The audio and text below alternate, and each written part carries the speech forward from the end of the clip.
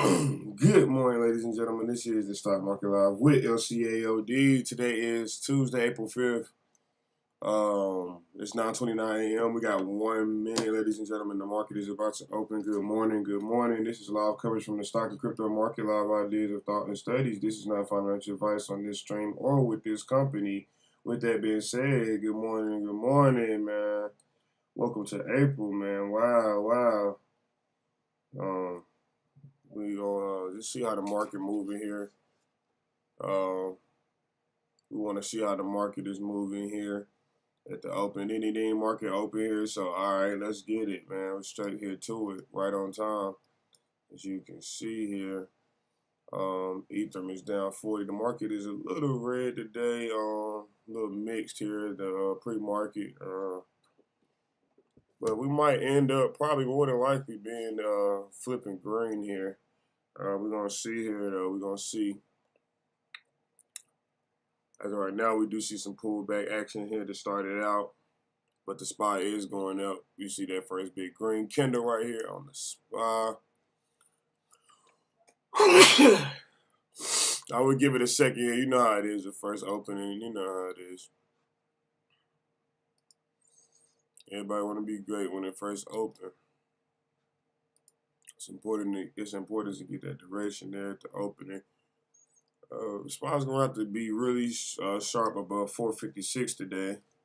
If they want more bullish action from yesterday and to continue, or if not, we're going to be looking at turnaround Tuesday. As of right now, we do see the spot picking up here, but it just did start here about 60 seconds ago, so we don't want to overshoot anything here. We really don't. Alibaba, China's down here. China's down about $3 in the pre-market. Alibaba's down about $3 in the pre-market.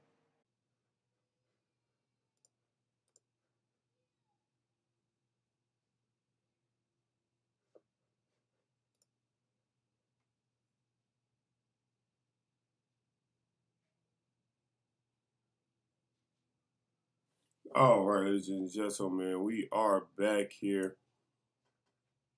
We are back here resuming the stream.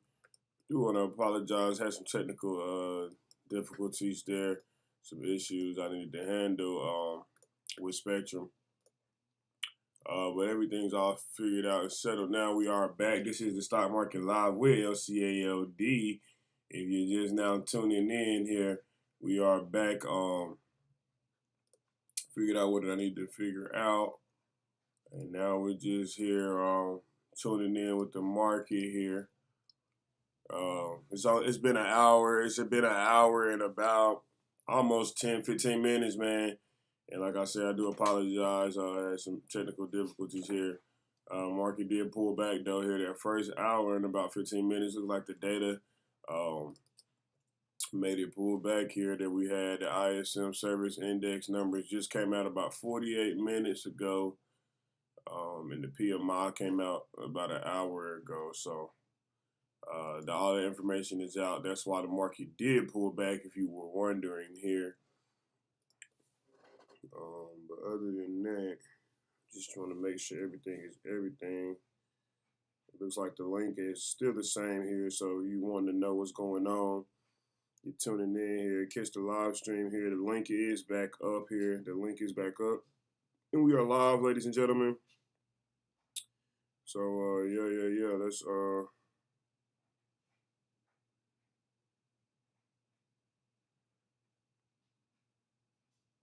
Let's get more updated here. We probably definitely at this point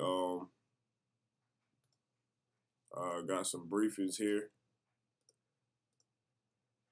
going on. I think that Senate, yeah, it is. So yeah, the Senate to discuss. It looks like the Supreme Court Brown Jackson is still going on, and that just started here. So we're gonna tune into that. The United Nations can be over. And then it looks like we have another briefing here. United Security Council. They're discussing some killings that happened in Ukraine. Looks like, but I think this one will probably be more important. Forget expensive. I think this one would be more important here. Mr. Link, it looks like they haven't started yet either. So, yeah, so we're gonna wait till they do start. Yeah, they haven't started yet, but they are about to start here. The votes are or about to move forward. I guess they'll tell us they actually are voting now, so they're moving forward with it. But the ones talking, they're just showing you that they're voting, and they're going to discuss it, discuss the matters afterwards. But yeah, it looks like most names pulled back here today. We do have a red market here. Amazon is down 60. Amazon's down 60, you guys. So they came all the way back below 3,300. Missed that action there, like I said, due to the technical difficulties I had this morning. Missed a lot of action here this morning. The SPY did come down, but it looks like it happened all off of that data.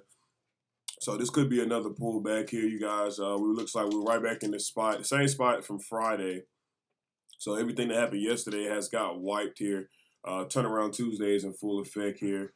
Not turn up Tuesday here right now. It's turnaround. So the market is turning around here so far. Boeing's on the low here. Amazon's down 1%. So like I said, giving up most of the gains that they had proceeded to go with yesterday. Gave them back here. But that's Amazon for you. So nothing to be really tripping about. But yeah, other than that, Tesla pulled back too. They're down about $20, down 2% here. So everybody kind of pulled back here today. You got Ethereum even just pulled back finally, 34.50 here. So they lost that 35 level. So a lot of things just really pulled back here. Just people taking profits, man. That's usually how it go. That's usually how it is. It's a lot of economic data coming out this week. I want to go over that with you guys. Yeah, we do got earnings and all of that good stuff too. We got Fed speakers this week too. I think somebody's talking now. One of them is talking now, but I don't know. We're not gonna pull it up. I really don't like to listen to the Fed speakers. We just let you know. But I do want to let you know that they do talk every week and they move the market. So don't be surprised if you see anything happen or them get quoted. Top 5 things to know this week: buying market volatility, FOMC meeting minutes, Fed speakers, so U.S. ISM service PMI. We got a couple earnings on the board. It looks like the best ones this week will be Constellation Brands, STZ. I think that'll be the best one this week. I do need to find out when they're reporting here. We got the list pulled up here, so we're going to be finding it out shortly. Ukraine war is developing, man. The Ukraine war is still going on, so that's something you want to know here. Fed speakers told you guys.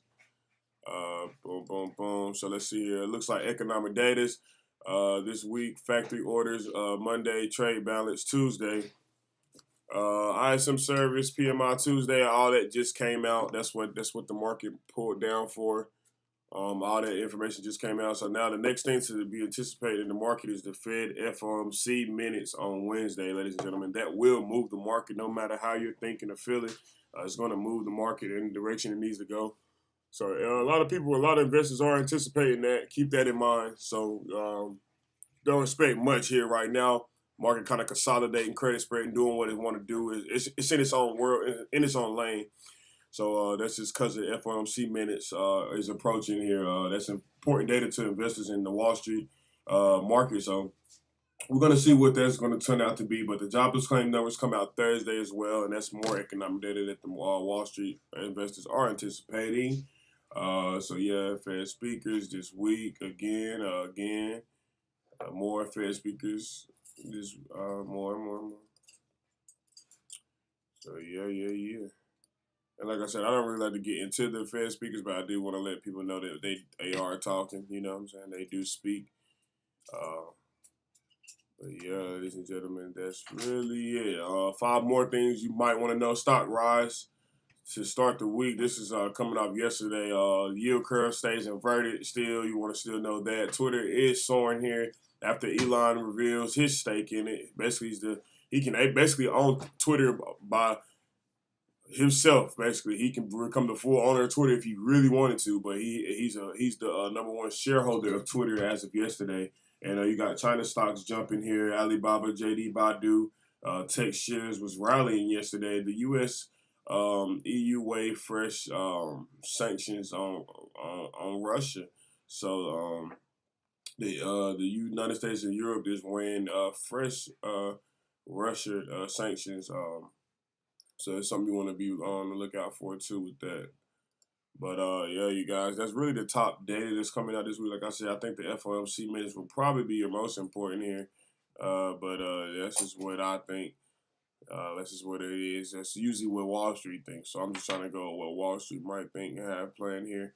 But yeah. That's just what it is as of right now. I'm seeing a little slight pullback and a slight little dip buy just now. They just brought off the bottom.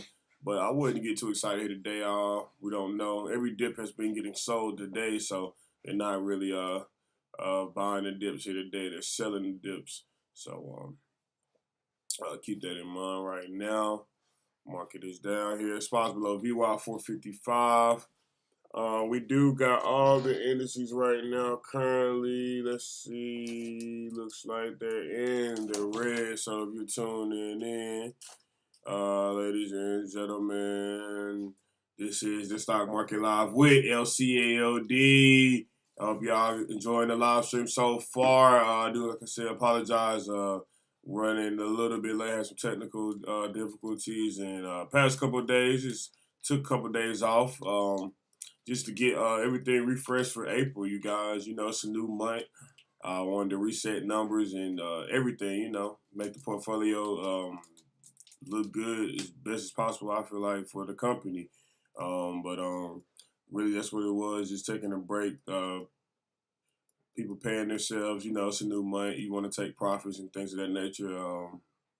Good month of March though. It was a good month of March. I feel like you got to see a lot of stuff. You got to see a bear market that ended and turned into a bull market. So you guys really got to see a trend. A trend is your friend till it dumps you type situation. The trend is your friend. A trend reversal. But that was really good, man. I really felt like that was needed. People needed to know that the market can go either way. And people don't just say that just to be saying it because that's what they think. That's just an honest fact. That's what we know.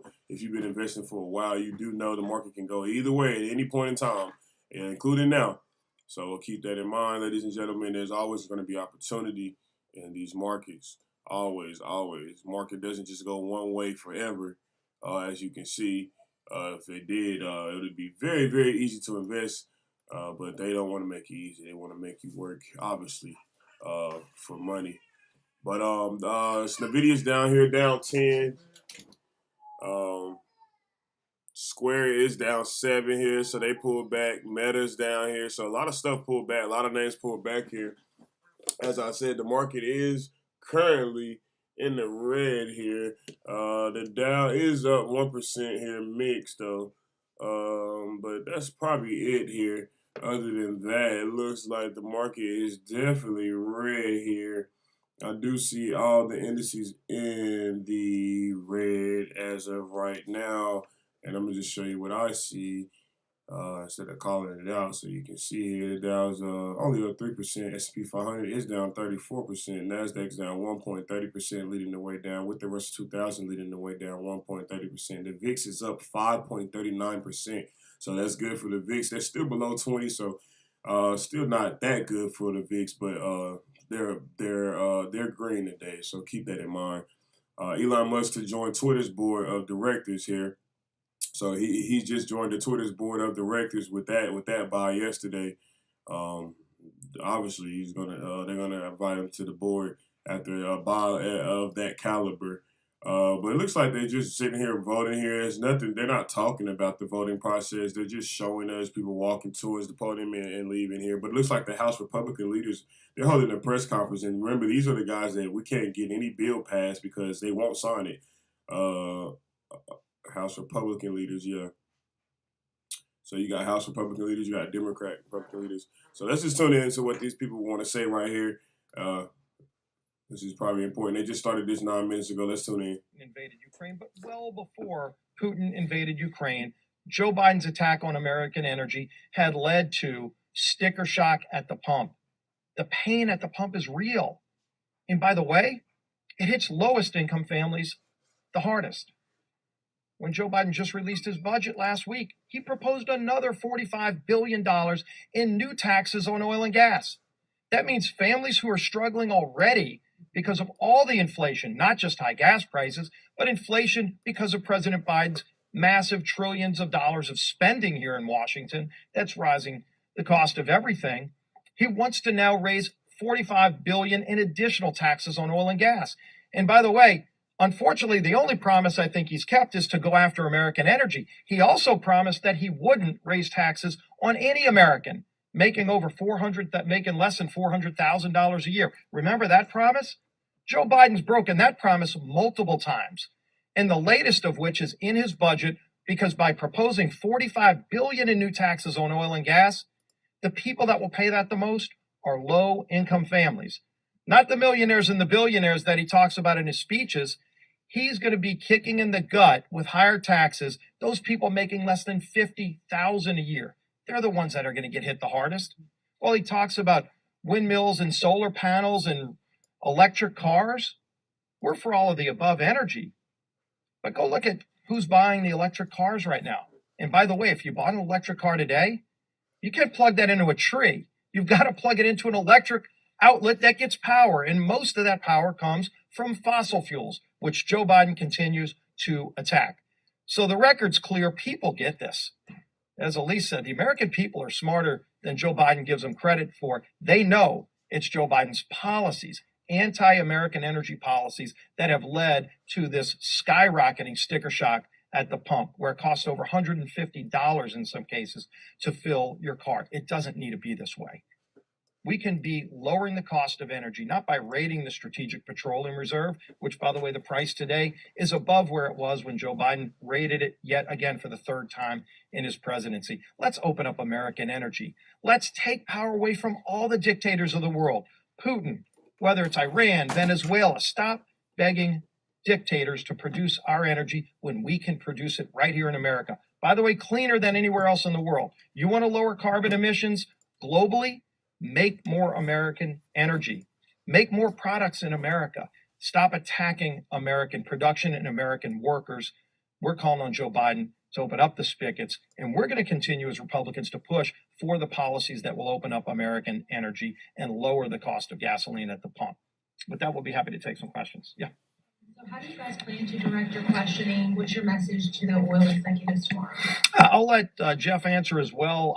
I'm on the Energy and Commerce Committee, not on the subcommittee of jurisdiction, but they'll allow us to come on. And some of the questions I want to ask, because we've got a number of pieces of legislation. Energy and Commerce Republicans, led by Kathy McMorris Rodgers, have filed legislation that will allow us to produce more American energy and lower the price of gasoline. Last week, the Natural Resources Republicans filed a package of bills, 6 different bills that will specifically reverse some of the Obama regulations that are crushing American energy. And so we're going to be promoting that legislation, but we're going to also be asking some of the myths that are out there, like the 9,000 permits that President Biden wants to talk about. Oil companies aren't sitting on those leases. In many cases, what we hear from them is that they can't produce the leases that they have because every federal regulatory agency is blocking their ability to actually go drill in America. So President Biden last week said, we're going to tax people more if they don't produce their wells, while his own agencies are blocking them from producing the wells. So isn't that ironic, where the Biden administration first blocks them from doing their job and then says they're going to fine them because they can't do their job? We're going to have those kind of conversations, and I'll let Jeff answer some of the questions he might bring up. Yeah, thanks, Will, and thanks for the question. Some of the questions that I heard in our ENC meeting this morning were just about that, the 9,000 permits that are out there. Want to ask the CEOs why they're not producing those and let them explain what Steve just said, but take it a little further. There are hundreds of permits that have to be garnered by the oil and gas companies from both federal and state agencies to run pipelines to get the product, once it's produced from the well, to the refinery. Transmission lines and all these things to produce a well. Plus, every lease that you buy, you're speculating. There's not water under every square inch of your yard, and there's not oil under every square inch of a lease cell. So they have to explore exploration cost and then production cost, and then getting that product to the refinery is very important. Another thing that I believe we'll hear is the Biden administration is using a lot of other agencies like the Security and Exchange Commission to target big oil.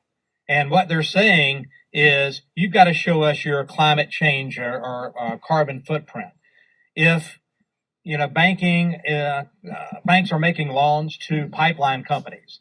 Then the pipeline company they're loaning money to, because the SEC and the Federal Reserve are now requiring banks to find out what that pipeline's carbon footprint is. So they're using a lot of agencies to push their green initiative because they know they can't get it through Congress. As a non-starter here, they failed time and again. And it doesn't work for the American people. The American taxpayers are paying their hard-earned dollars for inflated grocery prices and inflated fuel prices at the pump. And we're hearing it. We're hearing it every day.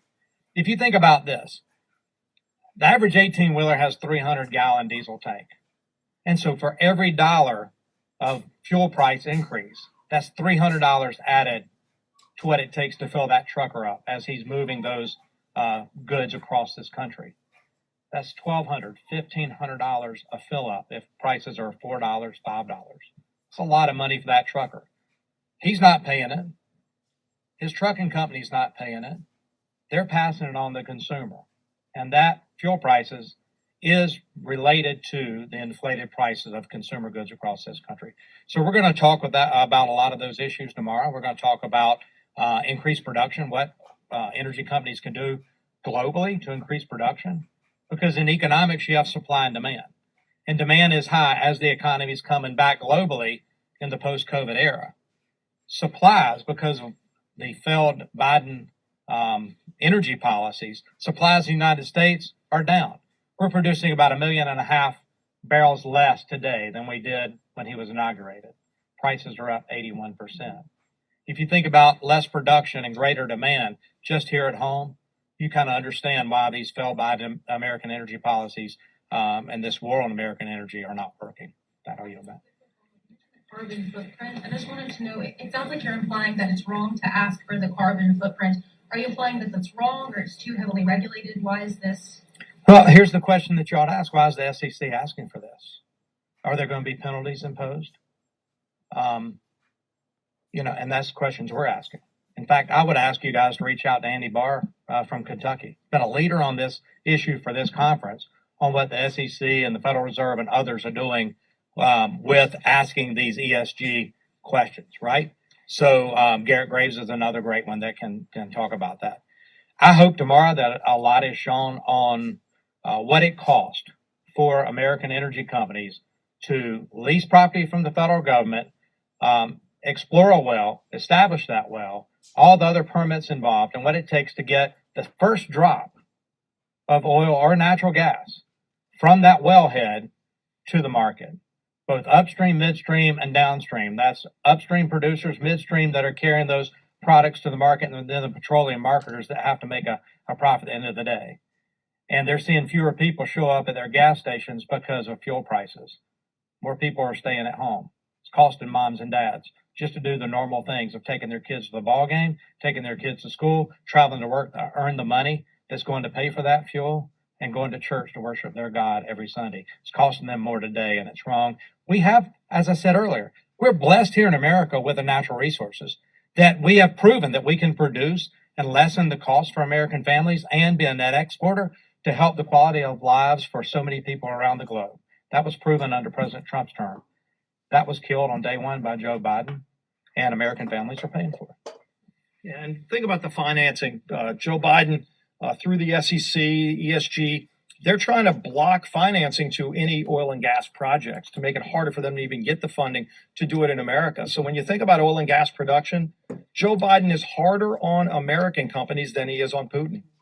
Go ask Joe Biden, when has he asked these questions of Putin when they're producing oil too that's coming into America? Do they ask for the carbon footprint of it? Because I can tell you it's a lot higher than the carbon footprint of oil and gas made in America. There's no country that has the standards we have. So if you're concerned about carbon emissions, you should be wanting to produce more energy in America, not getting it from some of these dictators around the world who don't have our standards. Yeah. What do you think of the $10 billion COVID relief deal negotiated by Mitt Romney in the Senate, and will Republican leadership support it when it eventually comes to the House? We haven't seen the final details, nor how many other Republicans in the Senate, if they even have 60 votes to move it. One of the things we've been talking about is getting the economy open. The best way right now to get relief to families and small businesses is to open up all the economy, end all the mandates, all these things they're doing to make it harder for people to go back to work, trying to fire people if they don't get vaccinated. Let people get back to work. Let's open the economy again. That'll solve a lot of these problems. What's your reaction to Congressman Upton retiring, and do you think it says anything about the Republican Party given President Trump was working against his reelection? I just saw that. Fred just made the announcement. Clearly, if you look, redistricting had a lot to do with that because we've got a few races across the country where two Republicans were pitted against each other. There in Michigan, the legislature drew Fred Upton in with Bill Huizenga, so you had two Republican members running against each other. And I think Fred said, look, he's had a long career, distinguished. He talked about things like 21st century cures, a bill I think that for generations to come will help cure more diseases. In fact, some of the reforms to FDA and 21st century cures were used by President Trump in Operation Warp Speed to find not one, not two, but three different vaccines for COVID. So, this was a decision he had to make looking at the dynamics of a member-on-member race. And it's unfortunate. We've got a few of them, like I said, around the country where it's Republican against Republican. But overall, I think you're going to see a wave of Republicans flipping seats that are currently held by Democrats to Republican because I think the country's fed up with big government socialism. Can I just add that Fred Upton will be missed? He's been a leader on Energy and Commerce Committee for so long. And 21st Century Cures came through that committee under Fred's leadership. He'll be missed. Speak of the So I'm just saying that, Fred Upton will be missed by conference and by Congress. He has been a real leader on energy and commerce. He has set some standards for us for Kathy to lead by. So he's going to be missed. At the same time, Bill Huizenga, we hated the fact that those two were drawn in because we're friends with both of them. So now it kind of frees Bill up to focus on his November race and get a Republican, get him back in that seat from Michigan. So I wanted to say that Fred would be missed.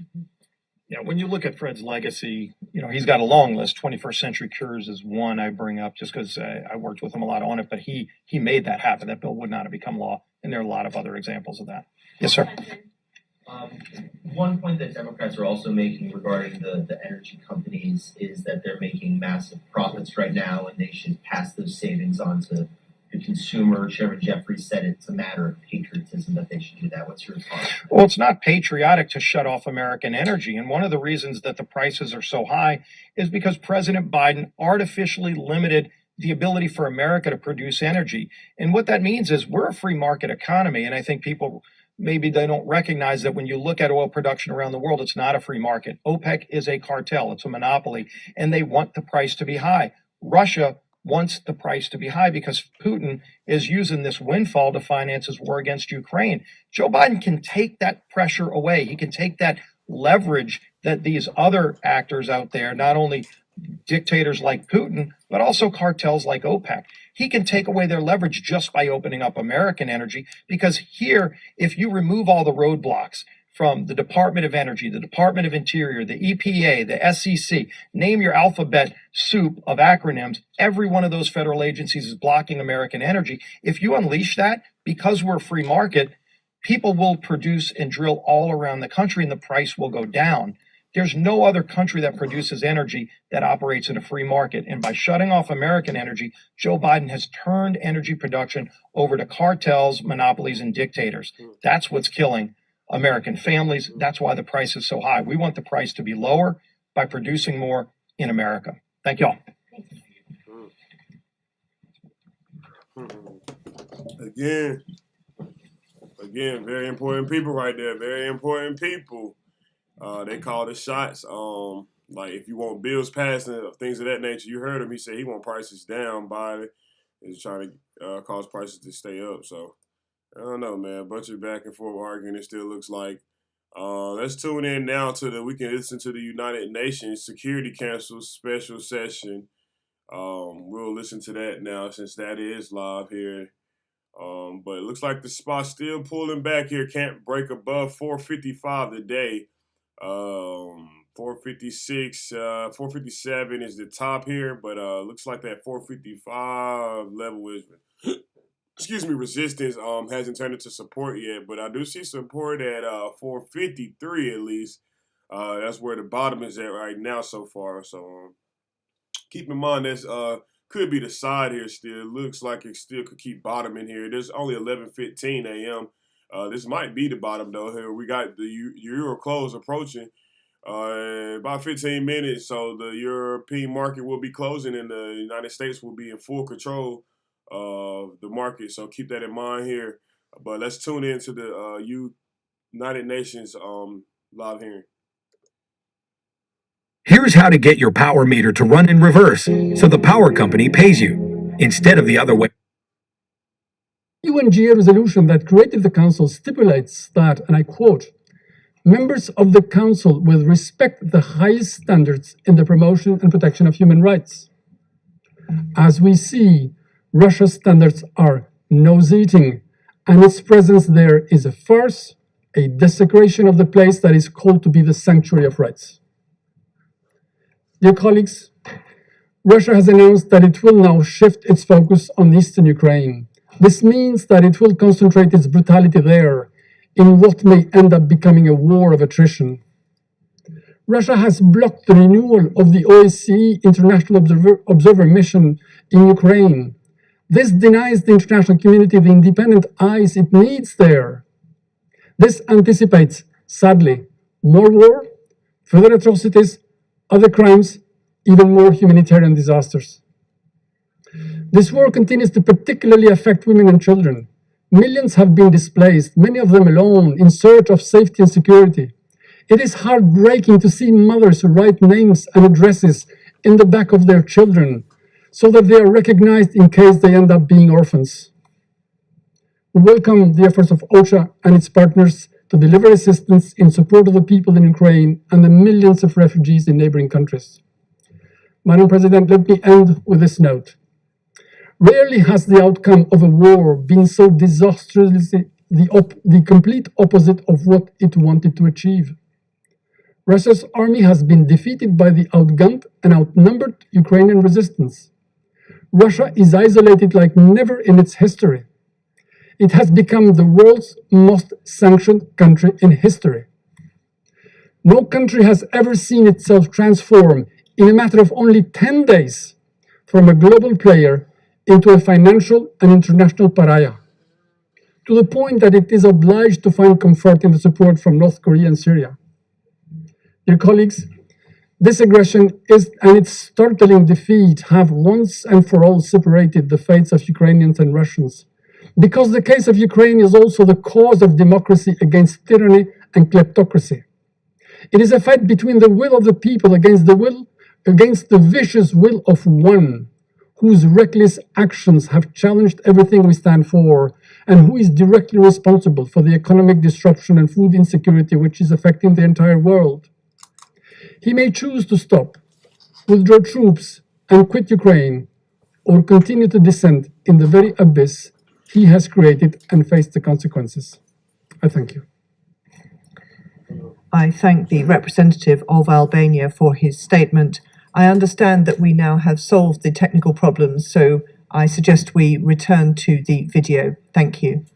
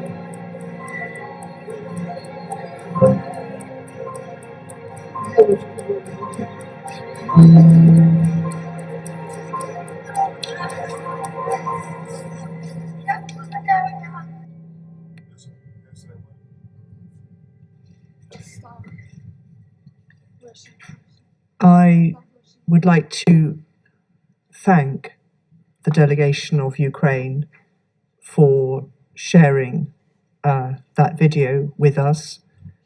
The images are harrowing.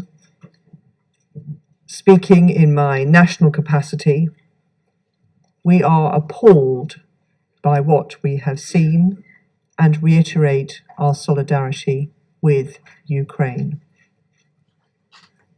I resume my function as the Council President, and I now give the floor to the representative of Gabon.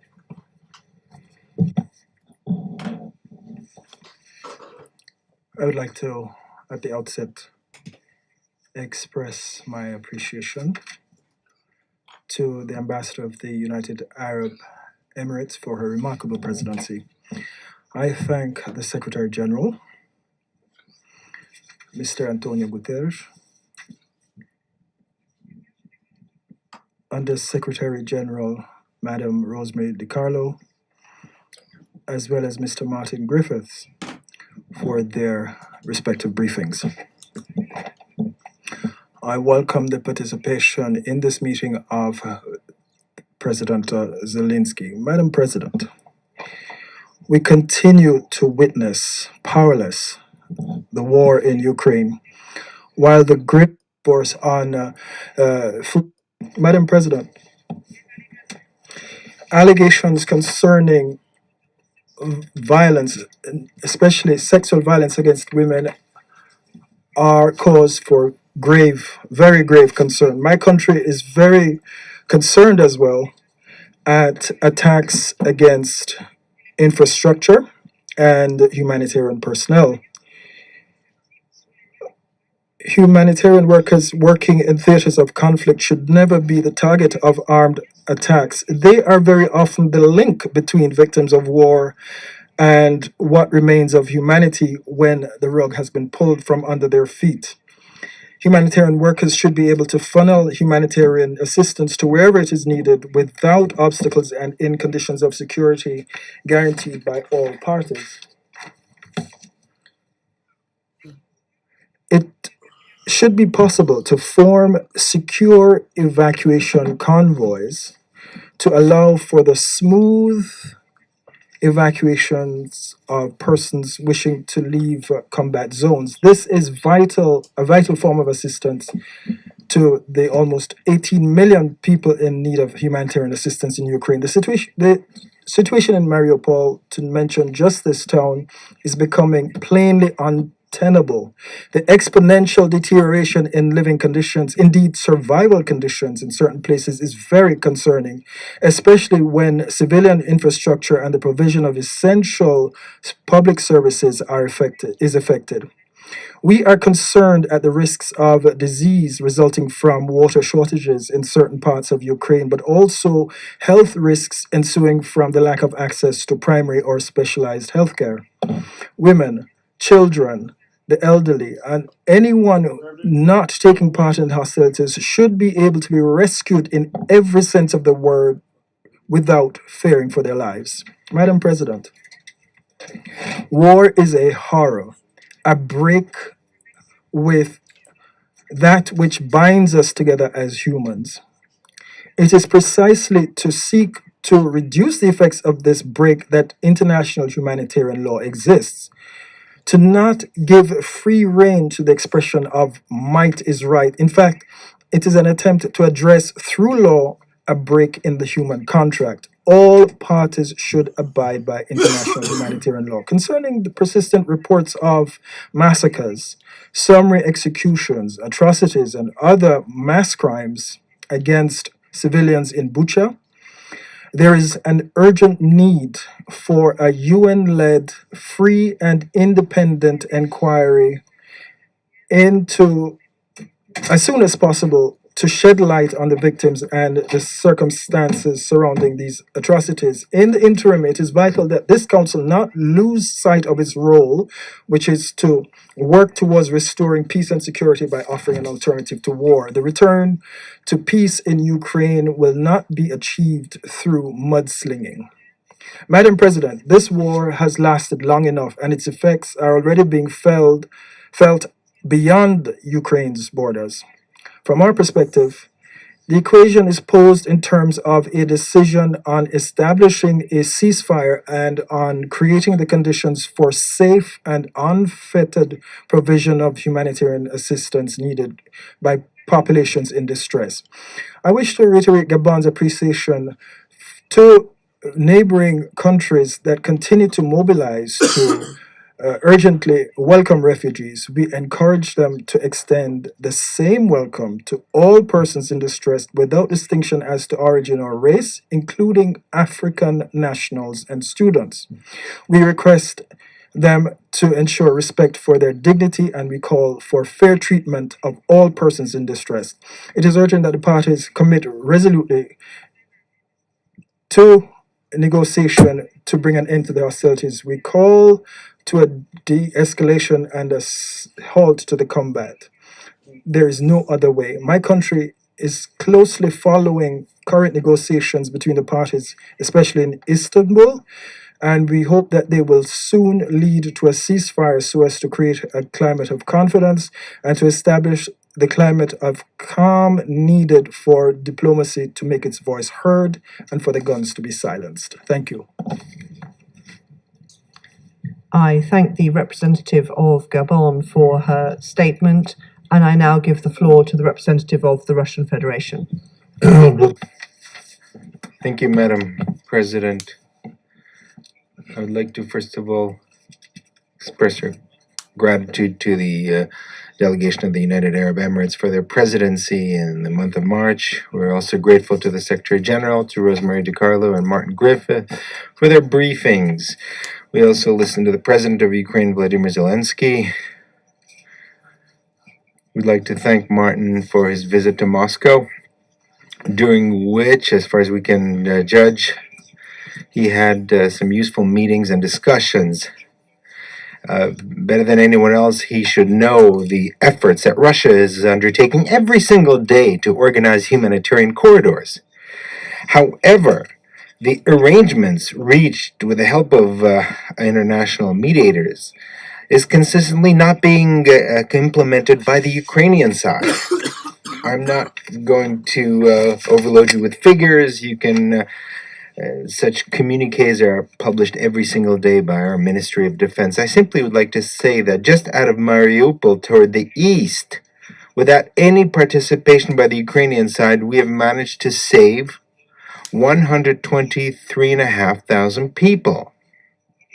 Now, overall, since the beginning of the special military operation, over 600,000 people have been evacuated to Russia, including over 119,000 children. And we're not talking about any kind of coercion or abduction, as our Western partners like to present this, but rather the voluntary decision by these people is testified by many videos that are accessible in social media. Madam President, another topic of the meeting was declared today, which is practically not being discussed today, so I'm going to leave that out. I simply would like to take advantage of the virtual presence here of the President of Ukraine and would like to address him directly. Now, we place on your conscience the ungrounded accusations against the Russian military, which are not confirmed by any eyewitnesses. And we spoke about this in detail yesterday at our press conference. Vladimir Alexandrovich, we all remember when in 2019 you were elected as the president of Ukraine. Now, there were a lot of hopes tied to your election because you were, as a candidate, pledged peace and an end to the war in Donbass, including the Russian-speaking population, which you pledged to protect.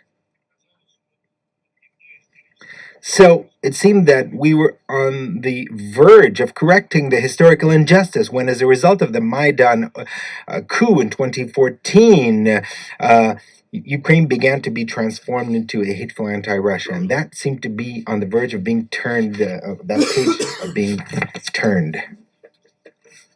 However, those hopes failed to be to materialize, and now you scornfully call the residents of Donetsk and Lugansk People's Republic as a subspecies, repeating what your predecessor stated, who in fact threatened that the residents of the Donetsk and Lugansk will rot in their basements. And you are calling on them to return, to leave and to Russia. And now you've declared war against your native Russian language by introducing, in essence, a linguistic inquisition in a country where Russian is the native language for a minimum of 40% of the population.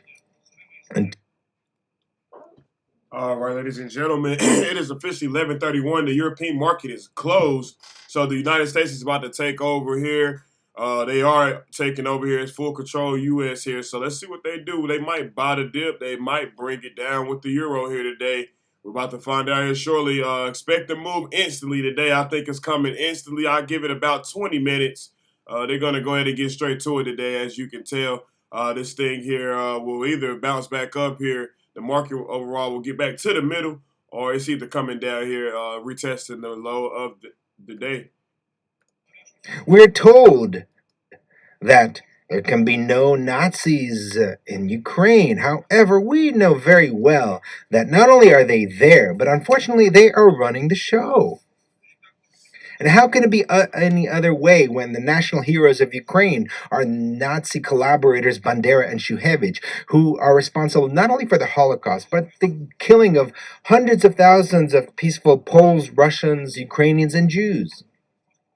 You simply preferred not to notice Ukrainian Nazis, pretending that they're simply not there. But unfortunately, they are there. And they are very many of them, and among them a lot of young people. How do we know that? Well, they're not concealing it.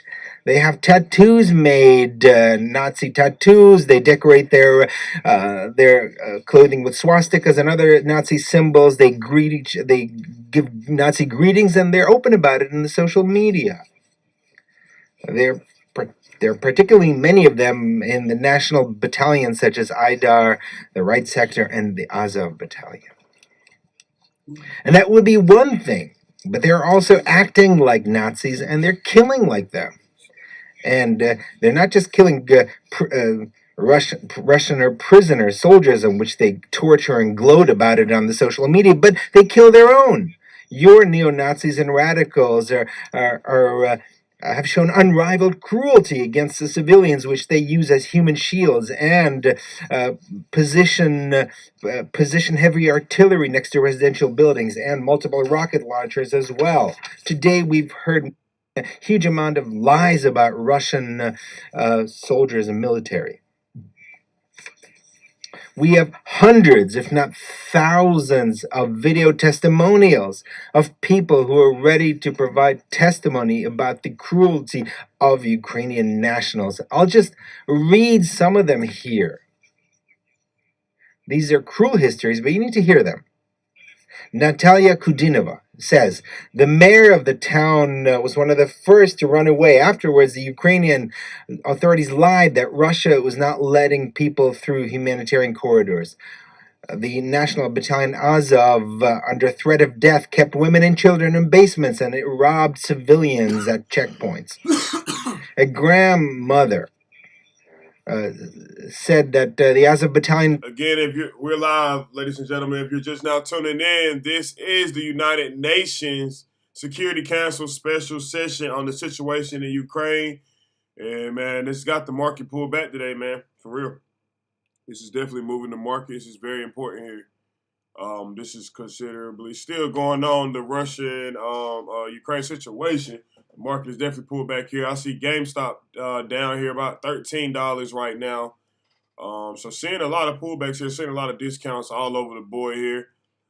Price was just up yesterday, but as you can see, March Madness is over here. The NCAA tournament is over. Men's and women's, keep that in mind. market is definitely pulling back here. People starting to take some profits here.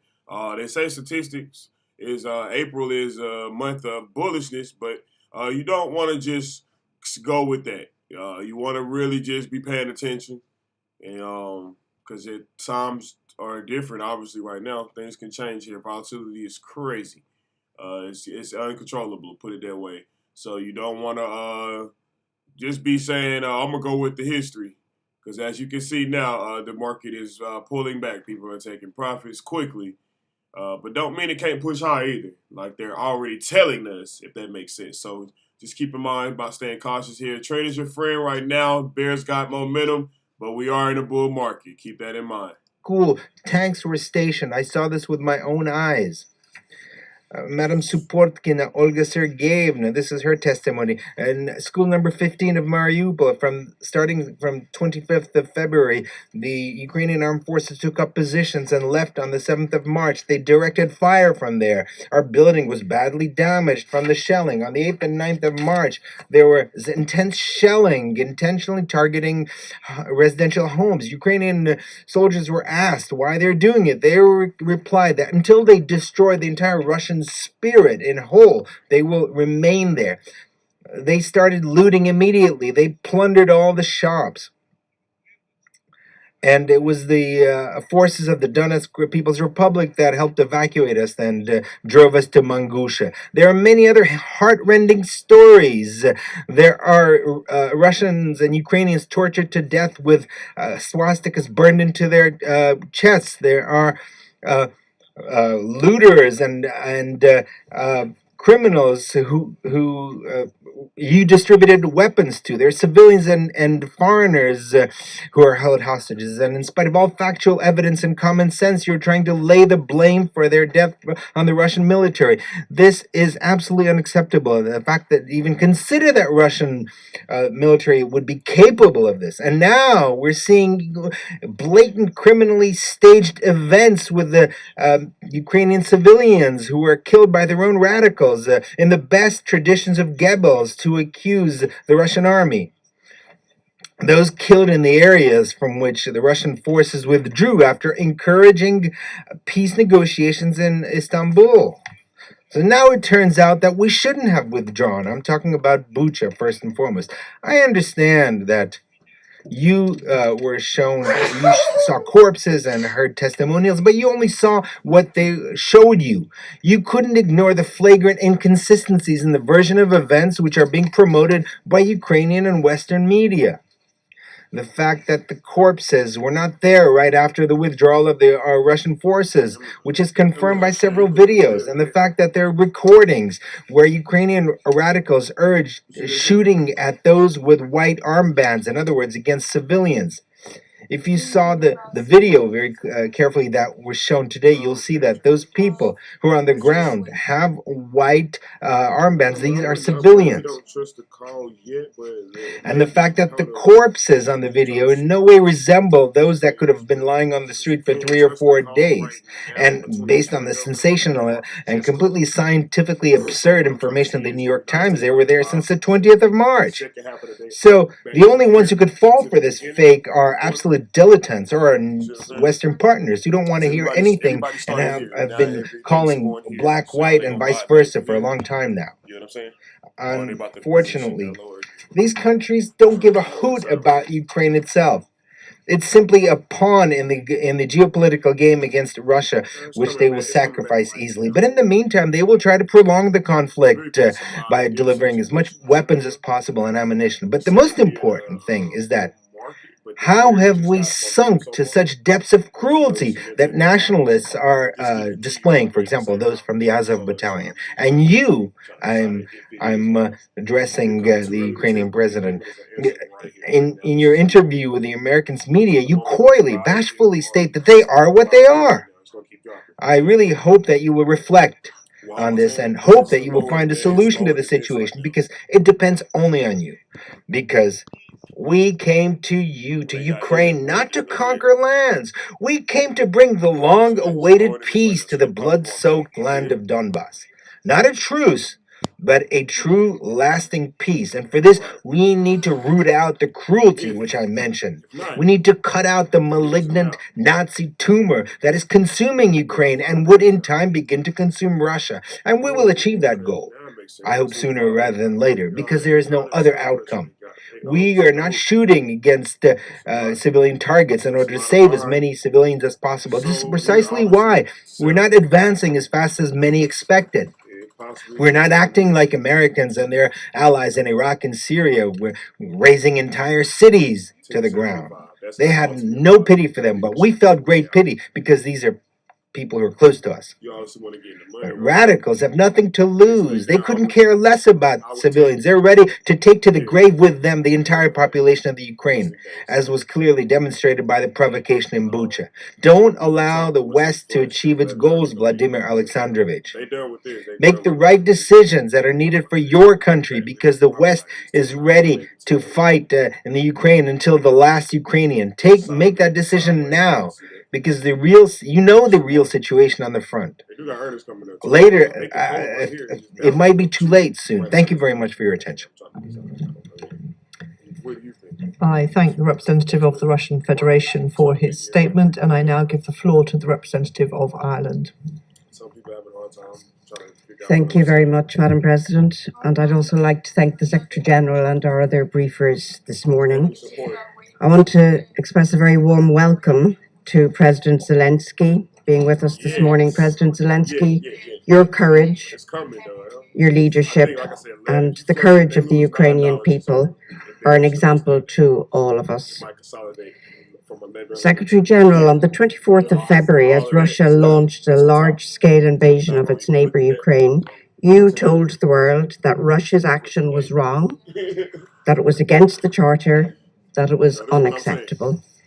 We agreed with you. However, you also told us that this invasion was reversible and called on President Putin to end this war to save innocent lives. We echoed those calls. Sadly, 40 days later, our call has been left unanswered. Instead, over the last 40 days, we have witnessed unprecedented levels of destruction and human suffering. We are watching cities pounded by Russian artillery. We are seeing millions forced to flee their homes, seeking refuge from Russian aggression. Just minutes ago, here in this chamber, we've seen the utterly shocking images of civilians lying dead in the streets of Bucha and elsewhere in Ukraine. Some, we know, are piled into improvised mass graves. Simply harrowing. So many innocent lives lost on our watch as our pleas for peace go unheeded. The attempts here today to deny Russian culpability are frankly appalling in their cynicism, and I see them as an insult to the memory of those slaughtered civilians. Madam President, we roundly condemn the atrocities reportedly committed by the Russian armed forces in a number of occupied Ukrainian towns. The images from Bucha and other towns in the Kyiv region, liberated by Ukrainian forces, are horrifying. We here cannot suspend our humanity. Our thoughts, first and foremost, must be with the families of those killed.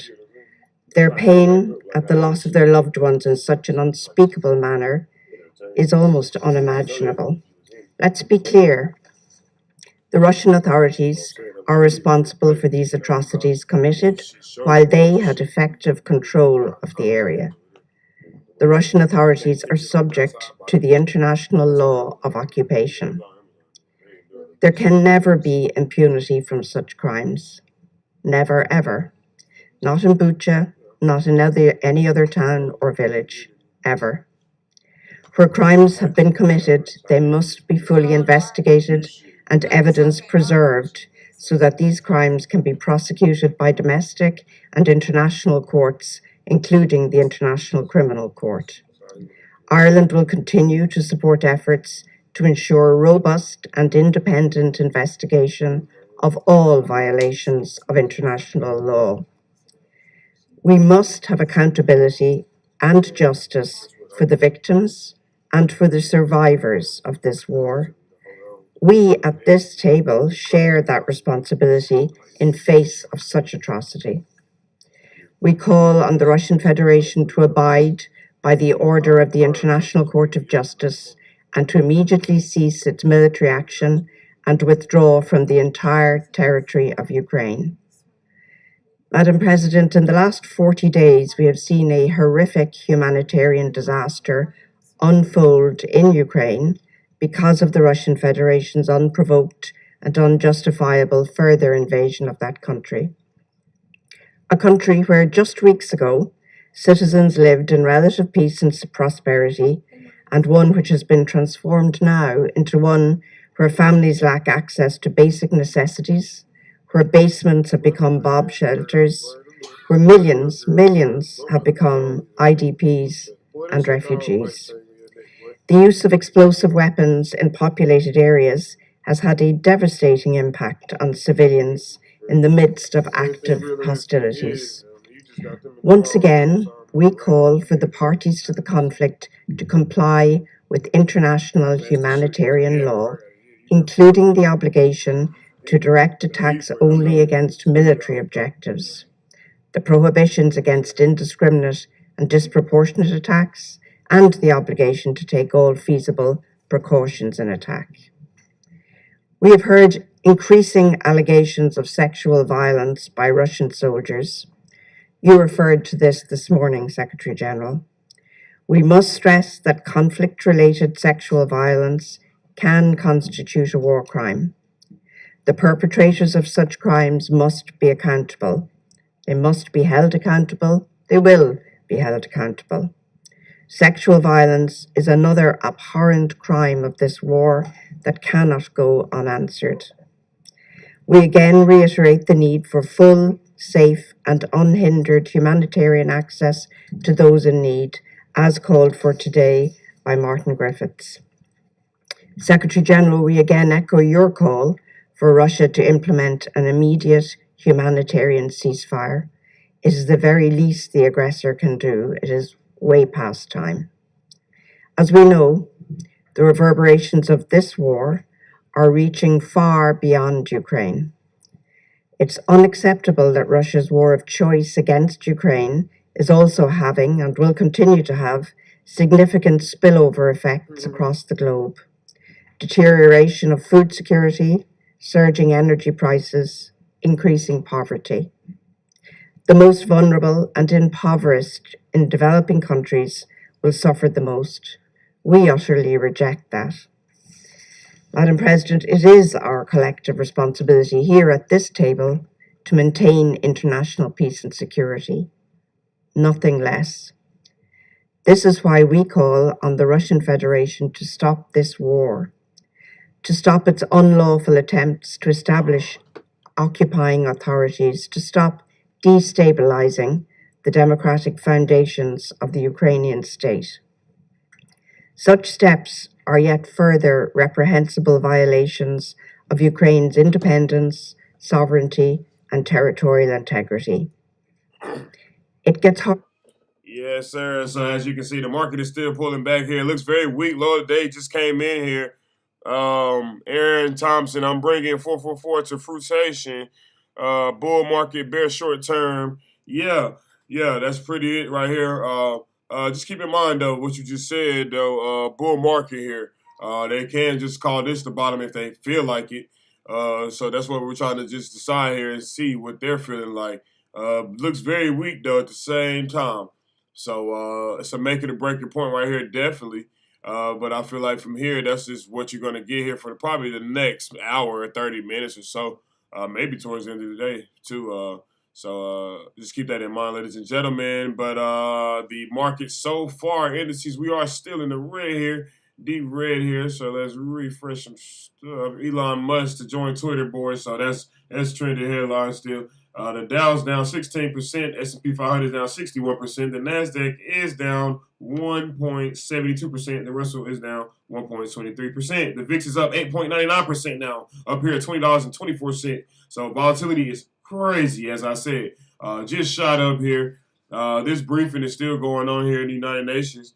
So that's just what it is right now, man. That's moving the market here so far. They're still voting, if I'm not mistaken. We can check in with that.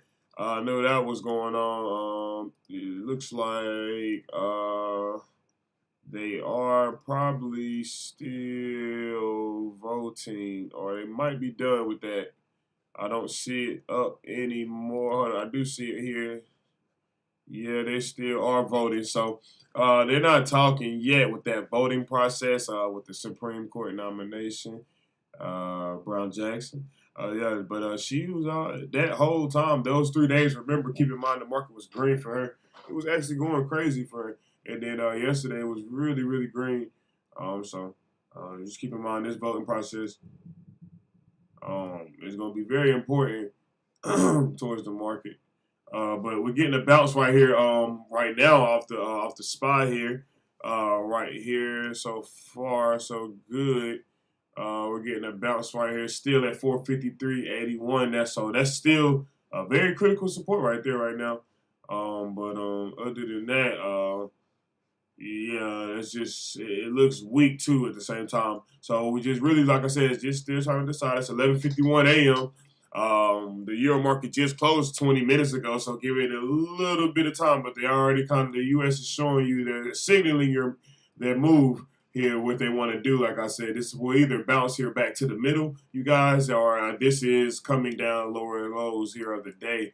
But looks like right now they're wanting to bounce this back here to the middle. They're trying, but still out of their lower channel, out of their lower band here. The SPY is 454 is bouncing back up here. I feel like the middle on SPY right now is about that 455.30 level there, maybe 455.80. It will be definitely above the middle a little bit. So that's probably what it's going to have to get to there on the bull side to just kill the momentum.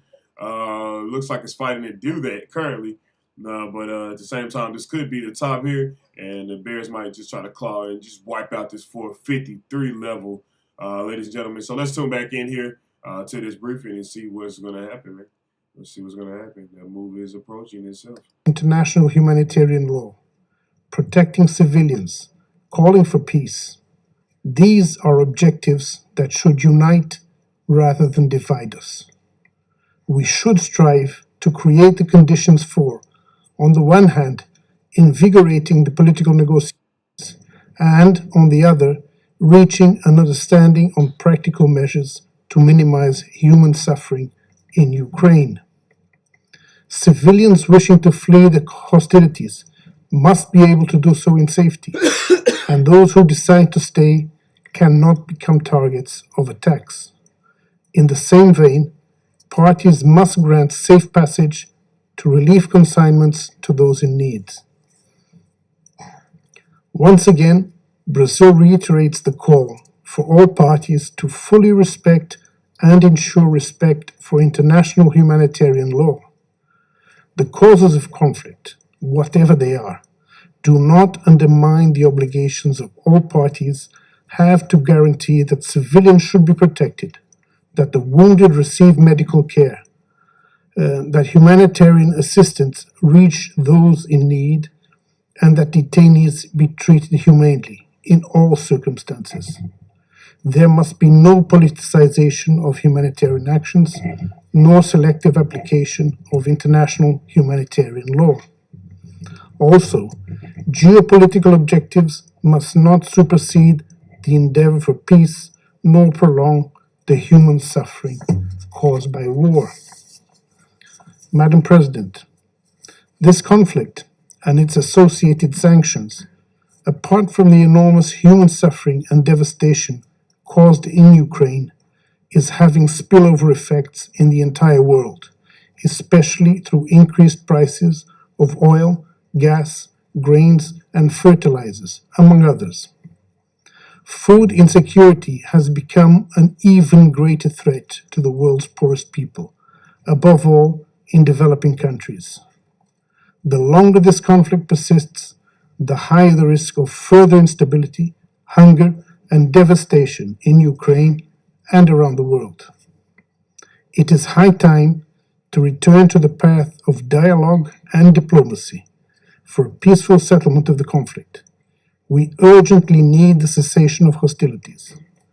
De-escalation of tensions and negotiations are the only way out of this conflict, not only for the countries directly involved, but also for the entire world. I thank you, Madam President.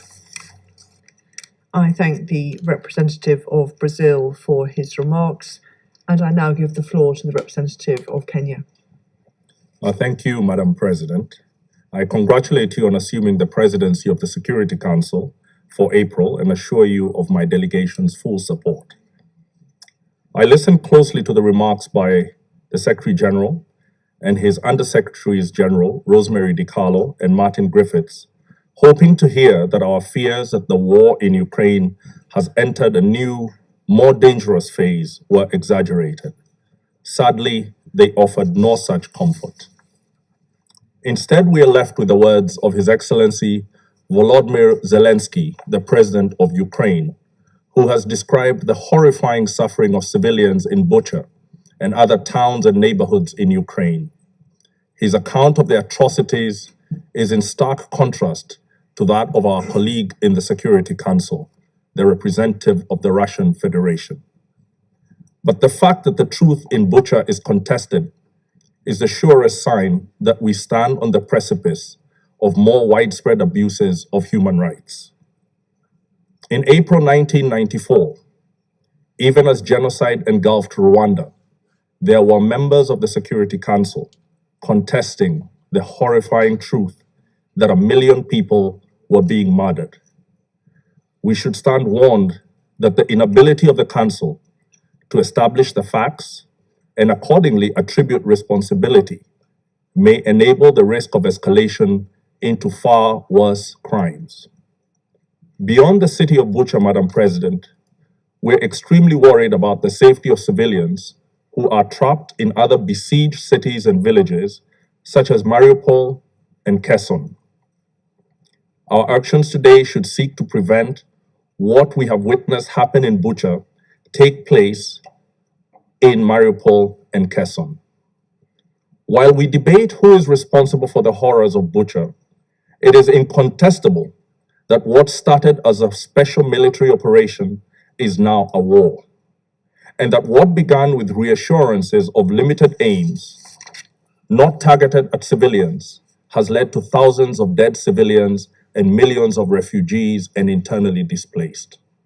No one can doubt that there are flagrant violations of international law, international humanitarian law, and the UN Charter underway in Ukraine. Kenya condemns the abuses undertaken in the past few weeks and those in the eastern provinces of the country during the years that the conflict has raged. Madam President, the war in Ukraine is today's most dangerous threat to the maintenance of international peace and security. It is the latest assault by the most powerful states against the multilateral order. Their continued abuse of the Charter created growing cracks over the years in the global security order. Now the bottom has fallen out. Ukraine may now become a model for a new generation of disastrous wars on multiple continents. Millions of refugees are being created, and there will be many more as the economic effects of the war produce and intensify conflicts elsewhere. Accelerating food and energy prices are plunging millions into worse forms of poverty. The UN, as a forum for solutions to humanity's most pressing problems, is losing prestige and its historical standing. President Zelensky has left us with ideas for Security Council reform that we need to consider seriously. Things have fallen apart, and the center cannot hold under these assaults on our United Nations. We must reform. There are no easy solutions. Even a negotiation that is not properly structured to protect the people and sovereignty of Ukraine could be the prelude to a wider war.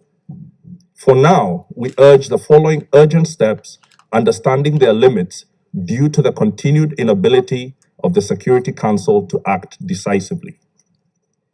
We call for an impartial and prompt United Nations investigation into the atrocities against the civilians in Bucha and other towns in Ukraine.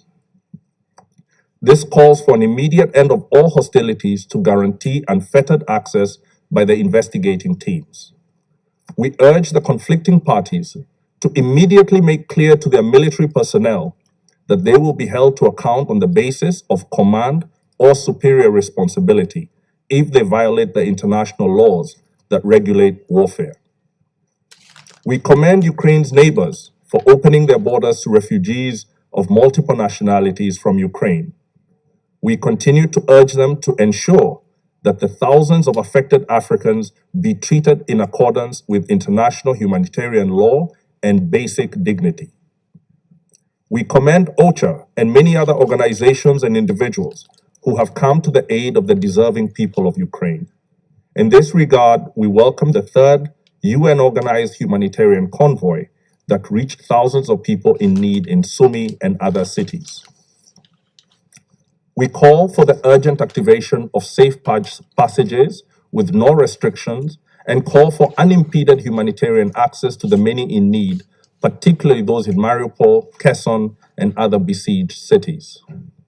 We also urge the Security Council to reassure the world of its relevance by approaching the other conflicts with renewed vigor.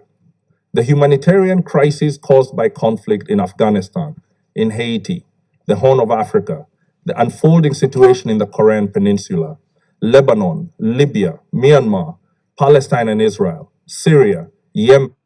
Okay, ladies and gentlemen, let's tune in. Looks like they're done voting. They're talking now. Let's tune in over here with the Supreme Court nomination. This is live. Judge. Certainly, the Senate must evaluate whether Judge Jackson will act fairly and impartially. We've also got to make a judgment whether she will leave her personal beliefs and her policy preferences at the door, and whether she will respect the bounds of her role as a judge or attempt to establish new judge-made law. This last point is absolutely critical in my view. The founders wisely established a system of checks and balances to ensure that no person or institution wields absolute power. The legislative branch, of course, makes law, the executive branch enforces the law, and the judicial branch interprets the law. We've each got our responsibilities under the Constitution. And while that's certainly a simplification of the duties of each of the three branches, it does illustrate that there are separate lanes or roles for each branch in our constitutional republic. And we talked about that during Judge Jackson's confirmation hearing. The judge says she understands the importance of staying in her lane. She used that phrase many times during the confirmation hearing. She said she would not try to do Congress's job, making laws. But over the years, and I think this is a blind spot for Judge Jackson and frankly, many on the bench, particularly at the highest levels, over the years, we've come to see a pattern of judges who embrace the concept of judge-made law. In other words, it's not derived from a statute passed by the Congress. It's not derived from the text of the Constitution itself, but rather it's made without any explicit policy judgment in the Constitution itself. Now that. All right, ladies and gentlemen, it looks like we do have another hearing here. It started like an hour, like 90, maybe like an hour, 30 minutes ago. It says it's a finance hearing on 2023 budget with Secretary Bakura. So that's going on right now, and then you got this going on. So let's just tune in. We're gonna tune into both. We'll give them both a shot. And, what's going on? Looks like this went out. I don't know. We're having some technical difficulties on this screen where it looks like it went out here. I have no idea. Maybe that's just with them. So maybe I don't know. Yeah, it's two briefings here since that's going on. It's still live here. I have it bottom right here, but I do want to see what the 2023 budget with that is going on. That probably struck the market down too, but it does look like there is support at 453. It looks like it's a lot of support there right now. Still holding so far so good. The U.S. is buying that dip, but they are selling it too at the same time. So it's getting weaker as time goes on, but the dip is getting bright. I can't say that. So like I said, still bull market. Trade is your friend, you guys. Let's tune back in. With this drug crisis that we see in Montana, it comes as well a massive increase in violent crime, nearly all of which, if you speak with law enforcement on the ground, is tied directly to the drugs flowing across the southern border. Now, instead of being tough on the border, this administration has taken an outrageous step of ending Title 42 removals. There was a border sheriff, southern border sheriff here last week that says we have a crisis on our hands today. Removing these Title 42 provisions turns it into a disaster. It's been widely reported that DHS is making preparations for as many as 18,000 illegal immigrants per day. Mr. Secretary, given the CDC's role in this decision, can you discuss the extent as to which you consider the potential impact of rescinding Title 42 that would have on illegal immigration? Senator, thank you for the question. And if we focus on what Title 42 is, it is a authority that is granted under statute to deal with health conditions in the country, usually for purposes of quarantining. What CDC had to do in implementing Title 42 is determine whether or not, based on the health conditions in the country, we could take measures which otherwise would be allowed by law to try to isolate individuals. That's the purpose of Title 42. CDC has considered current public health conditions and recent developments within the COVID-19 pandemic and made the decision based on health considerations. What you've spoken to, which you raised some really important considerations when it comes to immigration law and also our border enforcement. Those are not necessarily public health related conditions. President Biden, his first day in office, sent to Congress a proposal to reform a very broken immigration system, but we cannot use a healthcare law. And President Biden also rescinded the Remain in Mexico policy when he was sworn in as well, which has been a direct contributor to the flood of illegals we're seeing on the southern border. So I'm out of time. Thank you, Mr. Chairman. I thank my colleague. And since there was a question about Title 10, I just want to make sure everybody who's following this understands that under federal law, Title 10 can be used for contraception and for family planning. That's under federal law what it can be used for, and we're going to put into the record some further analysis of that. Let's see. Next will be, Senator Langford.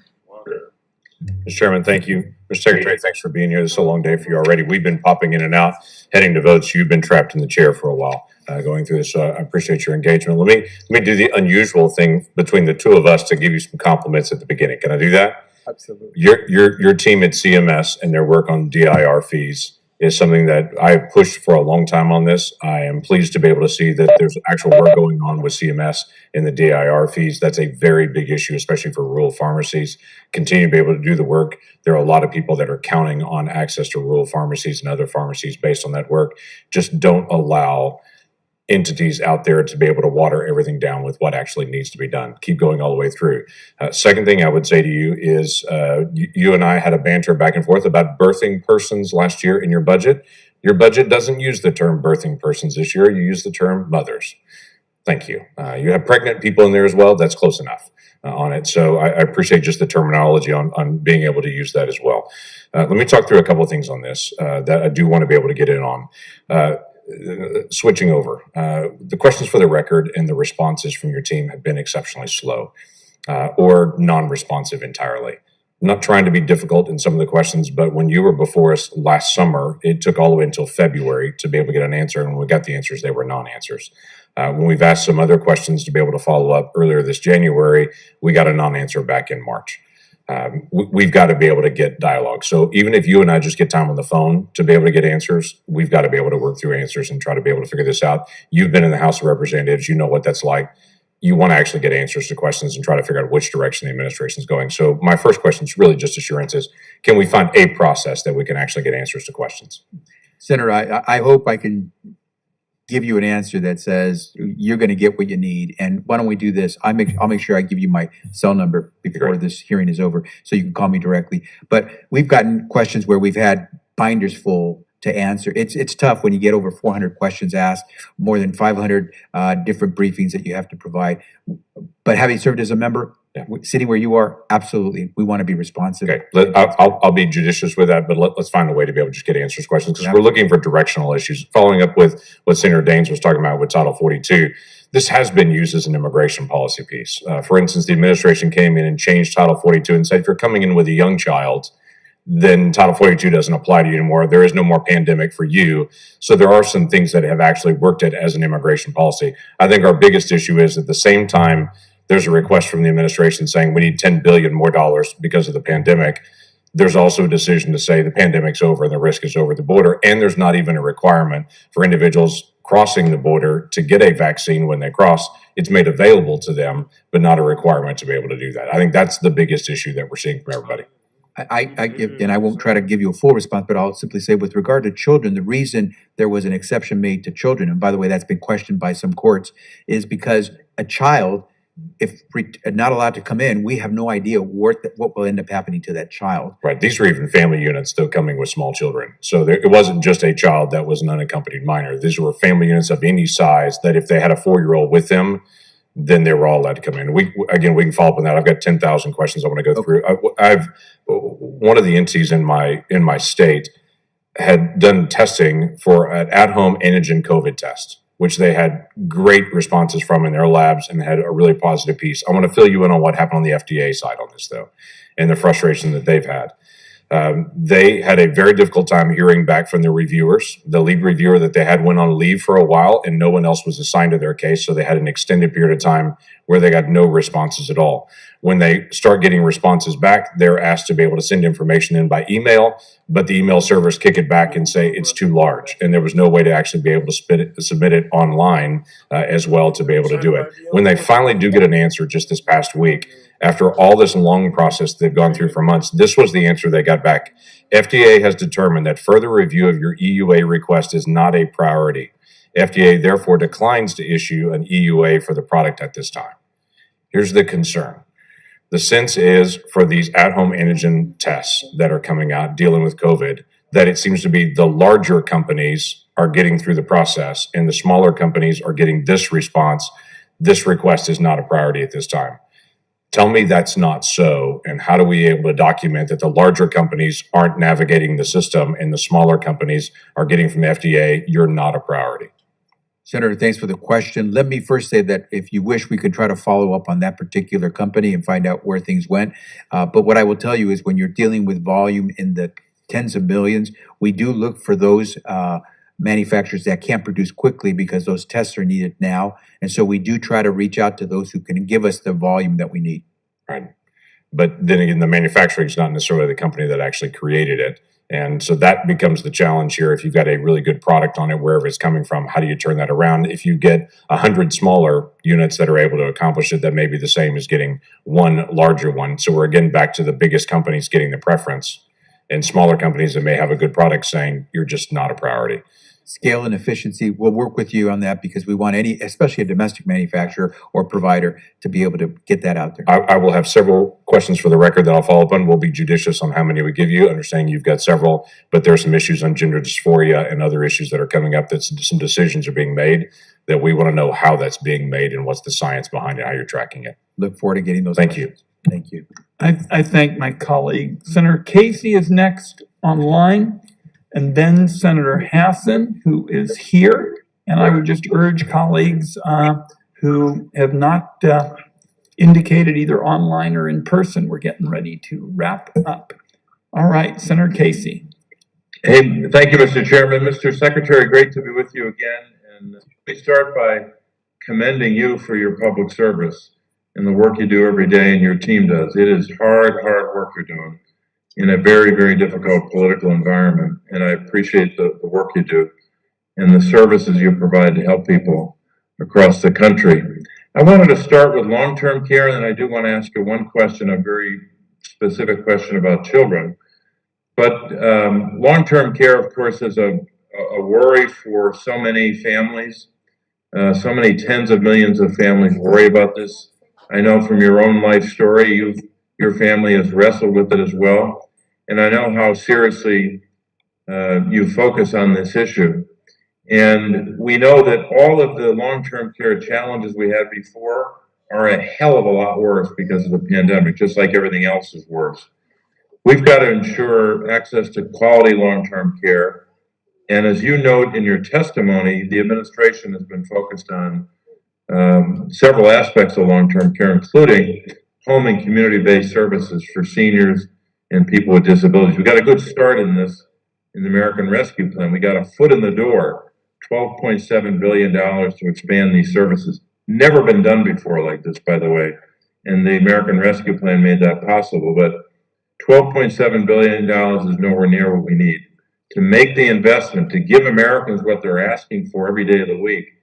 With a waiting list of almost 1 million people, we've got to pass legislation. I have the bill, the Better Care, Better Jobs Act, and we're going to do everything we can to make sure that this bill is passed or that a policy is enacted into law that incorporates the bill. This is obviously better care for seniors and people with disabilities in the place they want the care, either in their home or in the community. It's also, of course, better jobs and better pay for the workers. We can't have the best caregiving in the world if we're paying workers $12 an hour, and that's the reality in America today. In addition to the home and community-based services, I've been working with Senator Toomey on legislation that focuses on the Special Focus Facility Program, where we've tried to shed light on cases of abuse and neglect in the small number of underperforming nursing homes. We have legislation to do that.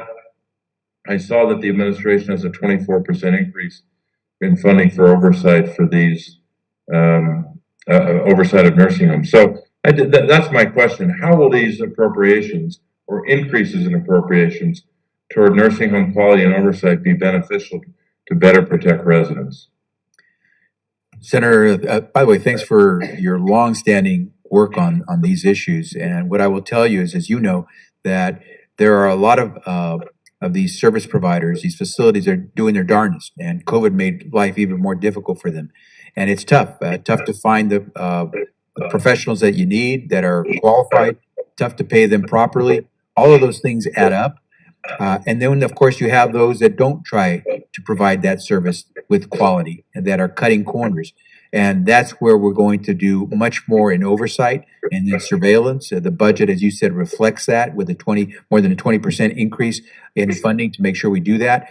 And we're also trying to provide more services and resources so that we can actually help increase the pay of those workers that do indispensable work with our loved ones. And so we look forward to working with you, whether it means moving more of the services towards community-based, home-based services, or whether make sure if you're going to go to a nursing home or some facility that may not be so close to home, that you're going to receive quality services for your loved one. Thank you, Mr. Secretary. I wanted to ask you a question about what the administration is doing to track and support children who have lost a caregiver and how we can better support family members in this circumstance. We've got 200,000 kids in the United States who have lost a parent or primary caregiver due to COVID-19. Research shows that unaddressed childhood grief and trauma can lead to difficulties like decreased academic performance, mental health issues, and early mortality itself. What can you tell us about the administration's efforts in this area? Senator, it's a tragic story. As you know, tens of thousands of children in America have lost their primary or secondary caregivers as a result of COVID. What we're trying to do is make sure that we provide services to families, whether it's that home or community-based service that makes it possible for the child to receive at-home services with quality. We're also trying to beef up the support we provide to those kids who have to go through the foster care program, because we know there we find a lot of kids are falling through the cracks. We're going to make an emphasis as well on those kids who are aging out of the foster care system to make sure that there's continued resources even after they have to leave the foster care program and be on their own. And so we're going to continue to make investments. This particular budget, as we've discussed over the course of this hearing, the investments on mental health services, substance use services, all of that is focused to make sure we get people back on the right track. Mr. Secretary, thank you. Mr. Chairman, thank you. Thank you, Senator Casey. Senator Hassan. Well, thank you, Mr. Chairman and Ranking Member Crapo. And Mr. Secretary, thank you. Yes, you've been here for a good couple of hours now, so thank you for your patience and your service. I want to start with a question about medication-assisted treatment. Healthcare providers in New Hampshire. All right, ladies and gentlemen, there you have it. Euroclose did it. United States brought this thing down here. Marcus down at the bottom here today. Almost about to wipe that 453 level out. Didn't do it yet. Almost did it. Tesla just flushed 1100, you guys.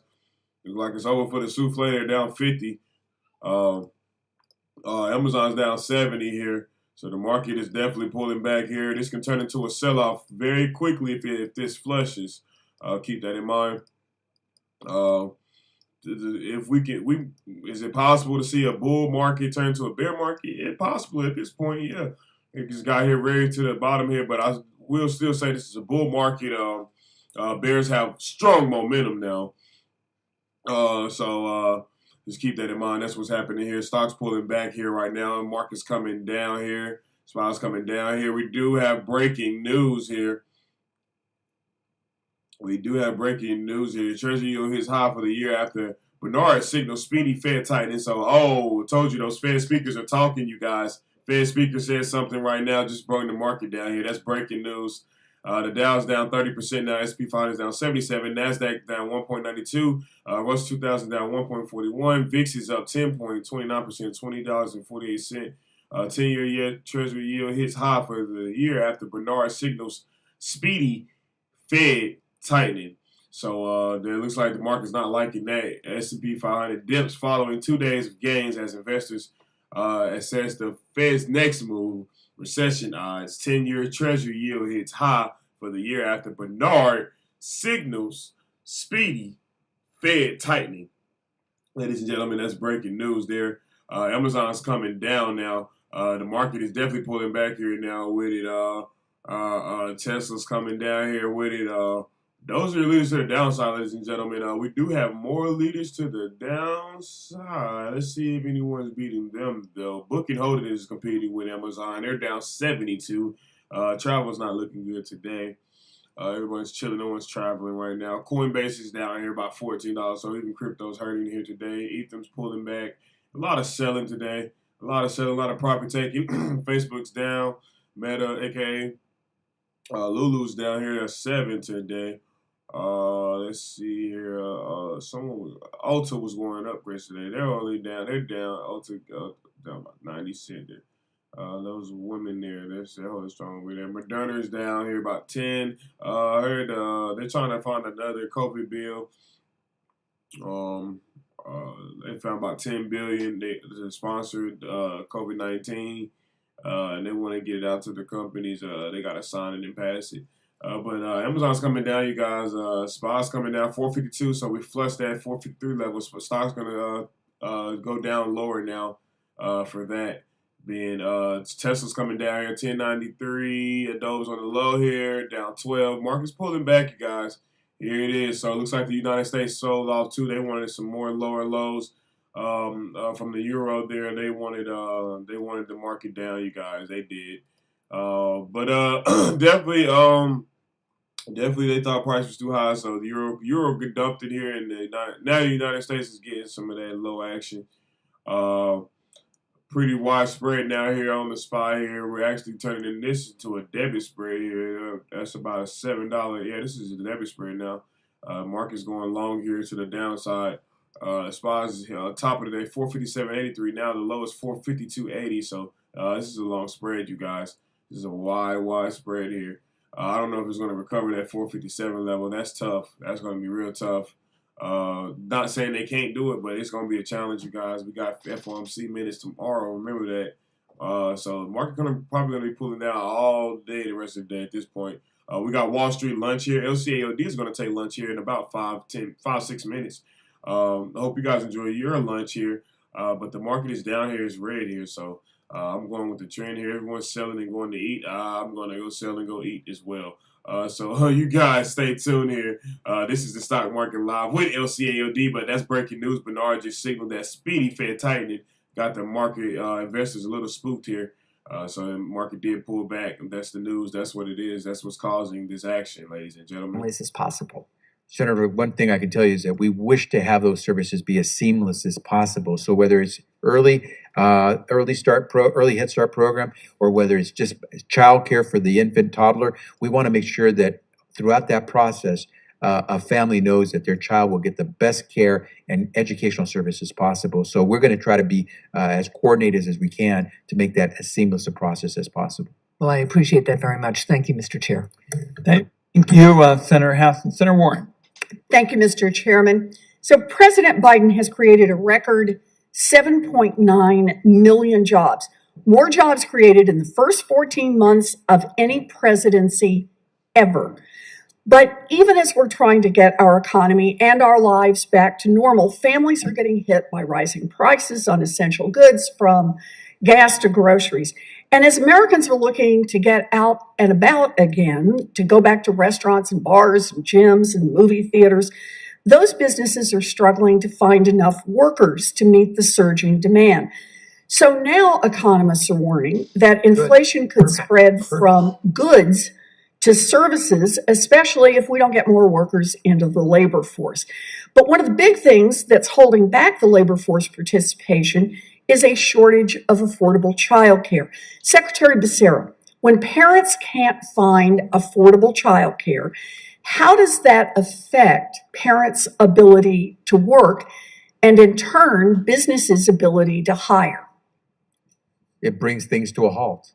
It grinds to a halt, and you're stopping productive Americans from getting out there and helping businesses be profitable and prosper. It makes it very difficult for our economy to continue to be the leader when you can't get people who are qualified to get out there and work. Yeah, well, you make a good point here. The American economy relies on working parents, and those parents rely on childcare to be able to go to work. But even with record job creation across the economy last year, the childcare industry is still down 136,000 workers compared to early 2020. So, Secretary Becerra, there is clearly strong demand for childcare. Why isn't supply rising to meet it? Why hasn't the market solved this problem? Well, if it's left in the private sector's hands, it becomes unaffordable for most families, including middle-class families, to afford. You're paying essentially college tuition to care for your 2-year-old child. At the same time, states, with the support of the federal government, have been providing subsidies to help childcare providers get out there and offer those services. Here's the difficulty. As you mentioned, some of the workforce is getting paid some of the lowest wages. We need to increase that because those folks are now seeing, I don't have to do this job. I can go make more money flipping burgers. We have to increase the wages that we pay to people who are essentially caring for the next generation of leaders. And at the same time, we have to be able to expand the size of the care facilities so that they can take in more kids from these families. And so the proposal Build Back Better actually made some of that possible. I hope that we're able to succeed in getting some of that across. So let's just unpack that, though, a little bit in what you're talking about here. Childcare providers are operating on razor-thin margins. They just simply don't have the money to pay their workers more than those workers could make right now by just moving over to McDonald's or to the gas station down the street. That means the child care center can't hire staff, and that means their economy doesn't have the child care slots that it needs for parents to be able to get back to work and our economy to get back to normal. So let me just ask, I think you've already referred to this, but let me put the question to you directly. Do you agree that to fix this problem, federal investments in child care are essential, not just for tackling higher costs for families with young children, but also for reducing the drivers that are raising costs economy-wide. Without a doubt. Just for the same reason we have public education in this country. We realize that if we left it in private hands, very few parents would be able to afford to send their kids through K through 12. The same thing applies to childcare. We need to be supportive because there are caregivers who are trying to do the best job they can, but they're overwhelmed. In other words, whether we have children individually or not, we all have an interest in making this economy work, and childcare is part of making this economy work. Is that fair? It takes a village. Well, thank you very much. You know, this is a critical moment in our economic recovery, and we need to make these investments in childcare in order to keep our economy on track and fight back against inflation. Investments in childcare will help lower costs for working families and will help boost our economic recovery by ensuring that parents can go to work, preventing a labor shortage and preventing further inflation. These investments just can't wait. American families can't wait. Our economy can't wait. So I hope we can get this done and get it done soon. Thank you very much for your work on this, Mr. Secretary. Thank you. Thank you, Senator Warren. Mr. Secretary, you've been very patient. We appreciate it. There's just one issue left that is really important to Oregonians, and I've got to ask about it. And that's this question of the pharmaceutical benefit managers squeezing these pharmacies. And we have seen it all across Oregon. As you know, Oregon is not alone. This is happening, everywhere. And essentially you have these small pharmacies like the one I visited recently in Southern Oregon, who have the PBMs and the insurance companies come in long after the sale has been made. In one instance, I was told about a year after the sale was made, and it's almost like the PBM says, gee, we're not making enough money this year. We're just going to come back and tell the pharmacist, you've got to send us another big chunk of money. And the idea that in America, after you've purchased something, in effect, you've had a point of sale. You're an attorney general. I mean, that's just kind of basic consumer protection law. You're not allowed to just come back, months and months, and in this case, a year, later. And this rise of what has euphemistically been called direct and indirect remuneration, or quote DIR fees, just strike me as an absolute ripoff. And I see the pharmacists not being able to make these payments, which hurts the consumers, particularly in underserved, areas. And you have this spiral that leads, as I've seen over the last few months, folks just waiting in line because the existing, pharmacies suddenly have all these new people who will deluge the facilities that remain.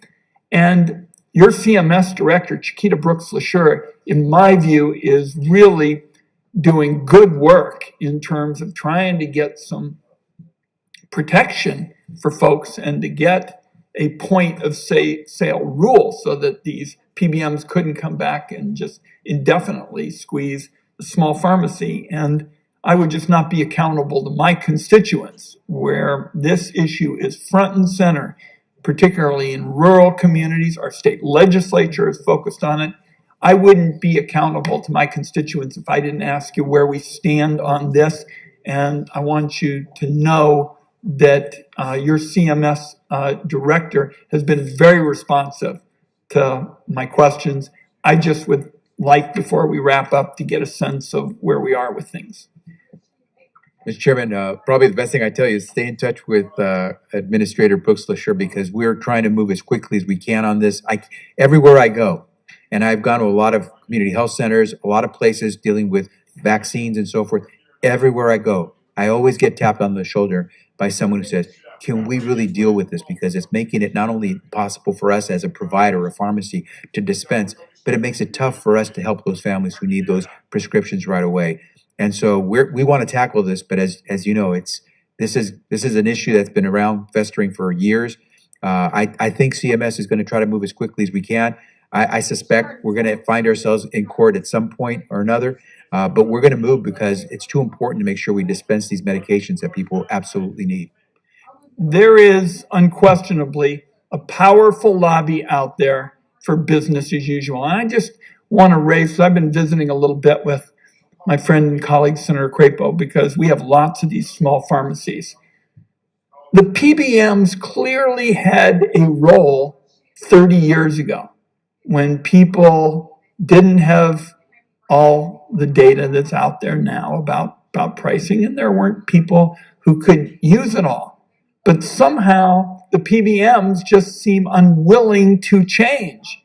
They just want to do business as usual along the lines of what I described in Oregon and what you have people, in your words, tapping you on the shoulder when you show up, for example, in a small town in Ohio or West Virginia or Montana, where people all have these kinds of concerns. So I just thought it was fitting that we wrap up. We thank you very much for your taking this time to bring us up to date on the administration's priorities. And I just wanted to wrap up with an issue that really has a human face in communities all across the country. And I can see that you're very much aware of that. And we look forward to working with you on this issue and others. From our rules requirements, questions for the record are due to the committee on April 12th at 5 p.m. I also want to thank my colleague, Senator Crapo, for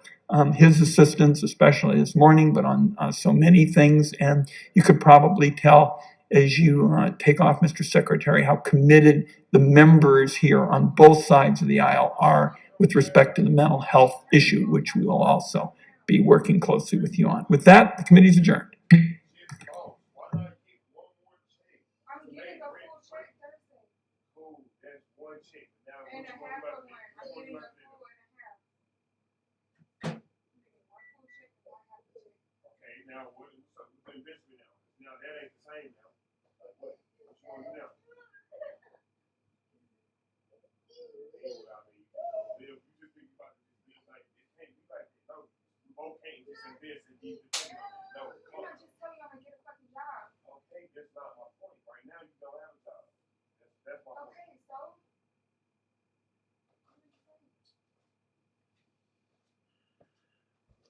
So dope.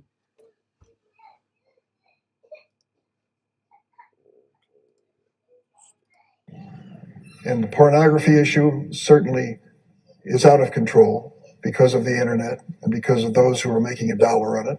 And we should take it very seriously, very seriously. It changes and destroys lives. But let's make sure we do this in the right way. What have we done on the Senate Judiciary Committee? It's great for the chairman to stand on the Senate floor and talk about the issue. Well, what have you done, Senator? Well, let me tell you what I've done, and I think the senator from Missouri knows it. We've done what we can to address this issue from many different angles.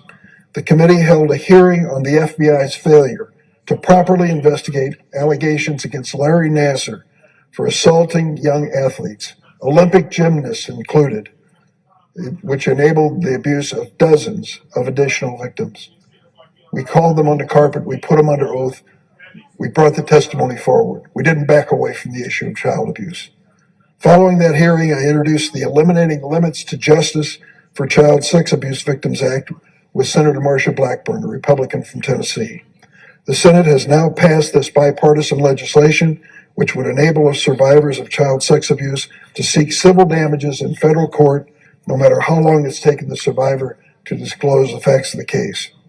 And the committee has unanimously reported a bill which the senator from Missouri knows well, the Earn It Act, legislation he has co-sponsored with Democratic Senator Blumenthal that will remove blanket immunity for the tech industry for violations of laws relating to online child sex abuse material.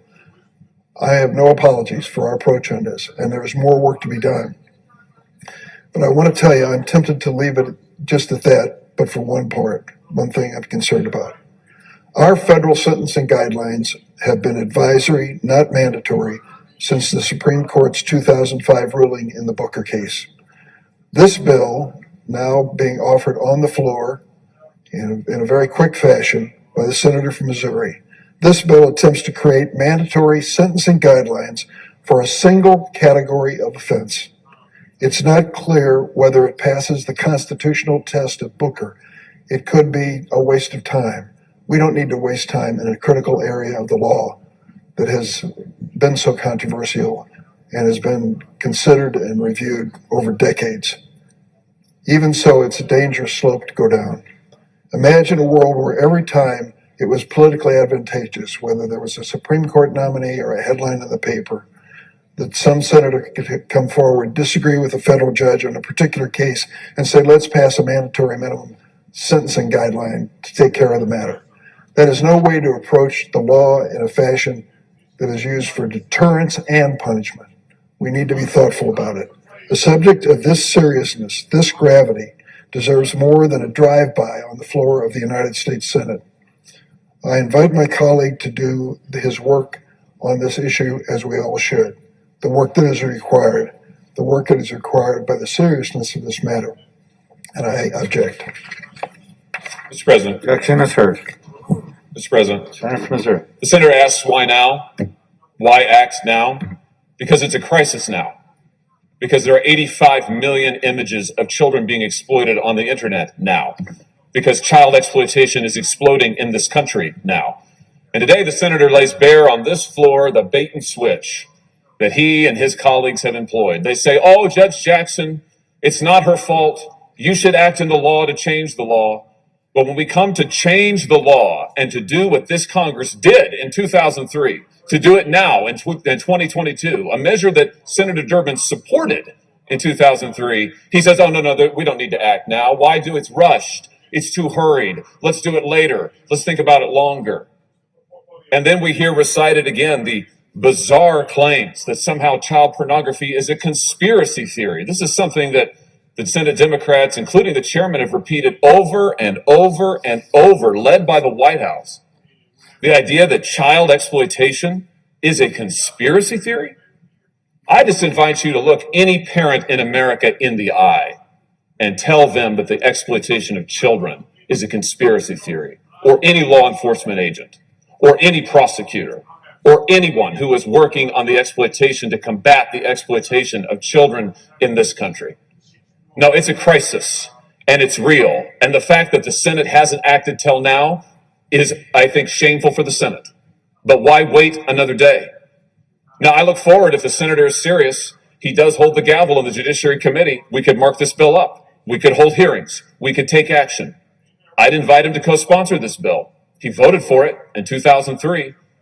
Let's have hearings then, if we can't vote on it today, if we can't debate it today. Let's have hearings. Let's mark it up. Let's take it seriously. I'll wait. I suspect I'll be waiting for an awfully long time. Here's the bottom line. I am not willing to tell the parents of my state that I sat by and did nothing. I am not willing to dismiss child exploitation as just some conspiracy theory. I am not willing to abandon the victims of this crime to their own devices and say, good luck to you. No, I'm not willing to do that. And nor am I willing to excuse Judge Jackson's record of leniency that does need to be corrected. She should not have had the discretion to sentence leniently in the extreme as she did, nor should any judge in America, in my view. So she also wants to change the guidelines to make them weaker. I think that's exactly the wrong move. And that's why the senator was here to block this effort today. He doesn't want to see tougher sentences. He doesn't want to talk about this issue. He wants to sweep it under the rug. I'm here to say I won't let that happen. I'll be here as long as it takes.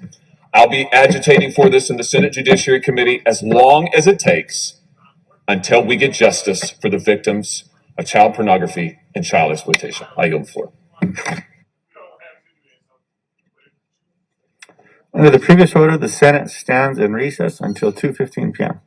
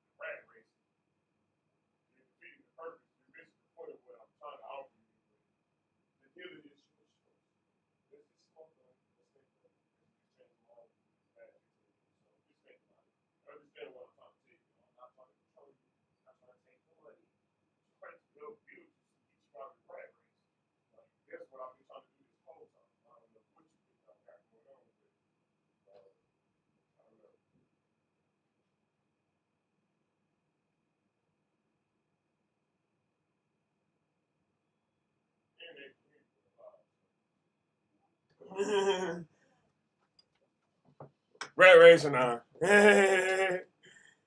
Motherfuckers love that rat race. I ain't got it. Teachers on. Teachers on.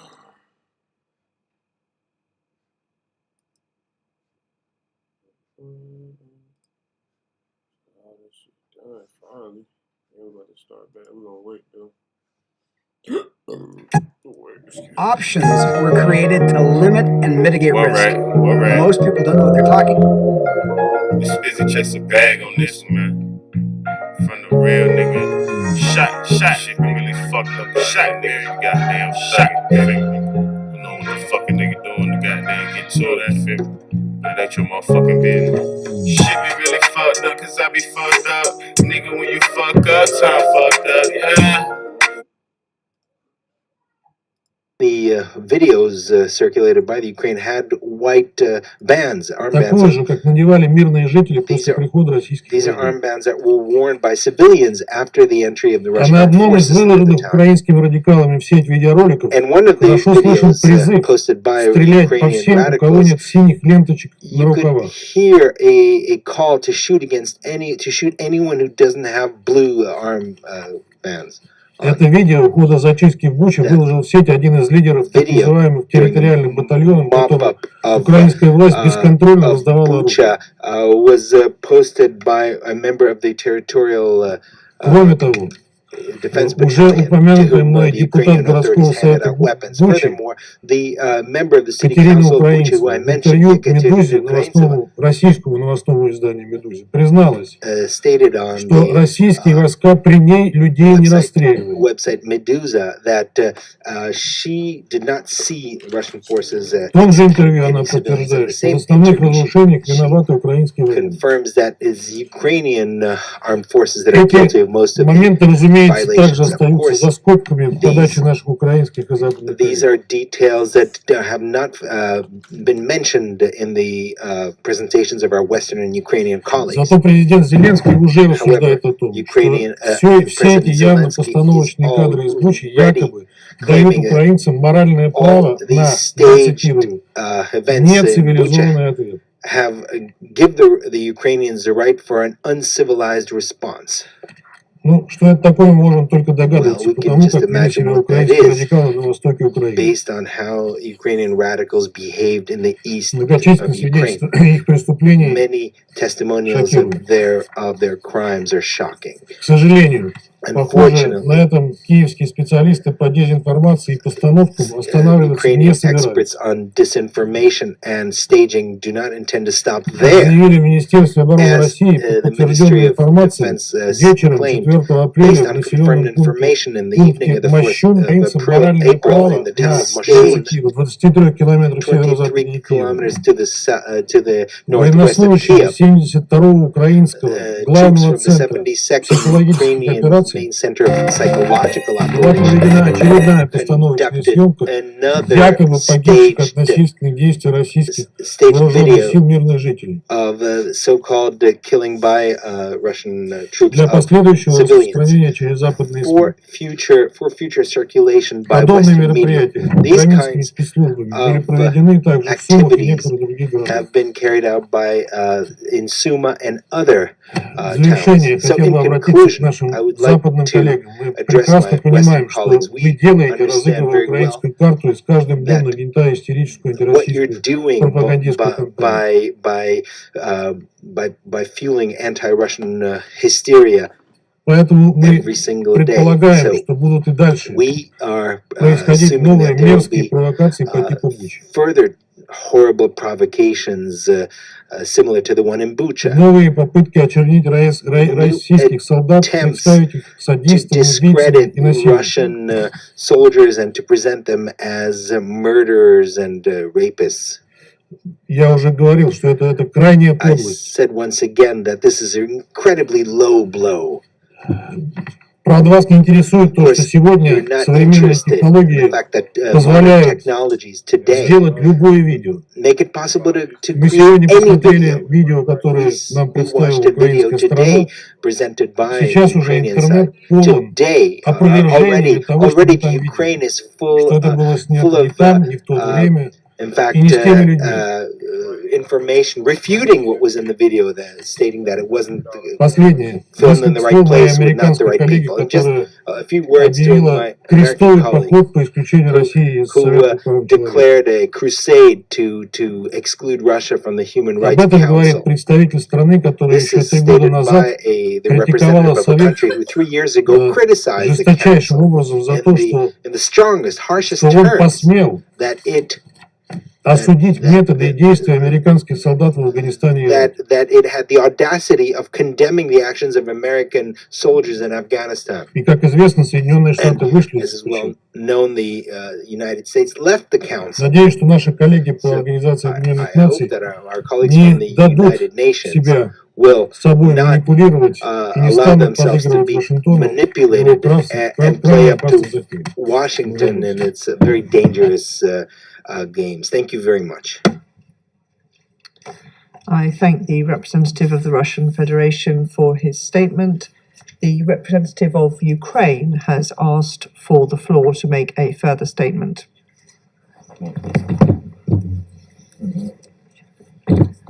Well, thank you, Madam President.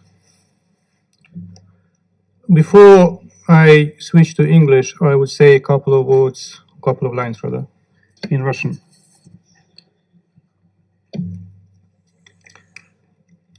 Мы уже привыкли к вранью, которое постоянно выливается нам на головы в зале Совета Безопасности. Товарищ Небензя удосужился процитировать интервью из ресурса, который называется «Медуза». Хотелось бы спросить у товарища Небензя, а почему же он не цитирует его полностью? Разрешите мне процитировать это интервью, которое представитель Путина хотел использовать в своих целях.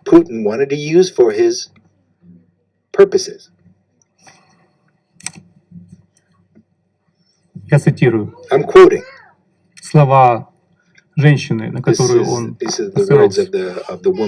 Цитата. Бывало так, что российские солдаты передавали сухпайок в подвал, а потом кидали туда гранату. And then after lowering these rations, they tossed Вы же хотели grenades into the процитировать это basement. интервью. You wanted to quote that interview. Why didn't you quote the whole interview?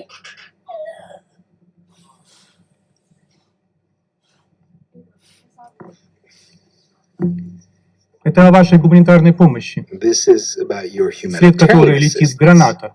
After you Интервью, которое вы цитировали. provide that humanitarian assistance, you toss Та же самая grenades. женщина. That's an interview from the same woman who you mentioned. Now let me switch to English.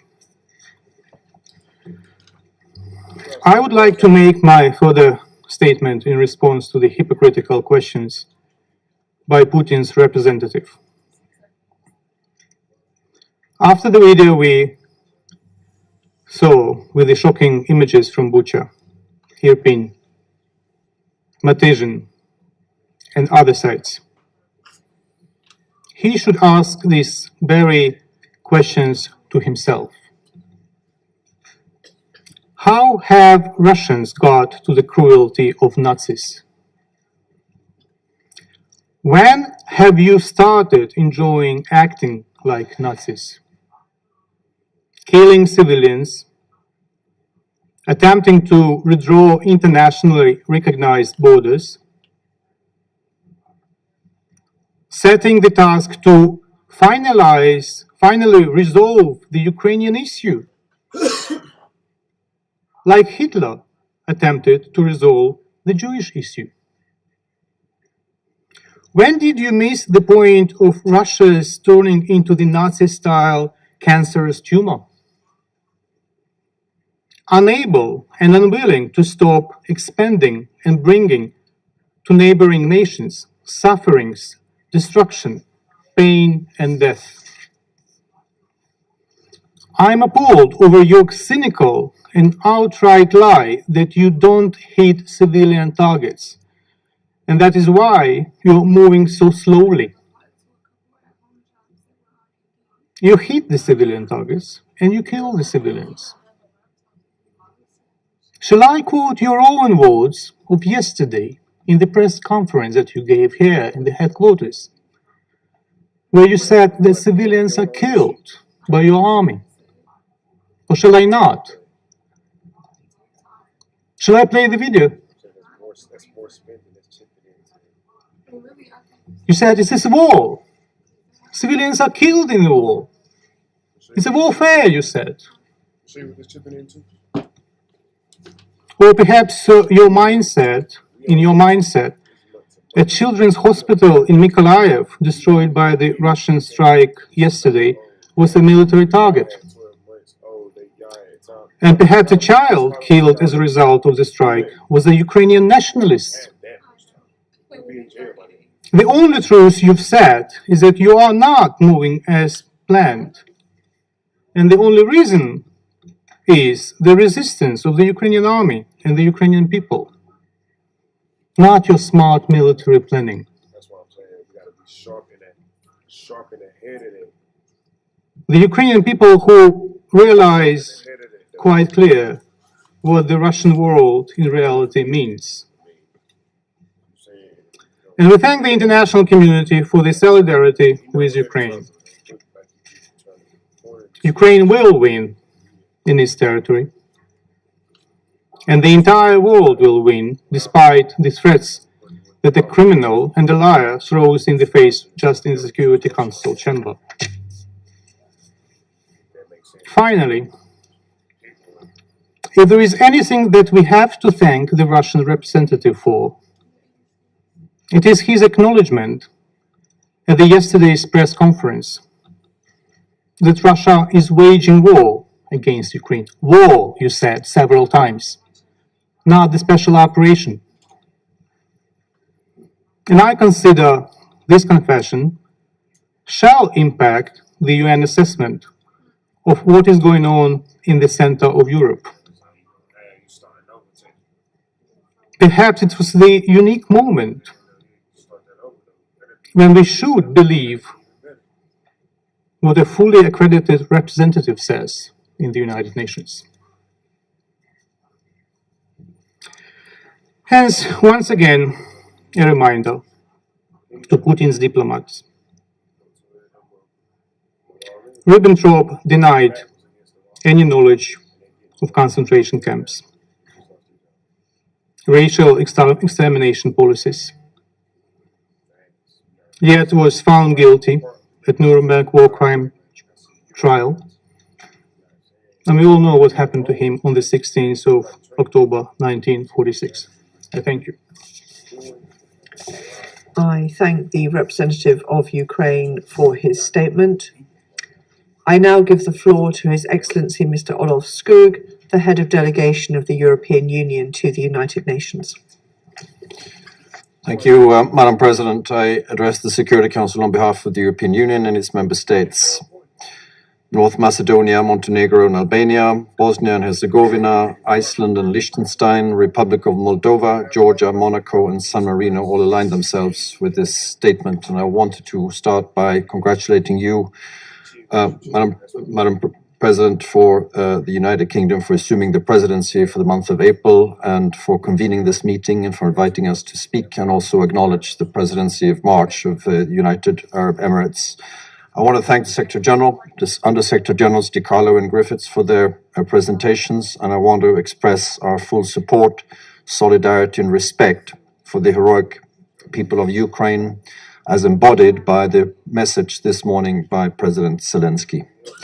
Madam President, 41 days ago, Russia decided to wage a war of aggression against Ukraine in blatant violation of international law, the principles of the UN Charter and of the acquis of the OSCE, an affront to the rules-based order and to the global security and stability. And we have heard and seen again today the tremendous cost to the people of Ukraine. The dramatic consequences of Russia's war of choice are well known. Thousands of lives have been lost. Over 11 million people, most of them women and children, have been forced to leave their homes. Over 500 schools and 52 hospitals have been shelled. Entire cities have been razed to the ground. The unfolding drama in Mariupol and the images from Bucha stain our common humanity. Russia must stop this senseless act of violence. The EU condemns in the strongest terms Russia's unjustified and unprovoked war of aggression against Ukraine. We demand that Russia immediately stop its military aggression, immediately and unconditionally withdraw all forces from the entire territory of Ukraine, and fully respect Ukraine's territorial integrity, sovereignty, and independence within its internationally recognized borders, as demanded by the United Nations General Assembly. We condemn in the strongest possible terms the reported atrocities committed by the Russian armed forces in a number of occupied Ukrainian towns. Haunting images of massacres with large numbers of civilian deaths and casualties, as well as destruction of civilian infrastructure, show the true face of Russia's brutal war of aggression. These massacres will be inscribed in the list of atrocities committed by Russia on European soil. The Russian authorities are responsible for these crimes committed while they had effective control of the area. They are subject to the international law of occupation. Russia is directing attacks against the civilian population and is targeting civilian objects, including hospitals, medical facilities, schools, and shelters. These war crimes must stop immediately. Those responsible will be held to account in accordance with international law. We welcome the International Court of Justice's provisional measures ordering Russia to suspend military operations immediately. We fully support the investigation launched by the prosecutor of the International Criminal Court into war crimes and crimes against humanity, as well as the work of the Independent Commission of Inquiry. The EU is assisting the Ukrainian Prosecutor General and civil society in the collection and preservation of evidence of the war crimes. It is clear there must be and there will be accountability. The EU and its member states are providing shelter for the more than 4 million refugees that fled Russia's violence. They do so regardless of nationality, ethnicity, religion, or race.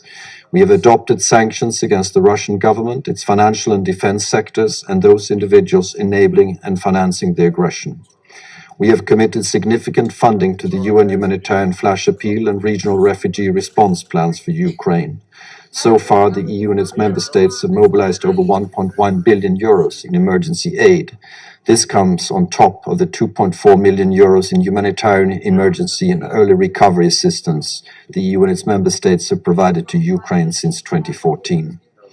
In the largest ever operation under the EU Civil Protection Mechanism, 29 countries, all EU member states together with Norway and Turkey, have responded to the request for assistance from Ukraine.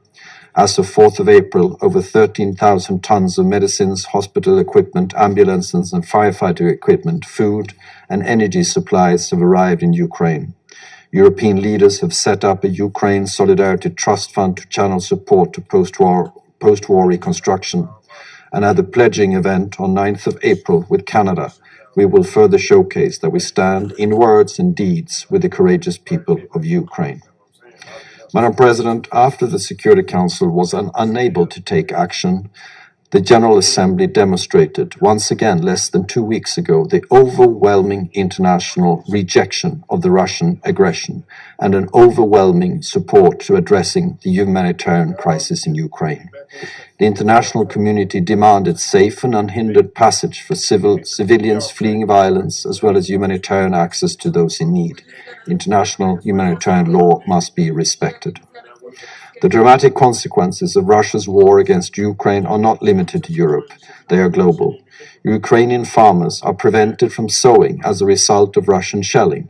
Ships filled with wheat are blocked in Black Sea ports by Russian military forces.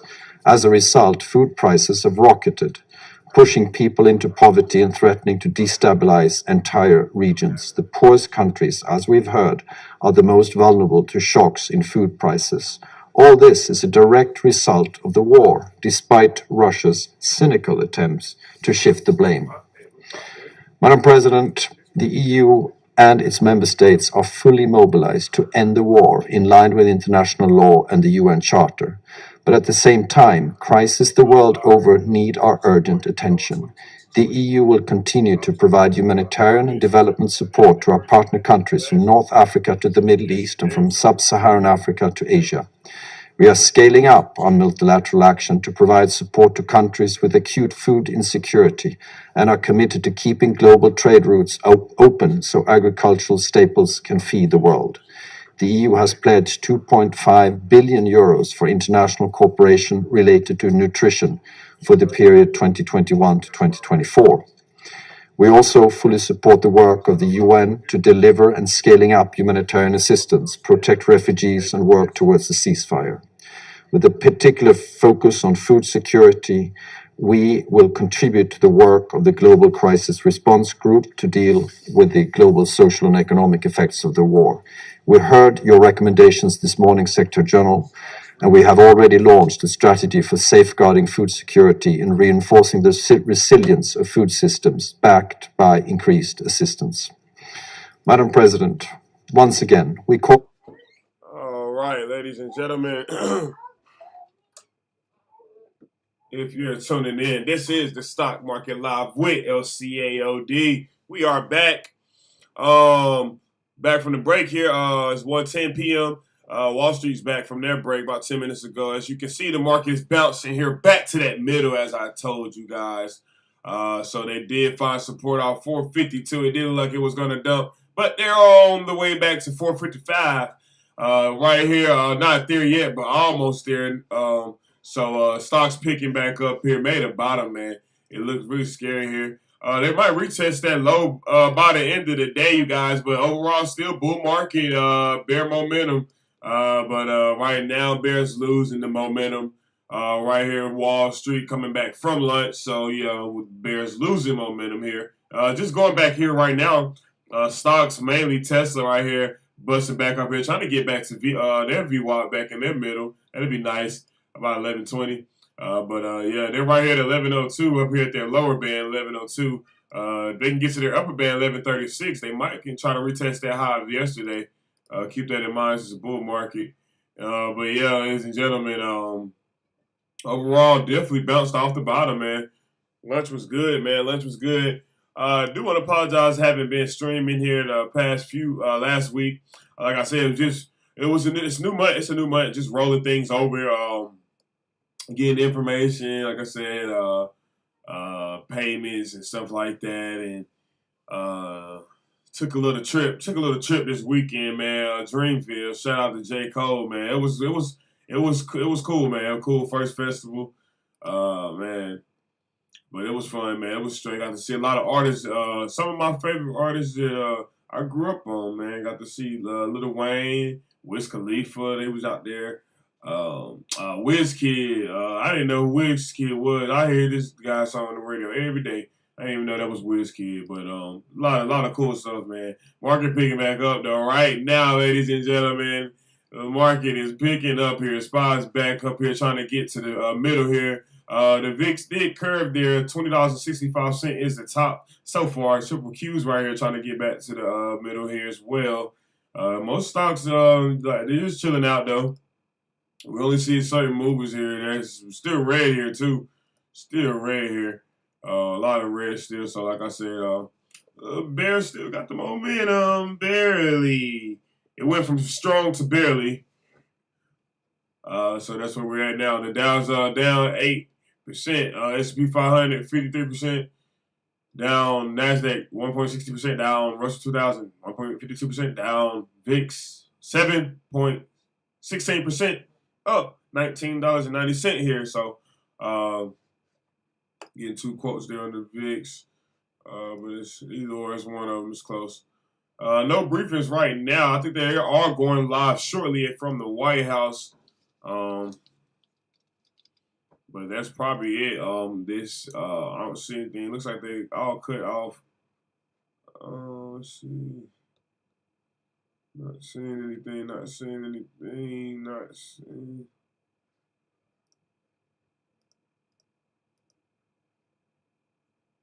So, yeah, that's just what it is right now, you guys. But, man, failure is simply the opportunity to begin again.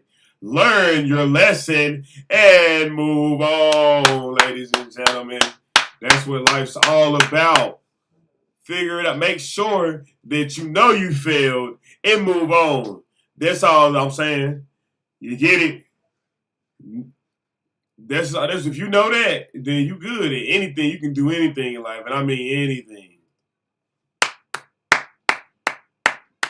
It's okay, man. It's okay to fail. I'm telling you, the best fail. Nobody's perfect. Believe that. For sure. For sure out here. For sure out here. I ain't gonna get on my little Bible study on y'all, but you know, just stating facts here. But yeah, hey, crypto is down here. You know, crypto's down. Crypto's down. Crypto is down, man. Crypto is down. It was something. Let's see.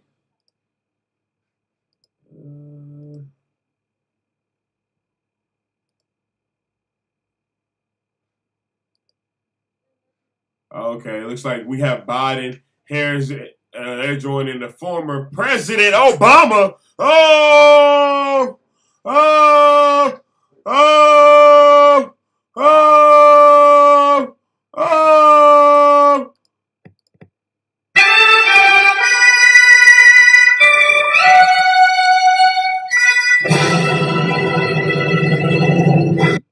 Man, that is really big right there, ladies and gentlemen. Oh, man, that says Biden, Harris joined former President Obama to deliver remarks on the Affordable Care Act. Oh, my. This might move the market, you guys. We haven't seen Obama in so long, man.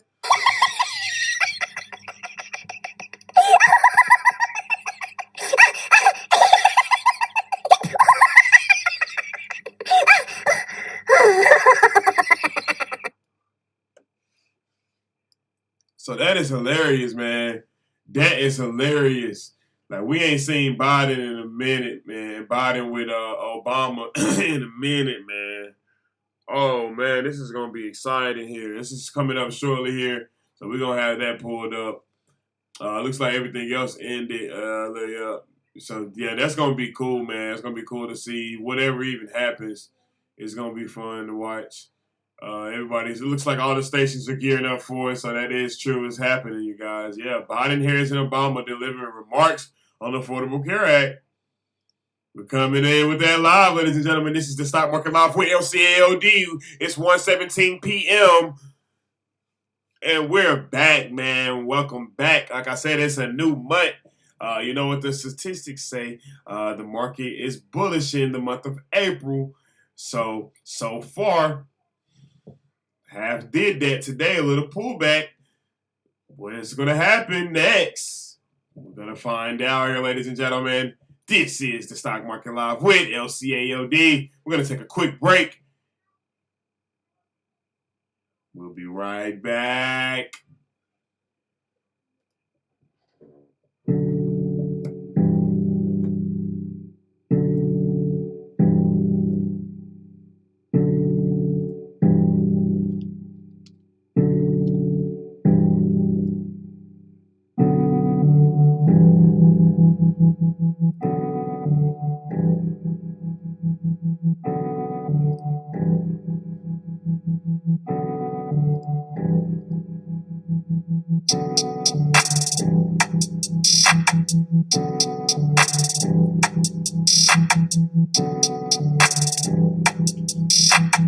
Boys might going crazy.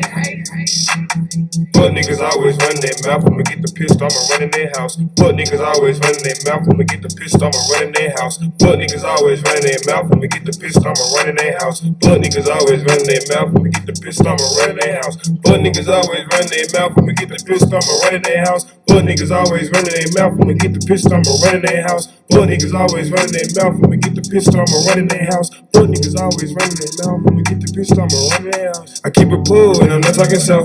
Fuck niggas, yeah, not off the map. I roll with scrap and I keep me a strap. Nigga, this ain't no tip for tat. Nigga, it ain't no telling about that. Nigga, talking, listening that. I ain't even listening to that. I'm turning up and I'm fucking this bitch. Fuck nigga know what's up with me. If a nigga try DP, I swear he gon' RIP. I don't fuck about nothing, you know I'm keeping it low key. Can't fuck about nothing, you know I gotta keep a P. I gotta keep a key for a G, or I gotta keep a G for a O. That's me, that's Leonard fucking P. And I just had my daughter, yeah. Anybody try to play with her, they gon' slaughter, yeah. It's that water, yeah.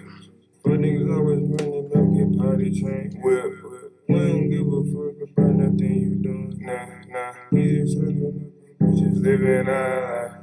Fuck niggas always running their mouth, I'ma get the pistol, I'ma run in their house. Fuck niggas always running their mouth, I'ma get the pistol, I'ma run in their house. Fuck niggas always running their mouth, I'ma get the pistol, I'ma run in their house. Fuck niggas always running their mouth, I'ma get the pistol, I'ma run in their house. Fuck niggas always running their mouth, I'ma get the pistol, I'ma run in their house. Fuck niggas always running their mouth, I'ma get the pistol, I'ma run in their house. Fuck niggas always running their mouth, I'ma get the pistol, I'ma run in their house. Fuck niggas always running their mouth. Yeah, I know you told, I seen it in writing. That's Facebook, that's the shit I'm not liking. My lawyer called, said they charged me for 90. He called back, say this ain't looking mighty. I called back, said I'm living so righteous. I dare one of these niggas try to try me. It's gonna be a motherfucking homie. It's gonna be a motherfucking homie. Fuck niggas always run their mouth. They'll let us in the room, gonna be the one to let you down. Didn't see that then, but I see that now. Some of all these niggas from a nick to a pound. Gotta stay low key, just like underground. Let the money do the talking if I like how it sound. Chill, relax, it's enough to go around. Ain't chill, relax, the tree merry go around. Yeah, how or get lost and found. Down by the river, they'll say you drown. Live your life and hold your ground. Don't run your mouth and run you around. Live your life and hold your ground. Don't run your mouth and run you out. Live your life and hold your ground. Don't run your mouth and run you out. Fuck niggas always running their mouth. I'ma get the pistol, I'ma run in their house. Fuck niggas always running their mouth. I'ma get the pistol, I'ma run in their house. Fuck niggas always running their mouth. I'ma get the pistol, I'ma run in their house. Fuck niggas always running their mouth.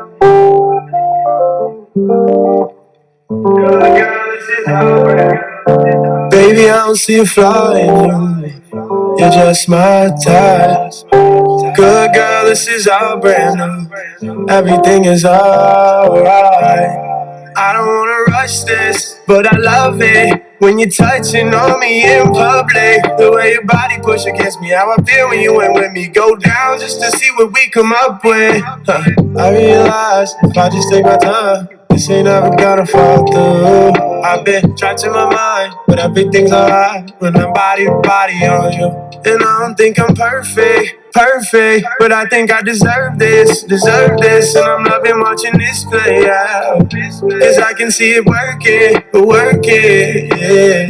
Nice legs, hair too, nothing that anybody compares to. Got the soft smiles, blue eyes, like a sea that I can stare through. I don't see a flaw in you, you're just my type. Good girl, this is all brand new. Everything is alright. And baby, is it new to you? It's new to me. I could lie, try to tell you that I've got this. Is it news to you? You move me through everything that's been weighing on my conscience. Bad girl, but she's honest. What I wanted. Couldn't tell you how I'd act if I lost it. No, I ain't giving up flawless. No, baby, I don't see a flaw in you. You're just my type. Good girl, this is all brand new. Everything is alright.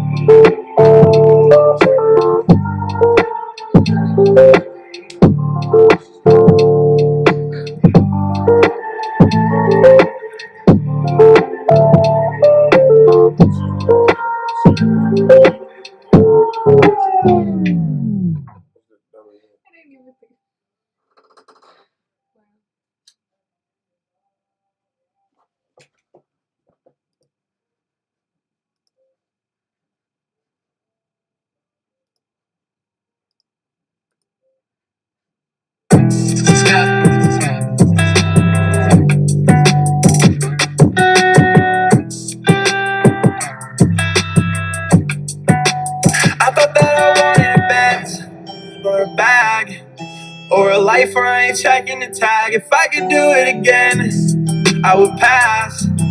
Cause I don't wanna live in the past. Don't wanna hear that I'll turn out okay. And what I'm feeling will pass. So what's the point of getting all worked up and all burnt up? Yeah, I'm doing fine where I'm at. I'm doing fine where I'm at. Phone rings, are you okay? I'm so used to that shit, and I forgot to call on your birthday. That's another thing I've been bad with, and I think I'm so fucking done with all these bad decisions. I started a lot of the problems and don't know how I did it. Lost cause, don't think I like my image. I couldn't stand in the mirror, I hated every minute. Or a bag, or a life where I ain't checking the tag. If I could do it again, I would pass. Cause I don't wanna live in the past. Don't wanna hear that I'll turn out okay. And what I'm feeling will pass. So what's the point of getting all worked up and all burnt up? Yeah, I'm doing fine where I'm at. I'm doing fine where I'm at. Lately not anticipating all things to come.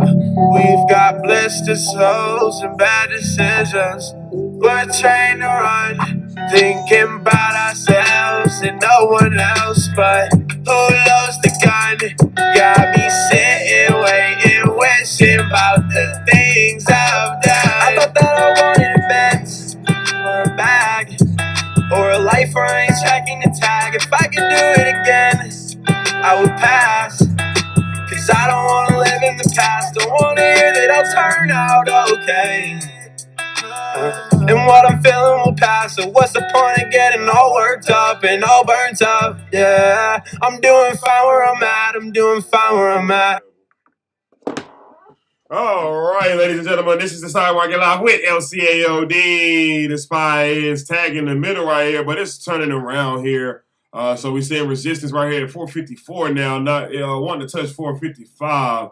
Amazon's turning around here. They were getting back in the channel, though, so their credit spread and bulls were gaining momentum. They're slipping here. Bears trying to still show that they're strong. Nah, they got it. Hey, it's a fight right now. It's a battle. The market's red, you guys. As Marcus Red, bull market, bear momentum, maybe.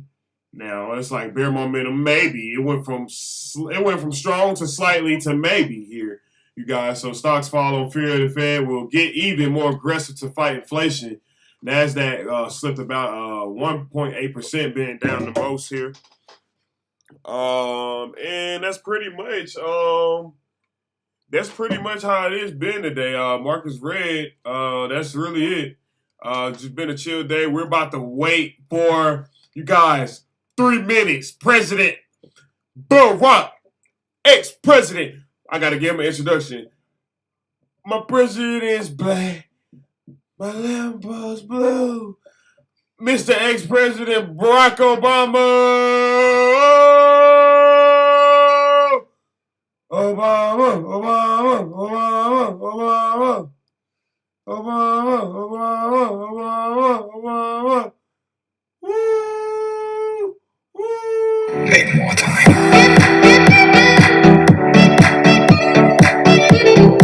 Yeah, man, break it down.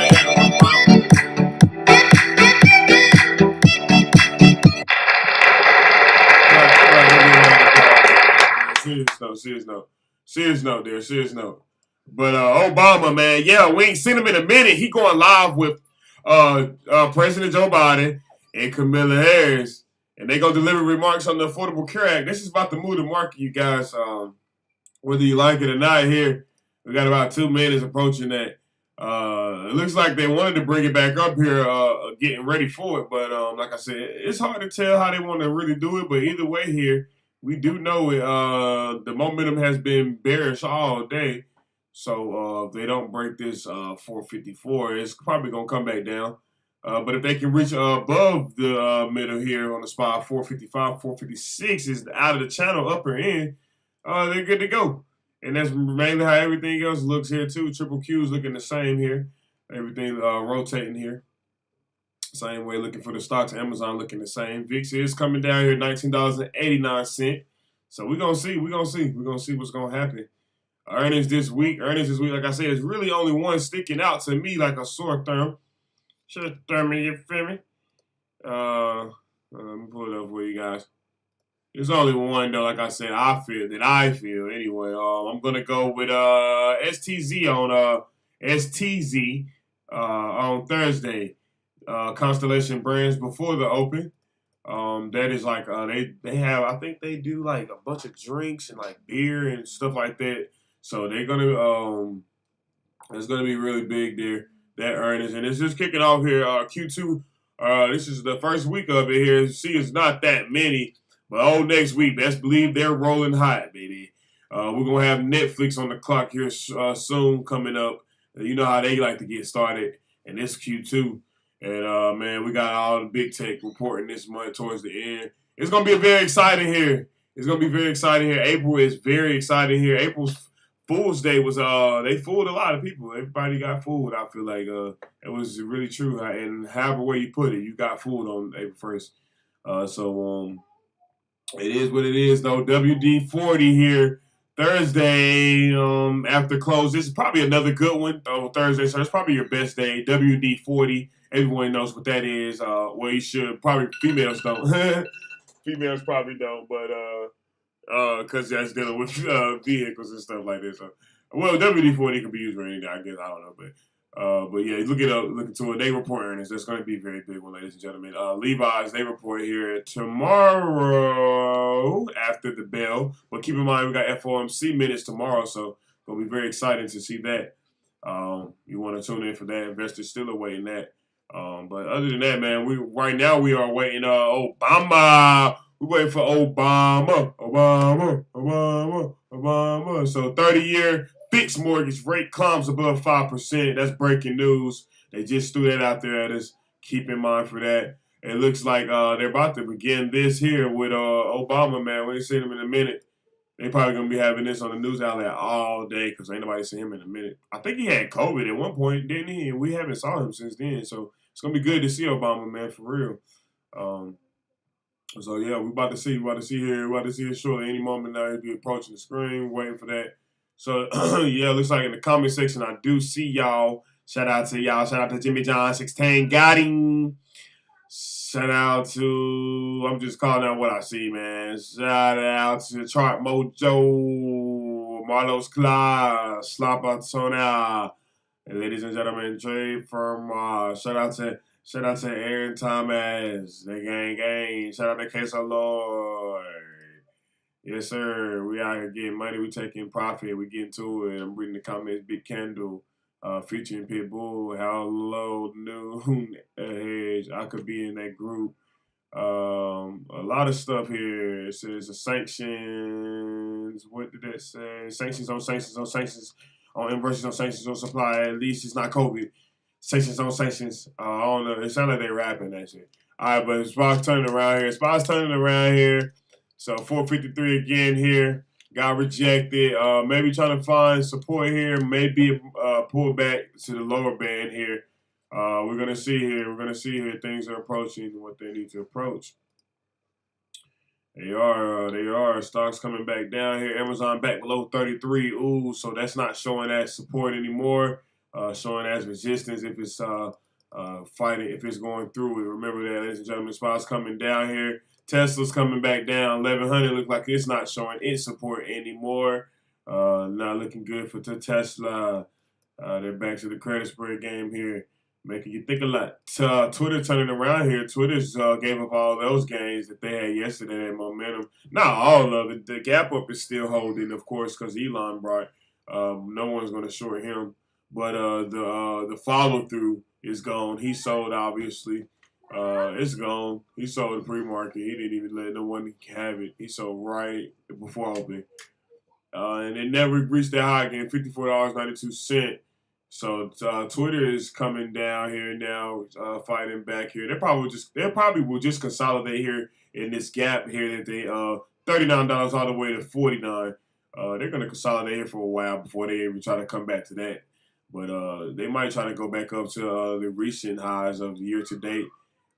Twitter year to date was I want to say, looking at it 1 year ago, my calculations are correct. They did top out at about $80 at one point. So this thing can run. Keep in mind, Elon's involved now. You got him involved, so it's big. It's really big if he's involved. So keep in mind, $80 ain't too far. You probably want to be long in Twitter now, social media for the long run if Elon's involved.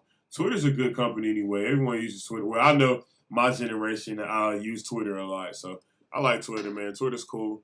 Nothing wrong with Twitter. But, ladies and gentlemen, the market is still in the red. The Dow's down 12%. The S&P 500 is down 62%. The Nasdaq's down 1.69%. The Russell 2000 is down 1.21%. The VIX is up 8%, $20.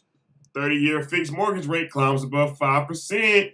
Uh-oh, that's breaking news, you guys. So whatever that means, take that as that is.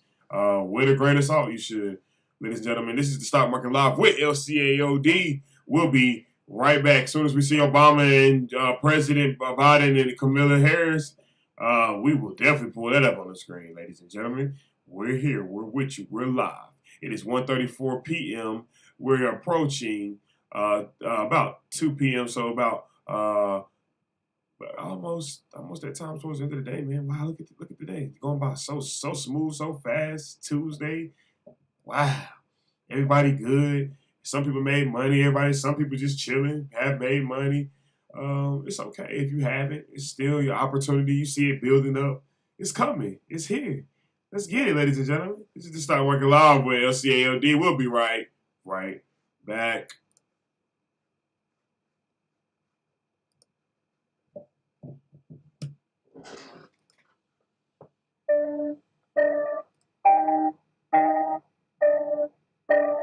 Lean, ganja,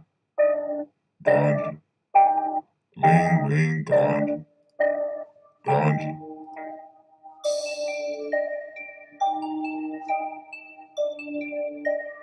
yeah, close, rewind. Bricks with the heat, ho. Pull me up a vote, ayy. Pull me up a vote, ayy. Geeking, ho, we geeking, ho.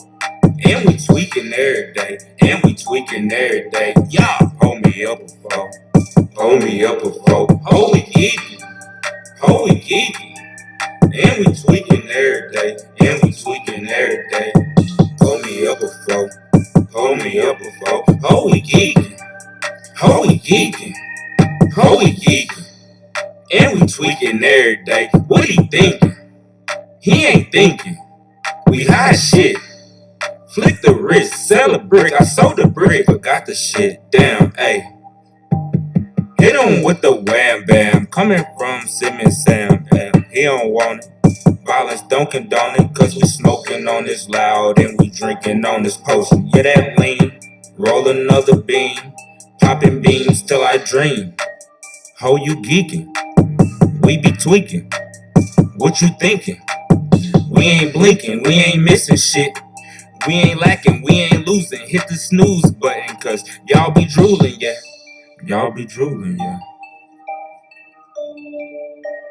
Lean, ganja. Pull me up. Roll up. Pull me up. Bricks with the heat, ho. Pull me up a foe. Ho, we geeking. And we tweaking every day. Pull me up a foe. Ho, we geeking. And we tweaking every day. Pull me up a foe. Ho, we geeking. And we tweaking every day. Little nigga say what? I'll run up with the two. Nigga do not like or lose. Ayy, hit the snooze button. Put him straight to sleep. We on creep. Yeah. Look to his face. You ain't calling that no sneak. You said you want the beef. We gon' grill and then we eat. Ayy. Say you defeat me, but you can't beat me. Ayy, I'ma sleep in. Pull up four. Pull some more. Down that six. It's up my dick. And do it quick. I nut then deal. Ayy, pull me up a four. Pull me up.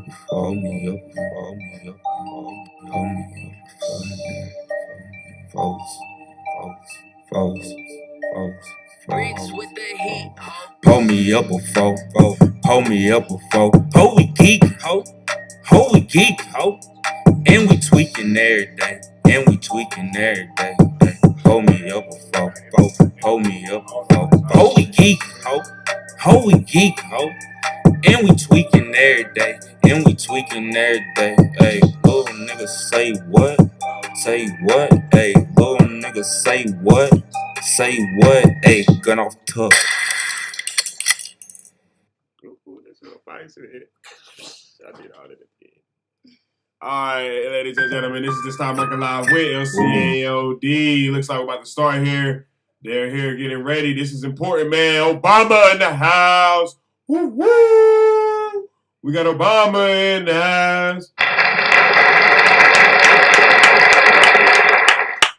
So yeah, man, this is very cool, man. Very cool. Everybody's all dressed up and prepped up, ready for it, whispering to their neighbor, and it's exciting, man. It's about to be fun here.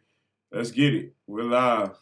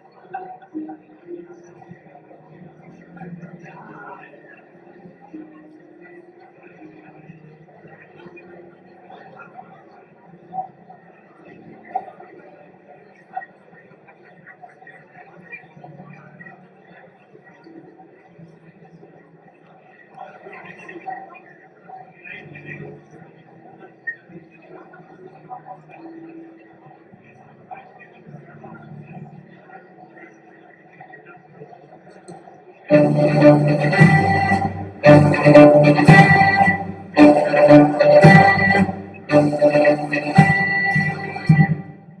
and gentlemen, the President of the United States, accompanied by the Vice President of the United States and the 44th President of the United States, the Honorable Barack Obama.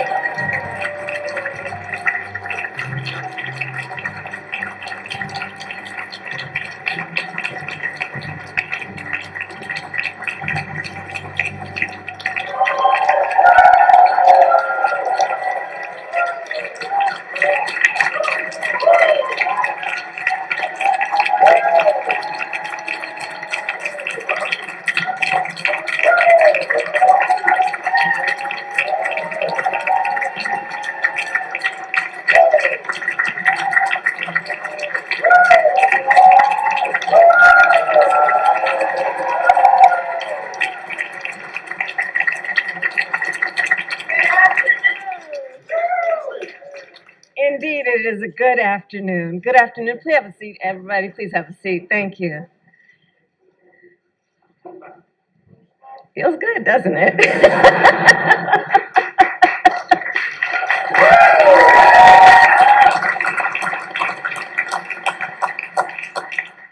President Biden, President Obama, members of Congress, and my fellow Americans. On March 23rd, 2010, the Affordable Care Act was signed into law.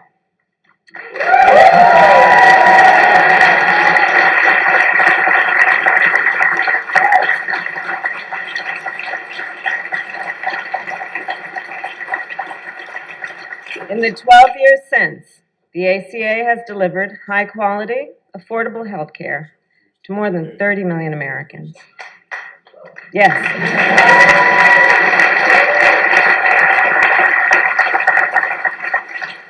And those Americans are working parents and young children, college students, and older Americans.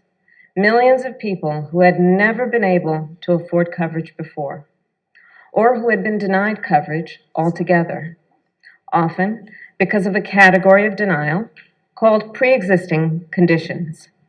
Conditions such as cancer, diabetes, hypertension, or even asthma. The ACA is the most consequential healthcare legislation passed in generations in our country.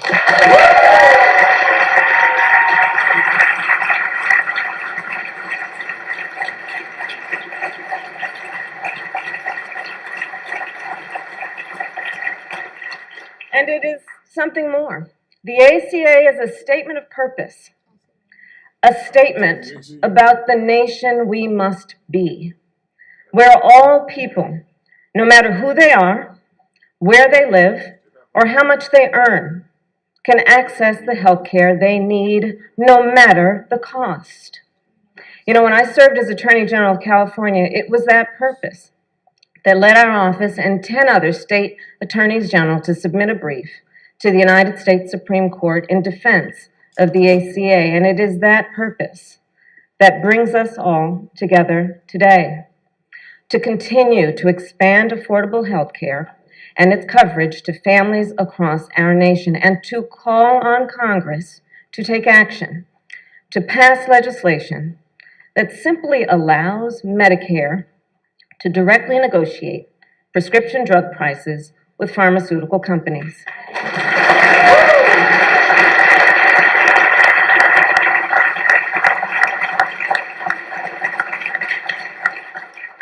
And if there's any question why, I'll explain. More than 60 million Americans are enrolled in Medicare. That would give Medicare significant bargaining power to negotiate prices for all those Americans. So instead of forcing individual patients to negotiate by themselves, to require them to pay whatever price the drug companies set, they would have that kind of representation to stand there with their fellow Americans and negotiate those prices so that they would just simply be fair. So today we also call on Congress to make permanent the ACA subsidies that are included in the American Rescue Plan.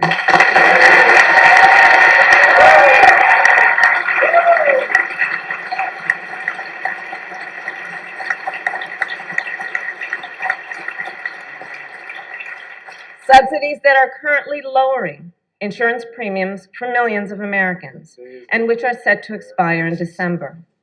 And more must be done. Currently, there are 12 states in our nation that refuse to expand Medicaid for no reason other than petty partisan obstruction. As a result, 4 million people in our country are locked out of coverage. And that comes at a cost. For example, women who do not have health care coverage and are therefore less likely to have access during pregnancy or before or after to pelvic exams or vaccinations, prenatal checkups, postpartum, depression screenings, and all the other essential care they need to be safe and healthy before, during, and after birth. We know that expanding Medicaid coverage significantly reduces the number of mothers who die as a result of pregnancy.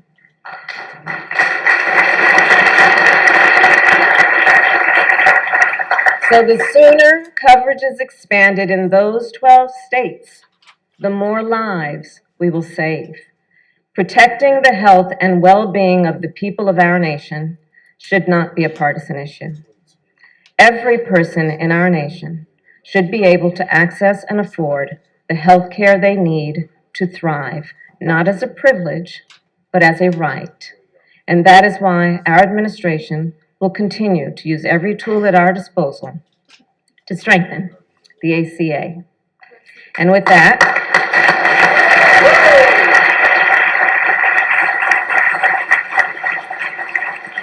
it is now my great pleasure to introduce the man whose vision and leadership led us to this day, whose unwavering commitment to the people of our nation laid the foundation for this groundbreaking legislation.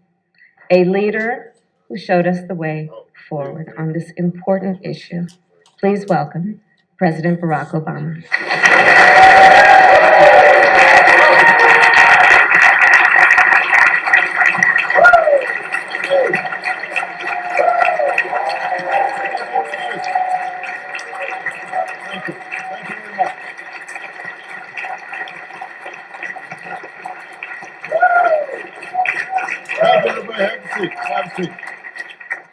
Thank you. Vice President Biden, Vice President. That was a joke.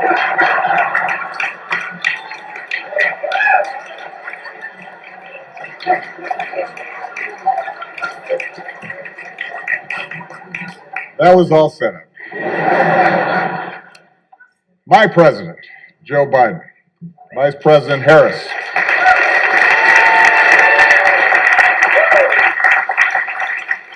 our dear friend, Madam Speaker, Nancy Pelosi, all the members of Congress who are in attendance today, the members of Cabinet, it is good to be back in the White House. It's been a while. I confess, I heard some changes have been made by the current president since I was last here. Apparently, Secret Service agents have to wear aviator glasses now. The Navy mess has been replaced by a Baskin Robbins. And there's a cat running around, which I guarantee you Bo and Sonny would have been very unhappy about. But coming back, even if I have to wear a tie, which I very rarely do these days, gives me a chance to visit with some of the incredible people who serve this White House and who serve this country every single day. A lot of times out of the limelight. They make this government function, and they help people in ways big and small. And from the outside, sometimes people don't understand just how grueling this is and how many sacrifices people make. Because those of us who are in front of the cameras oftentimes get the credit. But it's a lot of people who are devoted day in, day out to making this country better that matter. And a lot of them are represented here. And that's not just in the West Wing, by the way. It's also in the residence. There were a lot of people who looked after our families that I will always be grateful to. So it's wonderful to be back to say thank you to all of you. But most of all, coming back here gives me a chance to say thank you and spend some time with an extraordinary friend and partner who was by my side for 8 years. And Joe Biden and I did a lot together.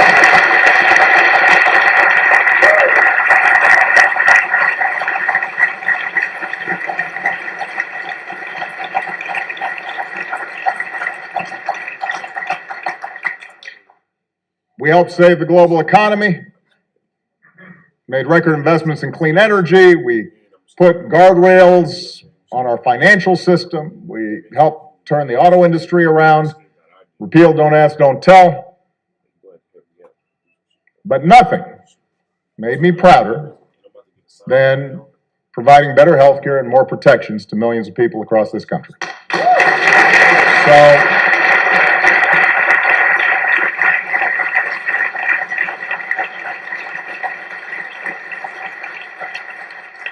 So when President Biden said he was not going to just celebrate the ACA, but also announce actions that would make it even better, I had to show up. I think it's been well documented just how difficult it was to pass the ACA. You can get a lot of testimony here in case folks haven't heard.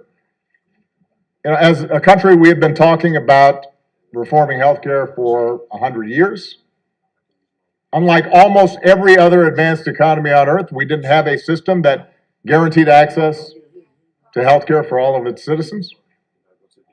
Millions of people didn't have health insurance, often because their employers didn't provide it or because it was too expensive. But despite the fact that our healthcare system didn't work well, it was hard to change. Healthcare represents about 1/5 of our economy. It's trillions of dollars that are involved. So there were a lot of different economic interests that were vying to maintain the status quo. And because the majority of Americans did have health care, some people naturally worried that they'd lose what they had. The media was skeptical of past failures. There was a lot of misinformation, to say the least, flying around. And it's fair to say that most Republicans showed little interest in working with us to get anything done. That's fair to say. But despite great odds, Joe and I were determined. Because we've met too many people on the campaign trail who'd shared their stories. And our own families had been touched by illness.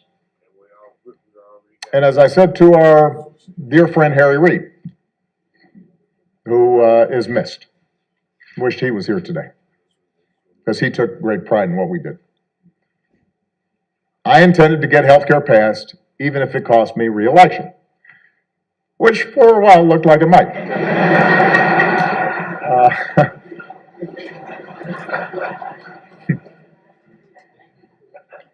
But for all of us, for Joe, for Harry, for Nancy Pelosi, for others, the ACA was an example of why you run for office in the first place. Why all of you sign up for doing jobs that pay you less than you could make someplace else.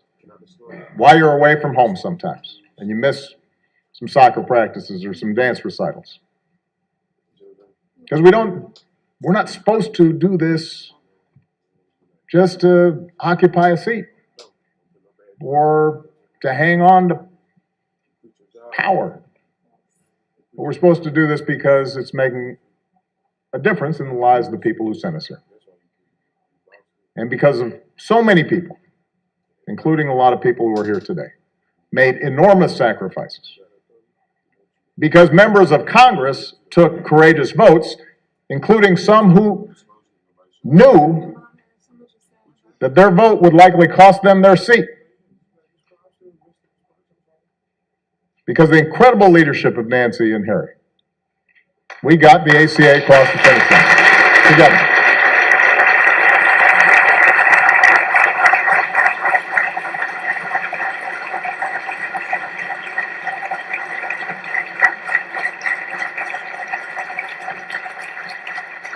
And the night we passed the ACA, I've said it before, it was a high point of my time here because it reminded me and it reminded us of what is possible. But, of course, our work was not finished. Republicans tried to repeal what we had done again and again and again. And they filed lawsuits that went all the way to the Supreme Court 3 times. I see Don Morelli here who had to defend a couple of them.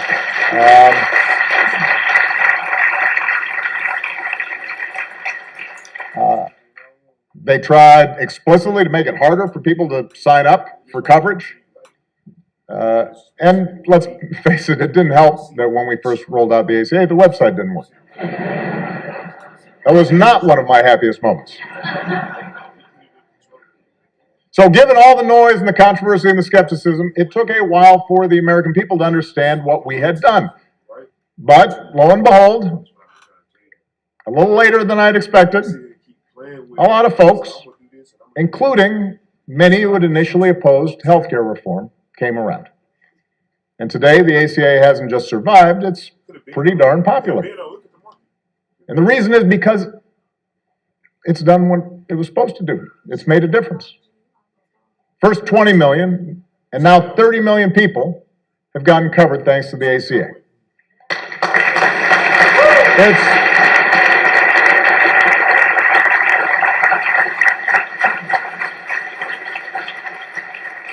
It's prevented insurance companies from denying people coverage based on a pre-existing condition.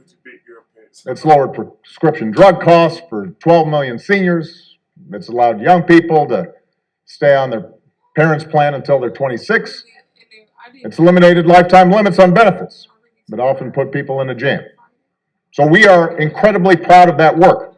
But the reason we're here today is because President Biden, Vice President Harris, everybody who's worked on this thing understood from the start that the ACA wasn't perfect. To get the bill passed, we had to make compromises. We didn't get everything we wanted.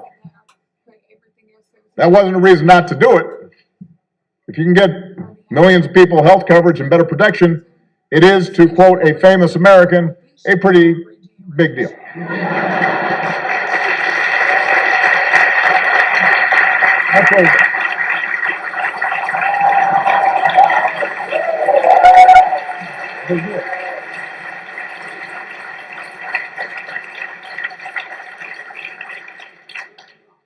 But there were gaps to be filled. Even today, some patients still pay too much for their prescriptions. Some poor Americans are still falling through the cracks. In some cases, healthcare subsidies aren't where we want them to be, which means that some working families are still having trouble paying for their coverage. Here's the thing, that's not unusual when we make major progress in this country. The original Social Security Act left out entire categories of people, like domestic workers and farm workers, that had to be changed. In the beginning, Medicare didn't provide all the benefits that it does today. That had to be changed. Throughout history, what you see is that it's important to get something started, to plant a flag, to lay a foundation for further progress. The analogy I've used about the ACA before is that in the same way that was true for early forms of Social Security and Medicare, it was a starter home. It secured the principle of universal health care, provided help immediately to families, but it required us to continually build on it and make it better. And President Biden understands that. And that's what he's done since the day he took office. As part of the American Rescue Plan, he lowered the cost of health care even further for millions of people. He made signing up easier. He made outreach to those who didn't know they could get covered. Make sure that they knew. Made that a priority. And as a result of these actions, he helped a record 14.5 million Americans get covered during the most recent enrollment period.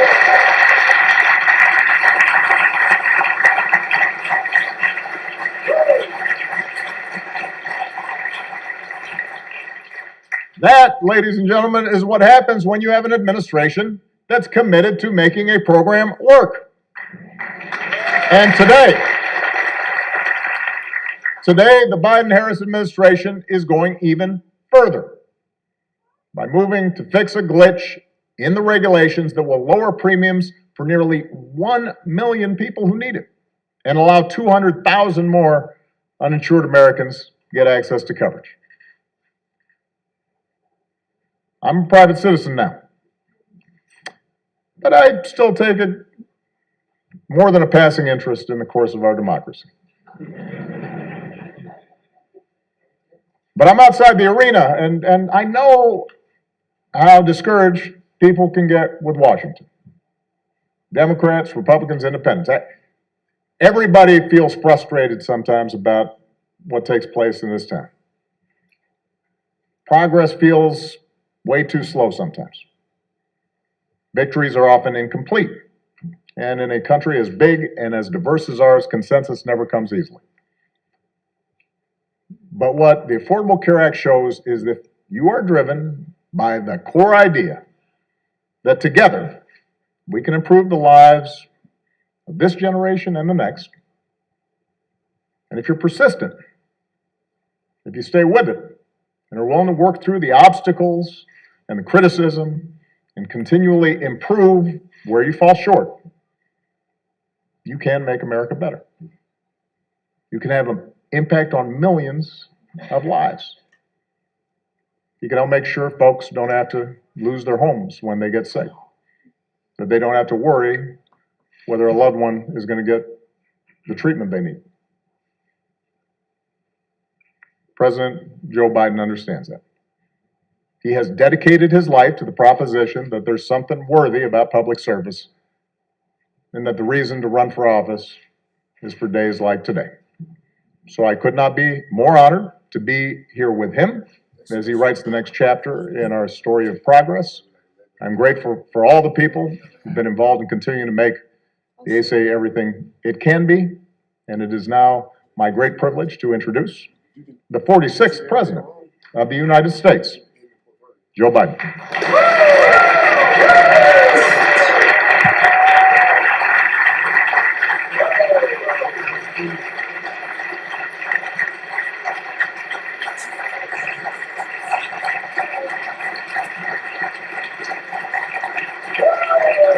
Thank you.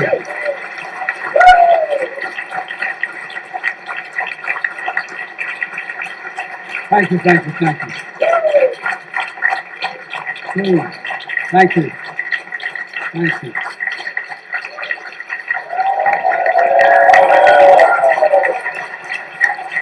Thank you, thank you. Please.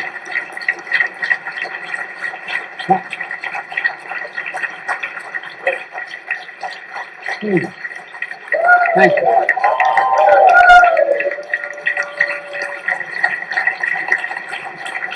Thank you very much. Please. My name is Joe Biden. I'm Barack Obama's Vice President. And I'm Jill Biden's husband. By the way, the only reason Jill's not here today, she's working. She's teaching. And so I just want you to know that's why she's not here. Good afternoon, everyone. Mr. President, welcome back to the White House, man. Feels like the good old days. Being here with you brings back so many good memories. We just had lunch together and we weren't sure who was supposed to sit where. Look, it's fitting that the first time you return to the White House is to celebrate a law that's transforming millions of lives because of you. And I say because of you. We had a lot of help, the staff, and I helped a little bit. But it's because of you. A law that shows hope leads to change. And you did that. You did it. Let's be honest. The Affordable Care Act has been called a lot of things, but Obamacare is the most fitting. Obamacare. True.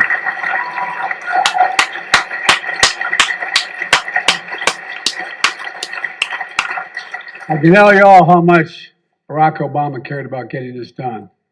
Throughout the countless hours of negotiations and the relentless political attacks, he never, ever, ever gave up. And I guarantee you that. If I had time, I could tell you all the times when he'd say, should we compromise? Should we do? And I'd say, well, we ought to think about it. No, if I do that, then so-and-so won't get covered. This group of people won't get covered. Whether it was after meeting during our weekly lunch, and we met every single day, he'd remind me of why we're doing this in the first place.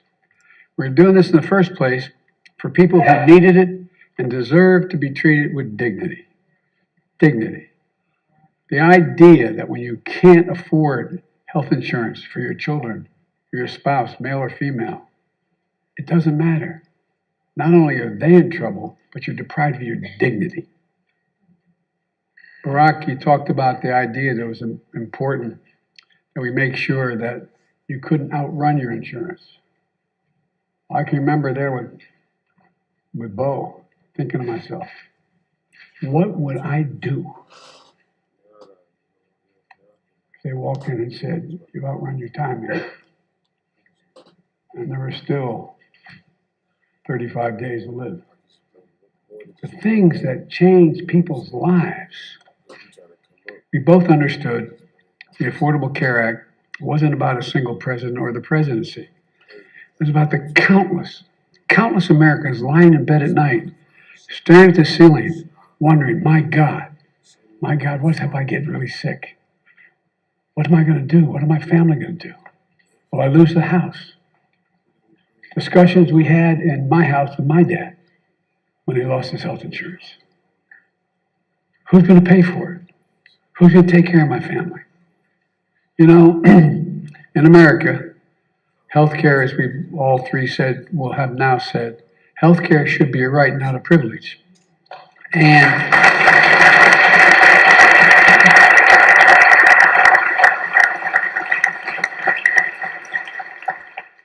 with the help of members of Congress, especially Nancy, and the advocates for families who are here today, 12 years ago, last month, 12 years ago, we made a good effort toward that proposition.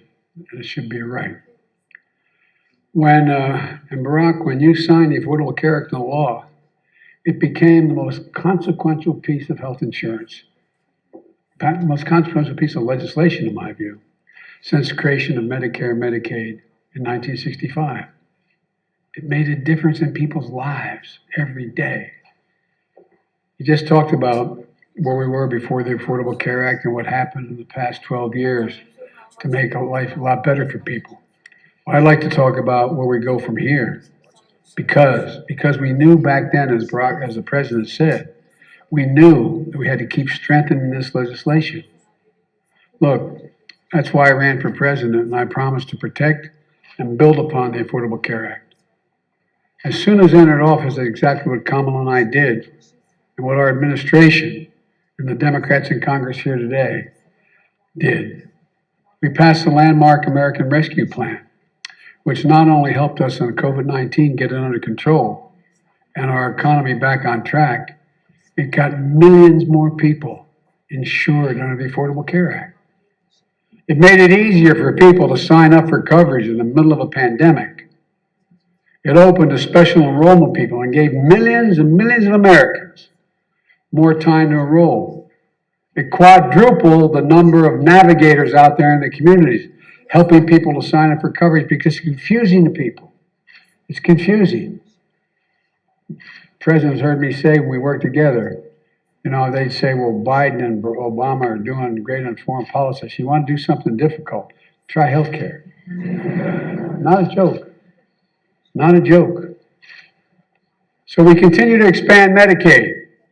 Missouri and Oklahoma became the 37 and 38 states to expand Medicaid under the Affordable Care Act.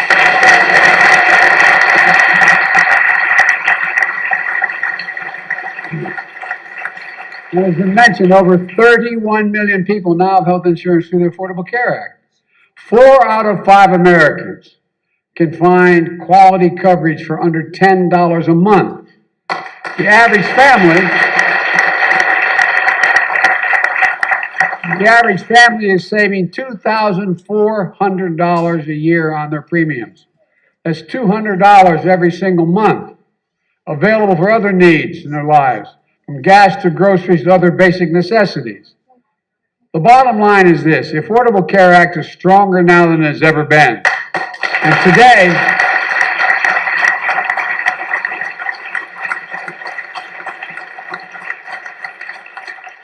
and I'm not even talking about what your former chief of staff is doing to make sure health care is available to all our veterans the way he did. And today, we're strengthening it even further. In a moment, I'm going to sign an executive order building on one of those that I signed last year.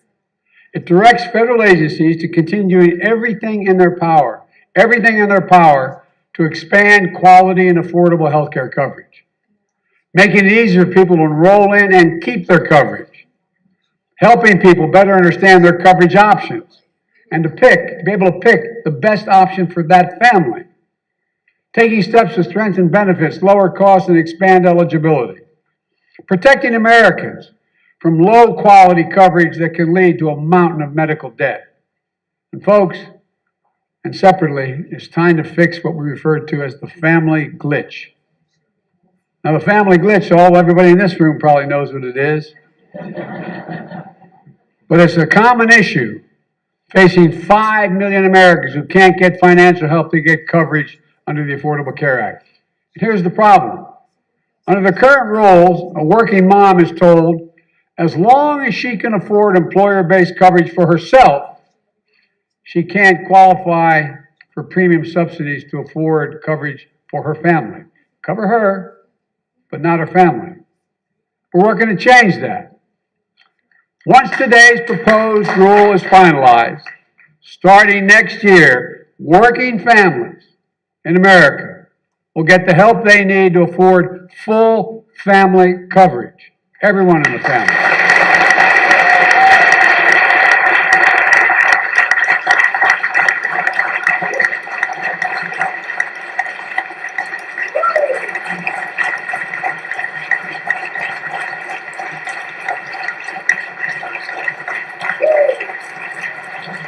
And as a result, families will be saving hundreds of dollars a month. With this change, it's estimated that 200,000 presently uninsured Americans are going to gain coverage. Nearly 1 million Americans will see their coverage become more affordable. This is considered one of the biggest things my administration can do: lower cost and expand coverage. We're taking steps today to get that done. So look, folks, but we need to keep up the fight. Our Republican colleagues, as they say in Southern Delaware, haven't changed a whole hell of a lot. Good folks, but haven't changed a lot. They continue to attack the Affordable Care Act. They're unrelenting. They haven't stopped, Mr. President, since you signed the law. They haven't stopped for 1 second. Multiple court challenges you mentioned, sabotage from the previous administration. Over 70 attempts to repeal the law by Republicans in Congress. In fact, just last month, the distinguished senator from Wisconsin said, if Republicans get back in power, they should try to repeal the Affordable Care Act again. Again, try. Today, 12 years later, Republicans have not stopped their attacks on this life-saving law. So pay very close attention, folks. If Republicans have their way, it means 100 million Americans with pre-existing conditions can once again be denied health care coverage by their insurance companies. That's what the law was before Obamacare. In addition, tens of millions of Americans could lose their coverage, including young people who will no longer be able to stay on their parents' insurance policy at age 26. Premiums are going to go through the roof. Well, I got a better idea. Instead of destroying the Affordable Care Act, let's keep building on it. Let's extend it. Extend.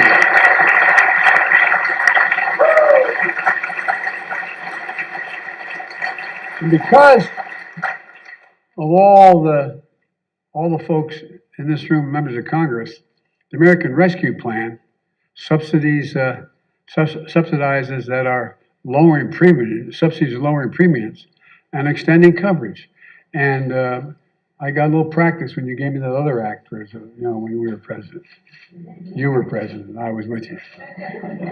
Look, close the Medicaid coverage gap that locks nearly 4 million Americans out of coverage just because their states refuse to expand Medicaid. Lower prescription drug costs, which is mentioned already, by allowing Medicare to negotiate prices for drugs that are on the market. We can do this. We should do this. We have to do this. But let me close with this. 12 years ago, at a bill signing the Affordable Care Act, President Obama said, quote, "We're a nation that does what is hard, what is necessary, and what is right." That's exactly what he did. Exactly what he did. And folks, that's what we have to do. That's what we do as Americans. You know, it's what all of you did here in making the Affordable Care Act possible. I really mean it. We just got to keep it going and keep building on it. We need to keep the faith. We need to remember we're the United States of America. And there's simply, literally, nothing beyond our capacity when we're united and do it together. So God bless you all. May God protect our troops. And now I'm going to sign an executive order.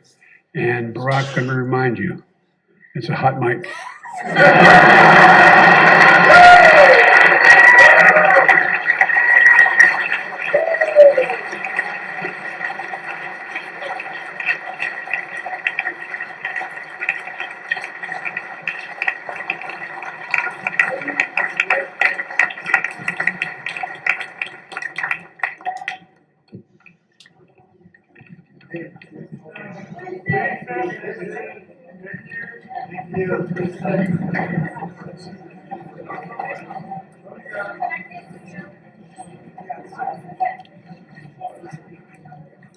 You see everybody?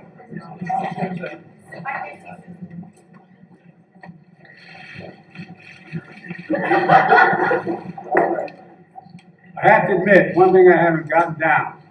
Barack Obama could sign his name using 9 different pens.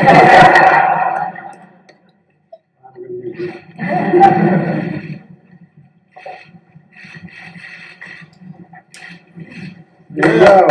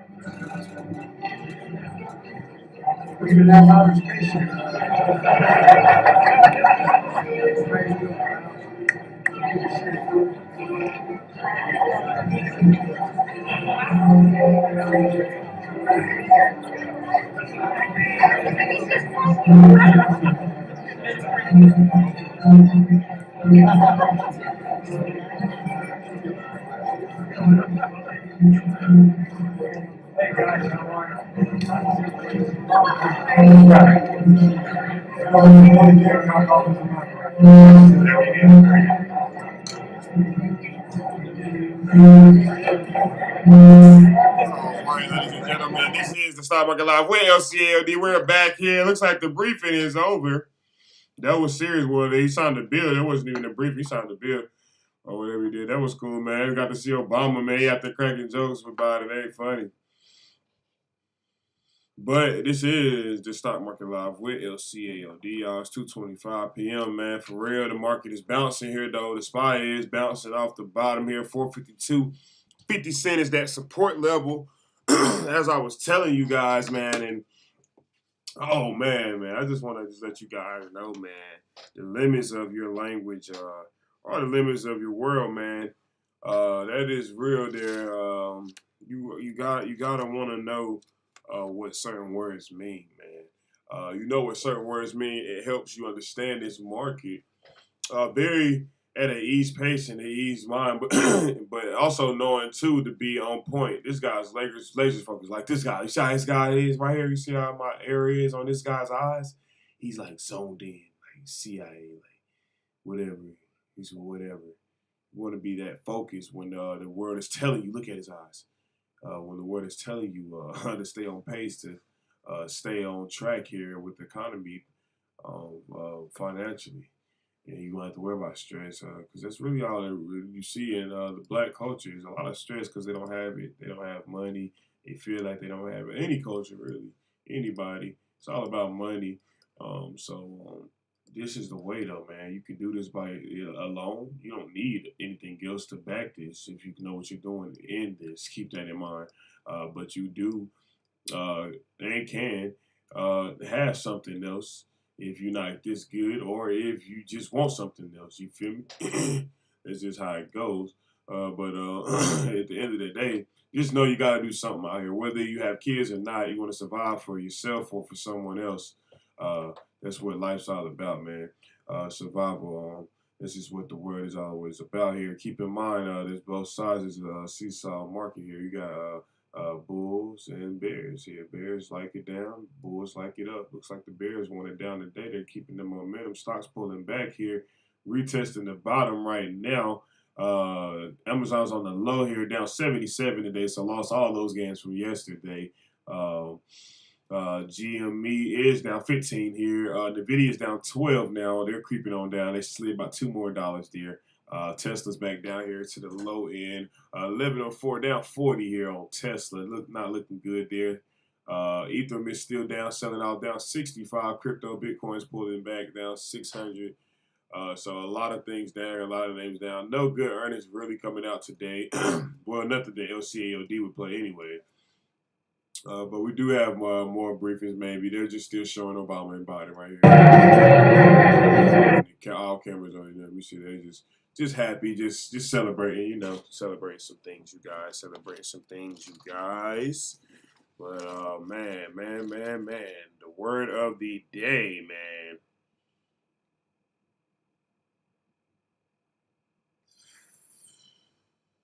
Fuss. Fuss. Complaints, bother, to behave in an excited, worried way, to be overly emotional, fuss. Word of the day here, ladies and gentlemen, Stock Market Live with LCALD. Fuss. Do y'all have that? Is that what's going on? Is that where we have come to? Look at Nancy Pelosi in there. Word of the day is fuss. That's what I'm looking at here. And that was just randomly chosen here, you guys. I'm going to read it again. Complaint, bother. To behave in an excited, worried way. To be overly emotional. Fuss? Is that what we're doing here now? Is that what's going on? You guys got to calm down. You got to stay patient. You can't be worried about anything out here. Nothing is in none of your control. If you thought that, if you're out here fussing and carrying on and trying to fight, married or single, whatever you are doing in your life, you can't be fussing. What are we fussing about? We got to work together. We're a team. The world, we got to work together. We got to come together. We got to figure it out. Whatever's happening, that's what it is. Follow along. There's no leader. There's one leader. That's it. Above. Creator. Spiritually, not here. Can't see it. Entity. Controls us all. The world. Ruler. That's what that is. Can't do nothing about that. Other than that, you can control what you can control. You shouldn't be fussing. Ladies and gentlemen, that's the word of the day here. And it looks like that's what the market is doing now. That's why we got a lot of red. A lot of red. We got a lot of politicians out here fussing. Out here arguing. They want it at this price. They want it at that price. This price, that. But the whole time, you got to be patient. Let them fuss. Let them fuss. Let the top, let them fuss. Because as they fuss, dollars fall out their pockets. Ooh, remember that. Ooh, we get deep. Biden administration expected to extend payment pause for student loan borrowers to August. That's breaking news. But let that sink in. When they fuss, dollars fall out their pocket. When the politicians and the market makers fuss, and the top 1%, the companies, everybody, hedge funds, and everybody, they fuss, let them fuss. Let them fuss. You as an investor, you let them fuss. You get it? You wait. You have patience. Go do something good with your life. Don't sit here and get overly worried about all this stuff. It ain't no point. It ain't no point. Or in life in general, ladies and gentlemen. But I just wanted to let you guys know that is the word of the day, man. Fuss. That is the word of the day. Here we start with the Stock Market Live with Let Cash Accumulate Over Days, man. Fuss. Complaints. Bother. Commotion. Behave in an excited way. In a worried way, to be overly emotional. Fuss, ladies and gentlemen. Word of the day with LCAOD. Are you fussing? Are you fuss? Don't fuss. That's what it sounds like to me, ladies and gentlemen. This is the Stock Market Live with LCAOD. The market is in the red, as you can see. The Dow's down 46%. The S&P 500 is down 85%. The NASDAQ is down 1.86%. The Russell 2000 is down 1.64%. The VIX is up 9.69%. So $20.37, you guys, on the VIX. Oh, man. Ooh, man. Fuss, though, man. Woo, that was deep. That was deep, man. Fuss, though. That's serious, though. You don't want to be fussing out here, man. I'm telling y'all. And if somebody's writing and you can't stand it, even you might can't stand them, or just for that moment, you just might I just wanted to do it this way. But you know deep down inside what somebody might be telling you is right. Do not fuss. Because guess what? That's probably right.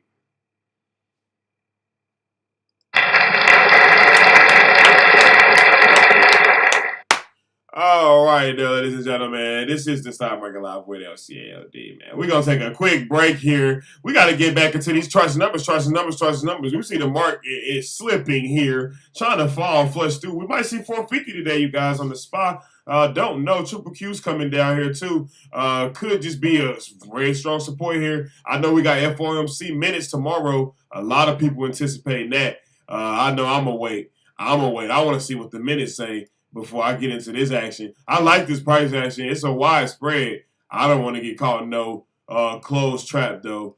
This is a wide spread here. I like it, though. I really like the price action. It's nice. We're going to take a quick break, though, you guys. This is the Stock Market Live with LCAOD. We will be right back.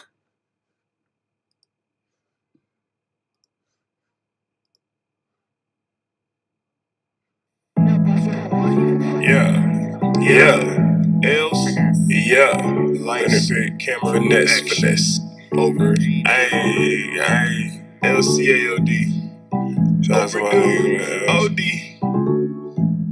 stick to the truth, I cannot lie, can't lie, the day that I lie, is the day I'm gon' die, wait, hold up, we gon' die, I said we all gon' die, but I'm living twice, cause I believe in God,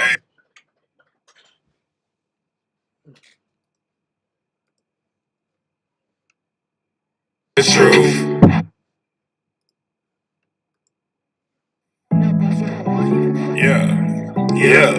Else, lights, camera, finesse, over, ayy, LCAOD, shots OD, stick to the truth, I cannot lie, can't lie, the day that I lie, is the day I'm gon' die, wait, hold up, we gon' die, I said we all gon' die, but I'm living twice, cause I believe in God, ayy, stick to the truth, I cannot lie, the day that I lie, is the day I'm gon' die, wait, hold up, we gon' die, I said we all gon' die, but I'm living twice, cause I believe in God, I believe in God, he got my back, I got his front, yeah, so I know when niggas front, quit playing with me, this ain't what you want, ayy, Lil Leonard Dirk, this ain't what you want, if you lie to me, I'm gon' lie to you, I'm a prophet, I can see the future too, that's why I be higher than the full moon, and I've been hotter than April, May, and June. I fucked your bitch all the way till noon. Then send her back with you, she in the moves. When she with me, I'm Stella giving her groove. Call me Leonard Yin Yang, I made the bedroom boom. Damn, can you tell that shit? Hey, little nigga, can you go sell that shit? I don't bleed. That you got bills and shit. You in here talking big, but you in here telling shit. Shut the fuck up. You better listen, nigga. I'm a OG. We the realest. We ain't playing. I ain't really I ain't do that. I ain't never say. I don't give a fuck. I don't care what they fucking say. Niggas ain't approach me. No fucking name. So I keep it low key.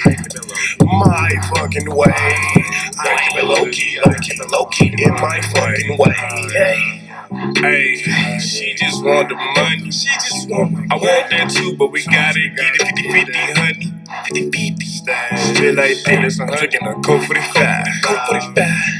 In Bombay, that's on the side. Yeah, London. We turned through. I'm turned through. What's up, bro? Hey, what's up? These niggas lame. Let's get fucking play. If I ain't telling. Hey. Who? I don't know. You? Who is that? Who the fuck is you? I'ma lose. Spinning that jungle and out. And in the swamp, in the gator's mouth. Clover bird. Yeah, so I don't give a fuck now. Nah, no. I say I don't give a fuck. Nah, no way. I don't better just fucking bleed to a fucking cheese. Bleed to succeed. Bleed, she gon' get on her knees. Bleed, she wanna suck. Hey, bleed, she know what's up. Hey, bleed. OD, I.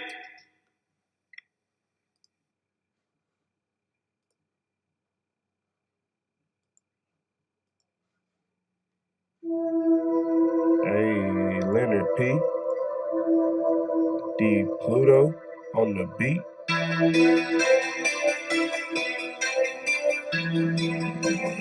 TDP, let's go. My pack don't sell out. I serve a nigga like right now. My pack so strong, it knock you down like Pacquiao. Beat the odds and I made it out. I beat the odds and I made it out. I beat the odds and I made it out. I beat the odds and I made it out. My pack don't sell out. I serve a nigga like right now. My pack so strong, it'll knock you down like Pacquiao. I beat the odds and I made it out. I beat the odds and I made it out. Beat the odds and I made it out. Beat the odds and I made it out. $1 million jump shot. I just scraped it from the pot. Shooting a video with a lot of niggas don't think you really tough. 30 took by my lonely. I don't think you really know me. I don't hang with your homies. You was just a jabroni. You was talking to the vibes. Luke Cage with the chopper. Shout out to my amigos. I'm the guy of the sky. Fly shit when I go out. Fuck it up and I'ma show. I just turned down a little hole. You dripping right about me. I had to boss my life up, change a few chase pieces. I used to knock niggas out before we would knock niggas out. You don't really want pop, money made with the hands. I really take advance. I really take advance. My pack don't sell out. I serve a nigga like right now. My pack so strong, it'll knock you down like Pacquiao. Beat the odds and I made it out. Beat the odds and I made it out. Beat the odds and I made it out. Beat the odds and I made it out. My pack don't sell out. I serve a nigga like right now. Serving my pack so strong, on flicks knock you down like Pacquiao. Beat the odds and I made it out. Beat the odds and I made it out. Beat the odds and I made it out. Beat the odds and I made it out. Beat the odds and I made it out. It ain't no more safe house. Watch your homie, he a damn mouse. If they ain't help get trapped, then you get trapped. Stop smoking on that shit pack. Curtis Dookie, you smell like crap. My pack so strong, you'll feel it in your skull cap. I got what you need. Come and get it ASAP. I'll be so high, I'm not coming back. I'll be so strapped like Rambo with a backpack. I made it out the hole just like a halfback. The eyes are in my favor to win like blackjack. Try to take if you want. Get your whole wig split. My niggas ain't playing that. Ain't none of us counterfeit. All of us successful, something that's what make us legit. My pack don't sell out. I serve a nigga like right now. My pack so strong, it'll knock you down like Pacquiao. Beat the odds and I made it out. Beat the odds and I made it out. I beat the odds and I made it out. I beat the odds and I made it out. My pack don't sell out. I serve a nigga like right now. My pack so strong, it'll knock you down like Pacquiao. Beat the odds and I made it out. Beat the odds and I made it out. Beat the odds and I made it out. Beat the odds and I made it out. DJ Goldie.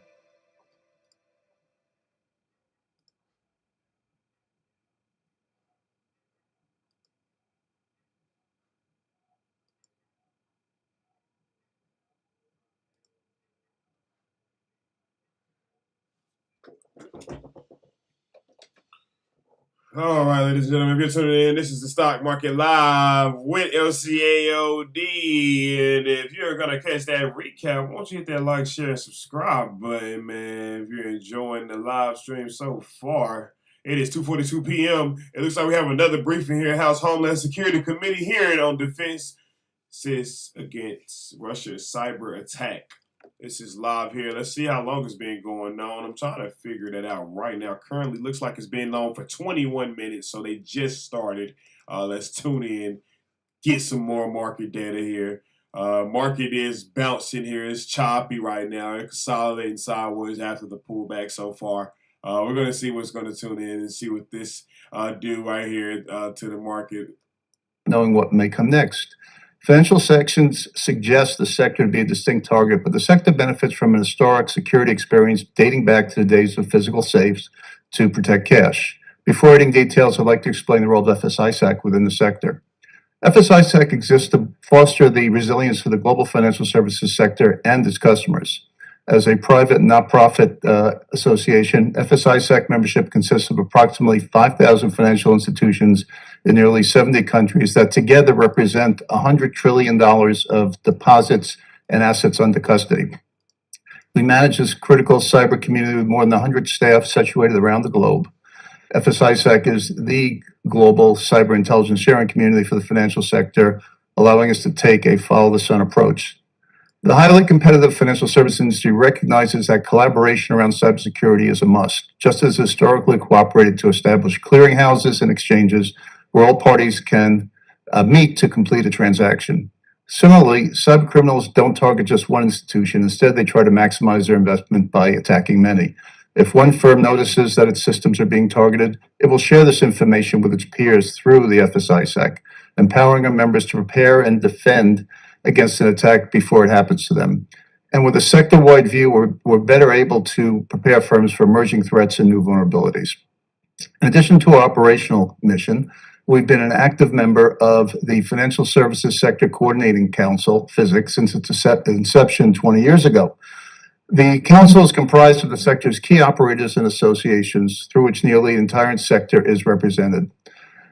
Let me switch to the effective role played by our public sector partners during this current incident, and this must be acknowledged. We applaud the Biden-Harris administration and its sharing of information throughout the escalating situation in Eastern Europe and the Russian invasion of Ukraine. The sector appreciates the paradigm shift from reactive to proactive sharing of information. Excuse me, the repeated and consistent messaging and realistic context provided by the CISA, the Cybersecurity Information Sharing Agency, joined by the NSA, U.S. Treasury, FBI, and other government organizations, has allowed our sector to institute the necessary security precautions and motivated institutions to conduct timely reviews of their cyber hygiene and incident response plans. Following the stand-up of the Unified Coordination Group, UCG, by the Department of Homeland Security last month, Treasury and CISA leadership engaged with the sector to develop a joint playbook for how the government and industry may communicate and engage during incident response and recovery for this critical sector during the current heightened tensions. Also, as noted by my colleagues, CISA's new JCDC, Joint Cyber Defense Collaborative, provides a key communications channel fostering real-time information sharing among the sector, CISA, U.S. Treasury, critical infrastructure, and other stakeholders. The JCDC enables our analysts to engage with sector-specific insights and review technical exchanges for sector implications, again, for sector distribution. As I speak, the financial sector has not experienced an increased level of cyber attacks directly attributable to Russia. We're always tracking the continuous background noise of low-level cyber attacks and reconnaissance missions. However, outside of the conflict zone, we're not seeing any significant uptick in attacks attributable to any specific geography or threat actor. But the early and continued sharing of warnings and technical information by CISA and the government have prompted the financial sector to open emergency communications channels at the end of last year. We activated the sector's core executive response group, which is part of our All Hazards Playbook. And on this recurring call, government leadership from Treasury, CISA, and regulators communicate and provide updates on emerging vulnerabilities, associated mitigations, and resiliency plans for the sector. Over the last 100 days, the sector's various information channels have effectively amplified the government's warnings, alerts, and available resources, and we've participated in a useful array of classified and unclassified stakeholder engagements. In conclusion, I'd like to share that FSISAC and our fellow sector organizations stand ready to work with the administration, Congress, and this committee in any way we can protect the financial sector, its customers, and economic security. The direction of sharing has been very effective, and we are optimistic that it will continue and advance the security for all. Thank you again for the opportunity today, and happy to answer any questions when they come. Thank you for your testimony. I now recognize Mr. Yoren to summarize his statement for 5 minutes. Thank you, Chairman Torres, Ranking Member Katko, members of the committee. Thank you for the opportunity to testify today and your leadership during this incredibly important time. I am Amit Iran, Chairman and CEO of Tenable.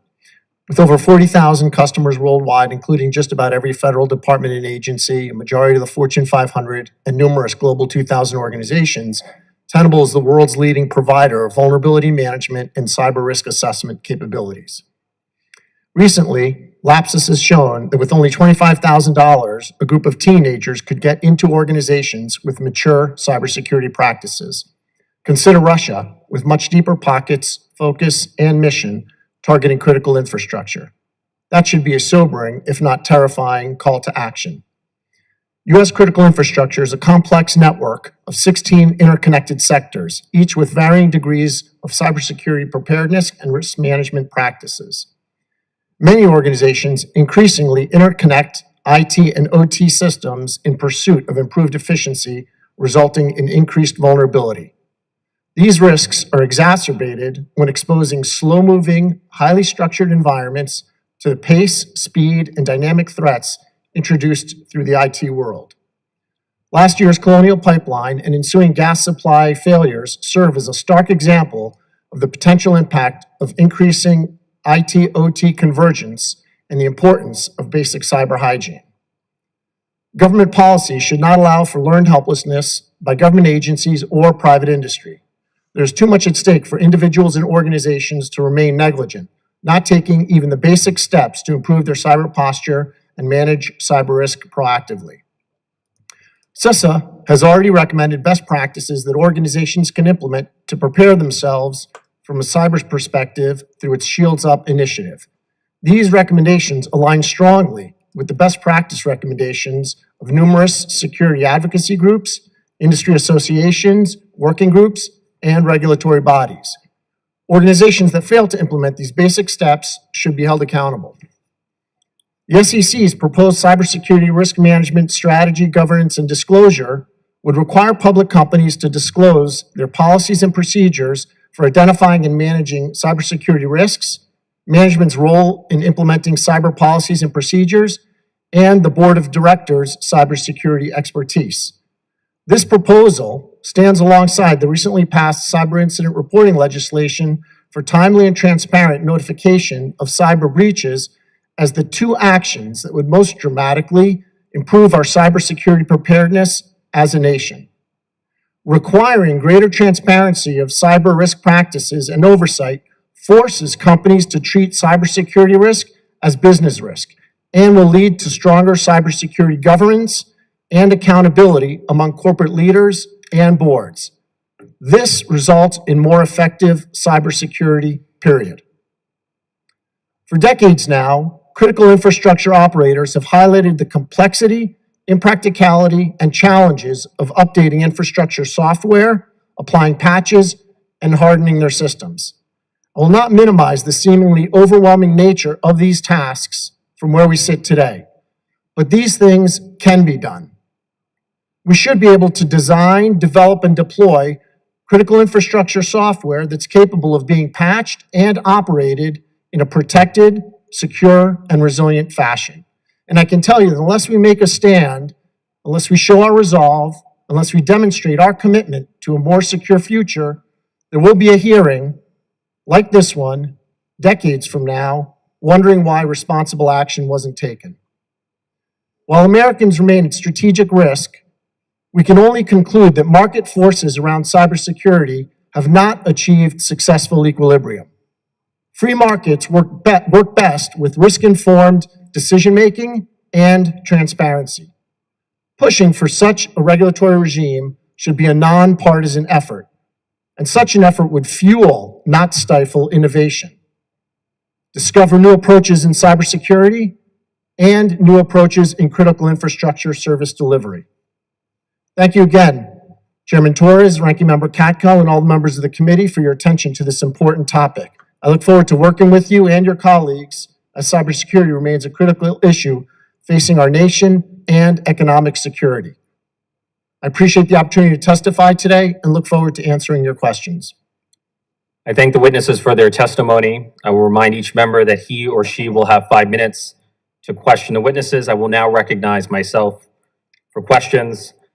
Ransomware attacks that have stolen billions of dollars from American households, businesses, and governments have come disproportionately from Russian cyber threats. SolarWinds, the largest espionage campaign in history; Colonial Pipeline, the largest breach of energy infrastructure in history; JBS, the largest breach of food infrastructure in history. All of these intrusions came from Russian cyber threats. Mr. Myers, would it be fair to think of Russia as a superpower in cyberspace? Yes, Congressman. I think that Russia has demonstrated through numerous years and numerous campaigns significant technical capabilities and intent to target Western and U.S. infrastructure. And even though the United States may have more cyber capabilities than Russia, there's a sense in which the United States might have more cyber vulnerabilities because American infrastructure tends to be more automated, more computerized. Is that a fair assessment? Yes, sir. We would never expect an American business in a physical conflict to defend itself successfully against a superpower like Russia. Is it reasonable and realistic to expect an American business in a cyber conflict to defend itself successfully against a cyber superpower? Mr. Uran, do you have any thoughts on that? I don't think it's reasonable to expect that all critical infrastructure operators would be able to defend themselves in totality against a sophisticated cyber superpower like Russia. I do think it's reasonable to expect that they exercise a good standard of care with their system, including maintaining their systems in good repair, searching for vulnerabilities, fixing vulnerabilities, addressing high priority threats that CISA and others have shared with them. And in doing so, I think they can significantly reduce their exposure and probability of causing significant outage. Should the U.S. government assume a greater role in defending privately owned and operated critical infrastructure, a role that extends beyond public awareness campaigns and voluntary public-private partnerships? I don't think the U.S. government should be in the cyber defense role where they're defending critical networks and critical infrastructure where they might not understand the changes that they might make and how those might impact the critical infrastructure. It's incumbent upon those operators which understand the systems, how those systems operate, how they work together, and how they fit to defend those networks with help from intelligence, information, and prioritization from their government partners. Should the federal government mandate best practices in cyber hygiene like multi-factor authentication across all the sectors of critical infrastructure? I believe that and I'm going to keep answering questions unless one of my colleagues jumps in or unless these questions are directed at me. I believe it's critical important for the federal government to mandate cyber best practices, noting, however, that there is not one cyber best practice across all critical infrastructures, and that the regulatory agencies and sector-specific agencies should work with CISA and their private sector counterparts to develop those and maintain those best practices. Mr. Myers, should we mandate multi-factor authentication across all sectors of critical infrastructure?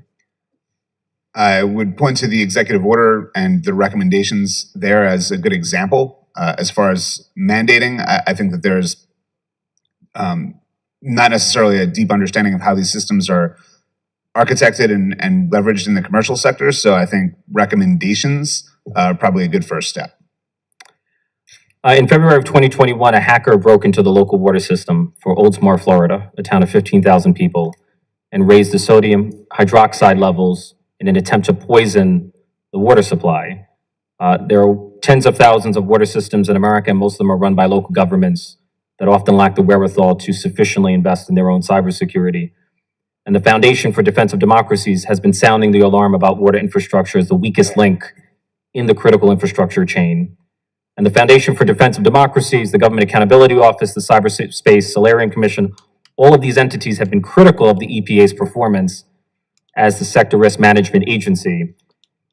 Dr. Morley, how can a water system that is so fragile and so fragmented and so federated be secured from Russian cyber threats? Sure, I recognize the question, sir, and I believe that some of that recognizes some of the capacity issues that we've identified in the sector as being challenges in implementation of certain cybersecurity best practices. That would be a great example of where further implementation of the SciHy program would be very beneficial to a community like Oldsmar or other utility systems. There's also the reason why AWWA has developed a white paper talking about a framework, a new governance approach for cybersecurity in the water sector, a collaborative process modeled on what's in the electric sector.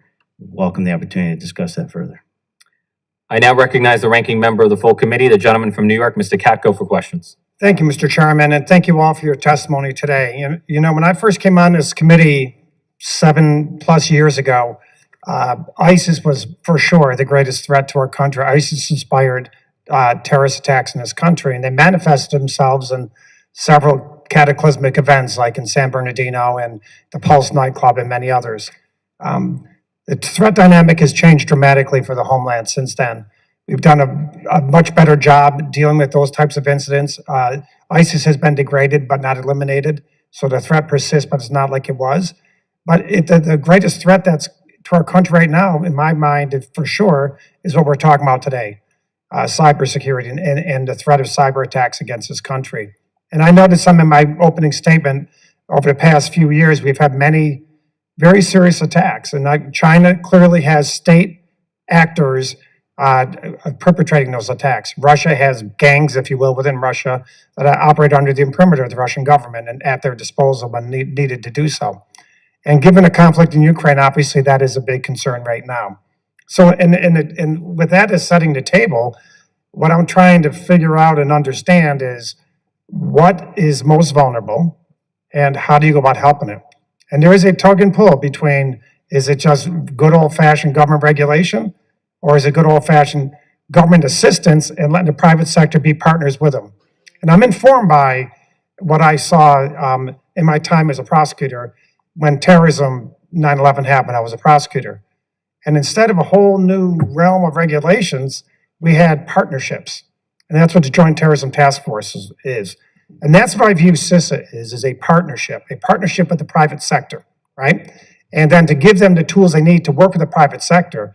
And by the way, if you want an incentive to secure your systems, if there's technology out there and you're not securing your systems with that technology that's reasonably attainable for you, and you get hacked, you're going to be vulnerable to lawsuits from your shareholders.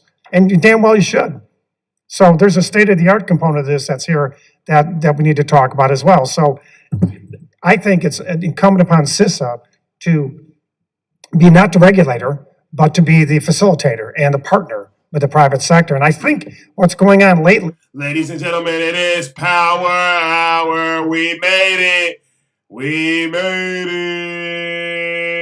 it. We made it.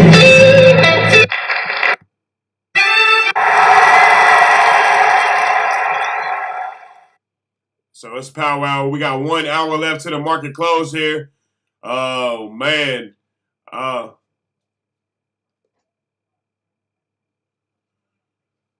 Things are getting to where they want to be, man, for real. They're getting set up here, looking, you want to probably be looking about 5 days back. I'm looking 5 days back from at this point, maybe 5 days. If we can get lower than 5 days back, then I'm looking maybe about a whole month.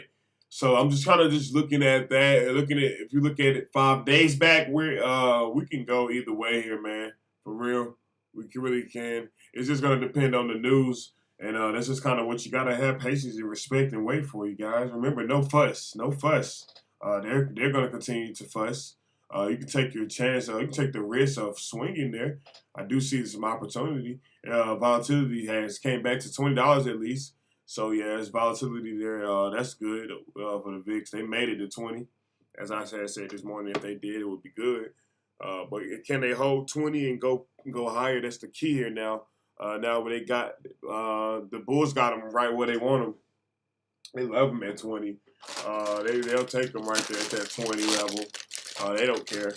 They love it. So that's just where we're at. Just wanted to get you guys updated, let you know it is Power Hour. We got 58 minutes left, ladies and gentlemen. This is important here, though. House Homeland Security Committee, they're live here. We're going to tune in and see if anything else is going on. I haven't heard from Secretary Jen today, so probably Jinx. So you owe me a soda. She might be live now. They're still doing that discussion over there at the Supreme Court nomination. That's still going on. So it's a lot. It's a lot of news today, as you can see. A lot of politicians are busy here today. But I don't know the White House. Let's see if the White House is going live. It might be. We can check in with it while we just sitting here. I was letting you guys know it's Power Hour. Wait.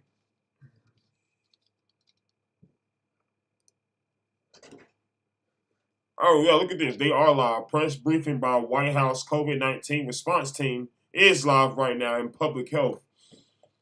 So we're going to tune into this and take a quick break from the other briefing. Oh, they haven't started yet, so we're right on time. They're going to begin this shortly, so we're going to play some music until we do see that. And it looks like Jen Secretary Jen is speaking at 3:30, ladies and gentlemen. By then, so time is going on, so that's about 30 minutes afterwards. So we're gonna tune in and see what what's his name? Fauci, he gotta say. We'll be right back, ladies and gentlemen. The market is still in the red, as you can see right here. I'm gonna show it to you. I ain't gonna speak it. I'm gonna show it. Yeah, it's Leonard P. Hey, my cousin, man, we back. I sit back, think about shit I did, think about all the shit I do in every single band that I ran through. Thoughts don't last long, while I'm blowing strong, popping sands, and my mans with the shrooms just came to. Know that he trippin', know that we sippin'. I'm all in the bag, I just got the pack, now it's time to flip it. I'm all in the bag, I just got the pack, now it's time to flip it. Now it's time to flip it. I gotta go get it. You gotta go get it. We some go-getters. Maybe we ain't have much, but now we got all the riches. And they tryna get it, cause we're ahead in my city. They still doing parties at the hut, knowing that's a death wish. Rest in peace and treasure, and McGee dad got recently hit. I shed a few tears off the love and strength. Now I just keep a sack, call me Warren with it. My board going too fast, got you haters furious. My mindset like Joker, I'm asking what's so serious. Y'all a bunch of joys, it's cause y'all just acting curious. I like my bitch ass fat, long hair, like delicious. I hold on to my money, yeah, I cherish it. I sit back, think about shit I did, think about all the shit I do in every single band that I ran through. Thoughts don't last long, while I'm blowing strong, popping sands, and my mans with the shrooms just came to. Know that he trippin', know that we sippin'. I'm all in the bag, I just got the pack, now it's time to flip it. I'm all in the bag, I just got the pack, now it's time to flip it. Now it's time to flip it. I gotta go get it. I gotta go get it. All my niggas with it. I gotta go get it. Even when we split it. Been on the ticket. Had a chance and I missed it. At Russell Wilson, a young nigga after digits. Spent the whole band on some throwaways and got them all. 35 on the shrooms, wild as shit. Now the shit I ever had to drop the bands when a nigga got coke. I put in a couple weeks, I'm praying that they let me out. Let me in my eyes, you can tell I done been through it. That's why I stay gassed up and pulled up on that fluid. I don't need all that heat, I'm trying to cool it. Nigga, you the police, who you think you fooling? I sit back, think about shit I did, think about all the shit I do in every single band that I ran through. Thoughts don't last long, while I'm blowing strong, popping sands, and my mans with the shrooms just came to. Know that he trippin', know that we sippin'. I'm all in the bag, I just got the pack, now it's time to flip it. I'm all in the bag, I just got the pack, now it's time to flip it. Now it's time to flip it. I gotta go get it. Get it. Yeah.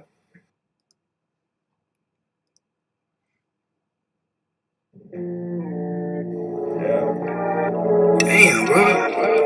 Little skeezers, little horse, little jump. Yeah, horse.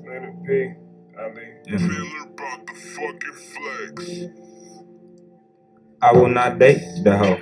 No. I will not rape the hoe. No. Really, I hate that hoe. Yeah, really, I hate that hoe. Yeah. I will not date the hoe. No. I will not rape that hoe. No. Really, I hate that hoe. Really, I hate that hoe. Yeah. I will not date that hoe. Nah. I will not rape that hoe. Nah. Really, I hate that hoe. Yeah. Really, I hate that hoe. Yeah. On our work to address the long-term impacts of COVID. First, I want to discuss where we stand on funding for the COVID-19 response and convenient tests. But as we've made clear for months, there's more work to do. The country urgently needs additional funding from Congress to continue our fight against COVID. The administration requested emergency funds to ensure our medical tools like vaccines, treatments, and tests remain readily available to the American people. And importantly, funding for our global response so we can get more shots in arms around the world. We are encouraged by the Senate's work on a bipartisan plan to help meet some of our most immediate domestic needs. But as we've made clear, we need more for our domestic response, to stay up to date on vaccines, to procure monoclonal antibody treatments and antiviral pills, to provide protection for the immunocompromised, and to sustain our testing capacity. And it is a real disappointment that there's no global funding in this bill. This virus knows no borders, and it's in our national interest to vaccinate the world and protect against possible new variants. Without additional funding for our global response, we won't have resources to help get more shots in arms in countries in need. We will lack funding to provide oxygen and other life-saving supplies. And our global genomic sequencing capabilities will fall off and undermine our ability to detect any emerging variants around the world. As we know, this virus is unpredictable. Time is of the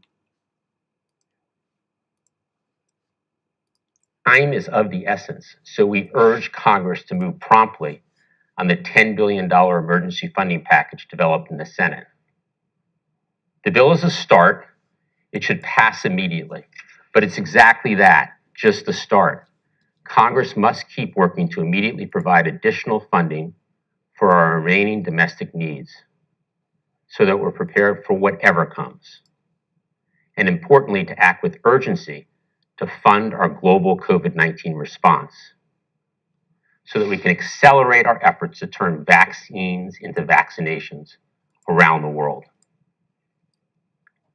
As we work with Congress to fund our global response, we will continue doing all we can to vaccinate the world. At President Biden's direction, we've done more than just lead the global vaccination effort. We have pioneered the global vaccination effort. The U.S. was the first country in the world to donate a significant amount of our own vaccine supply, creating the model for other countries to do the same. The U.S. was the first country to strike a deal with a major vaccine manufacturer to purchase doses solely to donate to other countries in need. 1 billion Pfizer vaccine doses. We were the first and remain the only country to broker a deal with the U.S. manufacturer and COVAX to get vaccines into humanitarian zones to reach people displaced by war, famine, and other crises. And we were the first and are still the only country to give up our place in line for delivery of doses, enabling the African Union to more quickly access over 100 million Moderna vaccine doses. Today, we're adding to our list of firsts, announcing that we will be the first nation to donate tens of millions of pediatric COVID-19 vaccines to low and lower middle income countries for free with no strings attached. These countries around the world are eager to get these doses. In fact, more than 20 low and lower middle income countries have approached the United States asking us to provide vaccines for their young children. We're now ready to answer their call. It's the right thing to do. The U.S. has now delivered over 500 million adult vaccines to 114 different countries. And because of President Biden's leadership, vaccine supply is no longer the constraint to getting shots in arms around the world.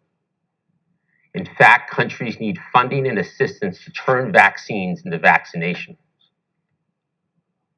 That's why Congress must step up and provide critical funding to help countries in need get shots into arms. In the meantime, any low and lower middle income country that wants adult doses from the U.S. can get those doses, again, for free with no strings attached.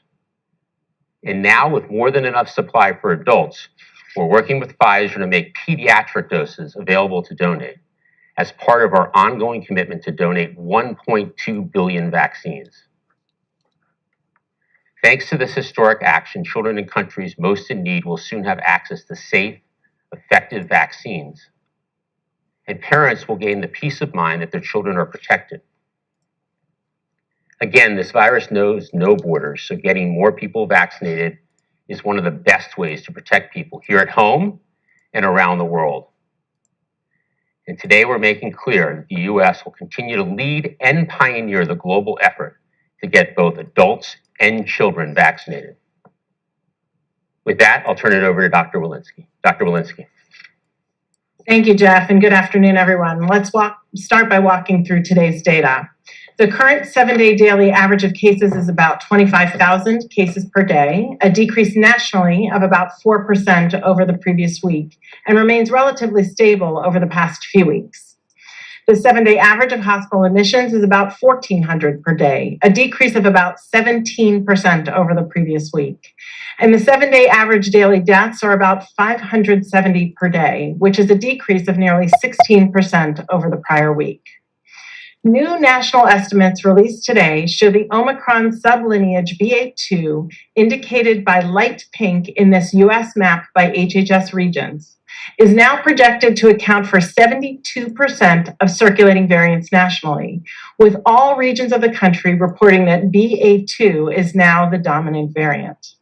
As we've previously shared about the BA2 variant, there is no evidence that BA2 results in more severe disease compared with the BA1 variant, nor does it appear to be more likely to evade immune protection than BA1. But BA2 does appear to be more transmissible than BA1. The high level of immunity in the population from vaccines, boosters, and previous infection will provide some level of protection against BA2. However, we strongly encourage everyone to be up to date on their COVID-19 vaccines. Looking across the country, we see that 95% of counties are reporting low COVID-19 community levels, which represents over 97% of the US population. If we look more closely at the local level, we find a handful of counties where we are seeing increases in both cases and markers of more severe disease, like hospitalizations and inpatient bed capacity, which have resulted in an increased COVID-19 community level in some areas. While on the national level, cases remain relatively low compared to prior points in the pandemic, we continue to look to COVID-19 community levels, which were developed to work locally at the county level. As we move forward, we encourage local jurisdictions to closely monitor their own COVID-19 community levels and to follow additional metrics that they may have available as leading indicators of disease, for example, wastewater and syndromic surveillance. It's important for communities and health officials to use these measures to help inform prevention strategies for their local area, like masking, testing, and plans for treatment, should they move into higher COVID-19 community levels. Now, as we continue to closely monitor COVID-19 in the United States, we're reminded of the critical need to have a sustainable and resilient public health workforce in place that can effectively respond to both emerging threats and ongoing public health needs. During the decade prior to COVID-19, the public health workforce lost an estimated 60,000 jobs nationwide, despite the continued demands to respond to multiple chronic public health threats, like H1N1, Zika, and Ebola. As we look to building back this much-needed workforce, we must prioritize a public health workforce that is as diverse as the communities they serve, culturally competent and equipped with skills to meet the public health needs of communities across the nation. One way we're working to build this workforce is through Public Health AmeriCorps, a groundbreaking initiative that supports the recruitment, training, and development of our nation's next generation of public health leaders. Public Health AmeriCorps is supported through investments from the American Rescue Plan and is anticipated to fund up to 5,000 positions over the next 5 years. This week, AmeriCorps will award over 80 grants to the first round of Public Health AmeriCorps programs across 32 states and territories that will allow the recruitment of nearly 3,000 Public Health AmeriCorps members. The work of these initial members will help to address public health needs in our nation's inner cities, to build tribal public health capacity, to address health disparities in rural America, and to bolster public health resources in our U.S. territories. Recruitment, training, and development of public health personnel is a key part of building our nation's public health workforce, allowing us to better respond to current and future public health threats. And now I will turn it over to Dr. Fauci. Dr. Fauci? Thank you very much, Dr. Walensky. I would like to now discuss the COVID-19 boosters, particularly in the context of the fourth dose of an mRNA boost. Let's take a very quick update and overview of the situation that we're in right now. So several studies have shown that COVID-19 vaccine booster shots protect against serious illness, hospitalizations, and even death. That's a well-established fact now. And the CDC recommends everyone aged 12 and older to receive a COVID-19 vaccine booster after completing their primary vaccination series. And certain individuals can now receive 2 booster doses. People who are moderately or severely immune compromised, as well as adults 50 years of age or older. Next slide. And as we know, on March 29th, the FDA authorized second booster doses of 2 COVID-19 vaccines for older and immunocompromised individuals.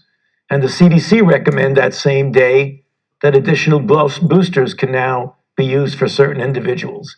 Let's take a look at the data behind those decisions. So, the first booster doses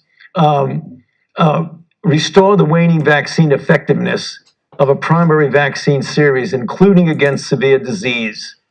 The effectiveness of the first booster dose, we know, wanes over time. And growing evidence indicates that a second COVID-19 dose can restore vaccine effectiveness for certain populations, and albeit the data now, at least for the short term, and we look forward to longer term data. Next slide. So let's take a look at some of the Israeli studies. There are a few of them that are really quite telling. One from Bar-On, looking at more than 1 million people who are age 60 or older and eligible for the 4th dose. And in that study, an additional booster dose of the Pfizer product at 4 months resulted in a 2-fold lower rate of confirmed infection and a 4.3-fold lower rate of severe illness. In another study, next slide, again from Israel by Arbel, about 500,000 members of a health services group, again, age 60 years of age or older, and now during an Omicron surge, individuals who received a second booster dose of the Pfizer product at 4 months had a 78% reduction in death compared to those who received only the first boost. And on the next slide, this is rather dramatically shown by this Kaplan-Meier shot, where you see here in the pink red the first booster, namely a 3rd dose, and then in the lighter blue color, you look at the mortality rate of individuals who received the second booster or the 4th dose.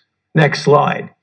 And yet again, in another study by Gazit, in almost 100,000 people at a different healthcare service, when you looked at the 4th dose and compared it to the 3rd dose, there was an 86% vaccine effectiveness against severe disease. Next slide. Now, what we're doing at the NIH, looking forward about 4th doses that might be available for people in the longer range, we want to do better than just what we have. So there's now a new study that we just recently launched called COVAL. And what we'll be doing is assessing different 4th doses that are either ancestral strain or variant specific in the first phase of the study. In the second phase of the study, we're planning on looking at different vaccine platforms for the purpose of getting a great durability than we currently have. Next slide. And let me close by again just bringing to the attention of the audience covid.gov, where we can get one-stop shopping of all the information that you'll need to help you navigate decisions about vaccines and about testings. With that, I'll hand it over now to Secretary Becerra. Thank you, Dr. Fauci. When it comes to COVID, we have more tools than ever before to stay safe, from vaccines and boosters to treatments and tests, all widely available and no cost to the American people, thanks to our national COVID response over the past year. But we also know that many people continue to feel the physical and the mental burden of this pandemic. We have to ensure that people with disabilities, older Americans, and people who are immunocompromised aren't left behind, and that they continue to have the tools and resources that they need to stay safe. Just yesterday, we expanded coverage of free over-the-counter COVID tests to the tens of millions of Medicare beneficiaries. People with Medicare now have access each month to up to 8 easy-to-use at-home COVID-19 tests at no cost. This is all part of our overall strategy to ensure access to tests free of charge. In the past year, we have more than tripled the number of sites where people can get COVID-19 tests for free and delivered close to 250 million free at-home rapid tests to Americans who have ordered them. President Biden has been clear. We must ensure that no one is left behind as we work to move forward in the fight against COVID-19. That also means taking on big and complex physical and mental health challenges caused by COVID. Americans of every age and background are experiencing long COVID. Americans have experienced the loss of a loved one due to COVID, including over 200,000 children who've lost a parent or caregiver. And Americans nationwide are grappling with mental health and substance use challenges caused by or exacerbated by the pandemic. Let's be clear, we are going to use every tool we have to be there for these Americans. We've made significant investments in mental health care, as well as substance use prevention, treatment, and recovery support. That is especially important for people dealing with COVID and COVID-related loss. We've launched efforts across the NIH, the CDC, and the Veterans Administration, including the landmark $1.1 billion Recover Initiative, to better understand long COVID and accelerate scientific progress. And we are providing Americans experiencing long COVID information about where they can access the resources and support they need, as well as helping them understand if they have a disability and educating them on their rights. Long COVID is real, and there is still so much we don't know about it. Millions of Americans may be struggling with lingering health effects, ranging from things that are easier to notice, like trouble breathing or irregular heartbeats, to less apparent but potentially serious conditions related to the brain or mental health. At the President's direction, the Department of Health and Human Services will be leading a government-wide response to long COVID, focused on 3 main goals: improving care, services, and other support for individuals with long COVID, enhancing education and outreach among the public, private sector, and the medical community, and advancing research to support both goals. And of course, we'll collaborate with academic, industry, and state and local partners to better understand long COVID. Through it all, we'll continue to assess and highlight the long-term effects of COVID-19 on our hardest hit and highest risk communities, and make sure they receive the support they need. To do this, we're launching the first ever Interagency National Research Agenda on Long COVID, a National Research Action Plan.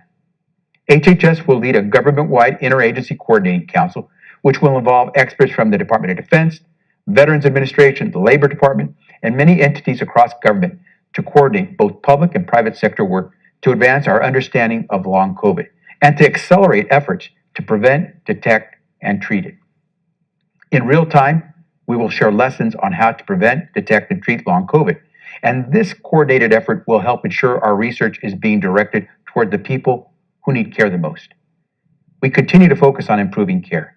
If we receive additional financial support for it from Congress, we will launch new centers of excellence in communities across the country to provide high-quality care to individuals experiencing long COVID and to get best practices out there to physicians across the country. We're determined as a nation, as the President has said, to not leave anyone behind. And that includes our loved ones suffering from long COVID and related conditions. We see you, we are focused on you, and we are committed to advancing our nation's capacity to understand and treat your conditions. And I'll end with this. We know the best way to prevent long COVID is to prevent you from getting COVID in the first place. That's why it's so critical to get vaccinated and boosted, which is our best tools that we have to prevent COVID-19. So I continue to encourage everyone eligible to get vaccinated and boosted to go do it so we can all move forward safely together. Thanks. Back to you, Jeff. Thanks, Secretary. With that, Kevin, let's open it up for some questions. Kevin? Thanks, Jeff. We only have time for a few questions today. Let's go to Sabrina Siddiqui at Wall Street Journal. Thank you, as always, for doing the briefing. I want to ask about COVID funding. Republicans are trying to insert an amendment into the COVID deal to reinstate Title 42. There are even some Democrats, such as Arizona Senator Mark Kelly, who've said that they're open to considering such an amendment. Is the administration concerned that the decision to lift Title 42 could now threaten COVID funding? Thanks for the question. Look, Title 42 is a public health authority, and therefore it's always been a decision made by the scientists and public health experts at the CDC, and it's based on the public health conditions, and it should remain independent of the urgently needed funding that we talked about today to sustain our COVID response here domestically and our global response. So this should not be included on any funding bill. The decision should be made by CDC, which it has been, and that's where it belongs. Next question, please. Go to Aaron Billups at Spectrum News. Hi, thanks so much for taking my question for Dr. Walensky and Secretary Becerra. Just wondering, with this increased focus on long COVID, if type 2 diabetes is being considered a part of the long COVID problem. There was a new study published in The Lancet last month that finds a link between COVID infections and an increased risk of being diagnosed with diabetes. And experts I've spoken to say there's an urgent need to aggressively screen the US population for diabetes and get more people into diabetes management programs. Are you looking for funding for that as well? Have there been any discussions about that? Dr. Walensky, why don't you go first here? Yeah, thank you for that question. First, let me say the science is definitely starting to demonstrate this link between people who previously had COVID and increasing rates of new diabetes diagnoses. Certainly, public health infrastructure will assist in not only screening for diabetes, but also for nutrition and diabetes care. And I think as we consider the menu of many things that could be incorporated into post-COVID conditions, diabetes certainly should be one of those conditions considered. Secretary Becerra? And I'll simply add, based on what Dr. Walensky has said and our scientists are telling us, we need to work as aggressively as we can to make sure that no American is left behind. So that means that if we need more funding to address long COVID, we're going to fight to get that from Congress, because we understand that COVID is having effects long after the actual virus has escaped us. Next question, please. Go to Tamara Keith at NPR. Thank you for taking my question. By my very rudimentary math, you're getting about 60% of the money that you asked for domestic COVID programs. So what takes the hit? What do you do with only 60% of the money? Additionally, is there any thought of changing the requirements of testing for international travel and masks on planes? If we could get an update on that. Okay, on your second question, no, there are no plans to change the international travel requirements at this point. We asked, your math's good math here, we asked for $22.5 billion, and Congress is working to pass $10 billion, only a fraction of the immediate need. And that immediate need is immediate. It's for vaccines, therapeutics, and tests. The $10 billion for domestic efforts funds some of these urgent needs, but we still need additional funding for both our domestic effort and our global efforts, where there's no additional funding in the $10 billion. So every dollar we requested is critical to both our domestic and global response. HHS, under the Secretary, will work through how to best deploy these very limited resources to satisfy the most urgent of the urgent needs.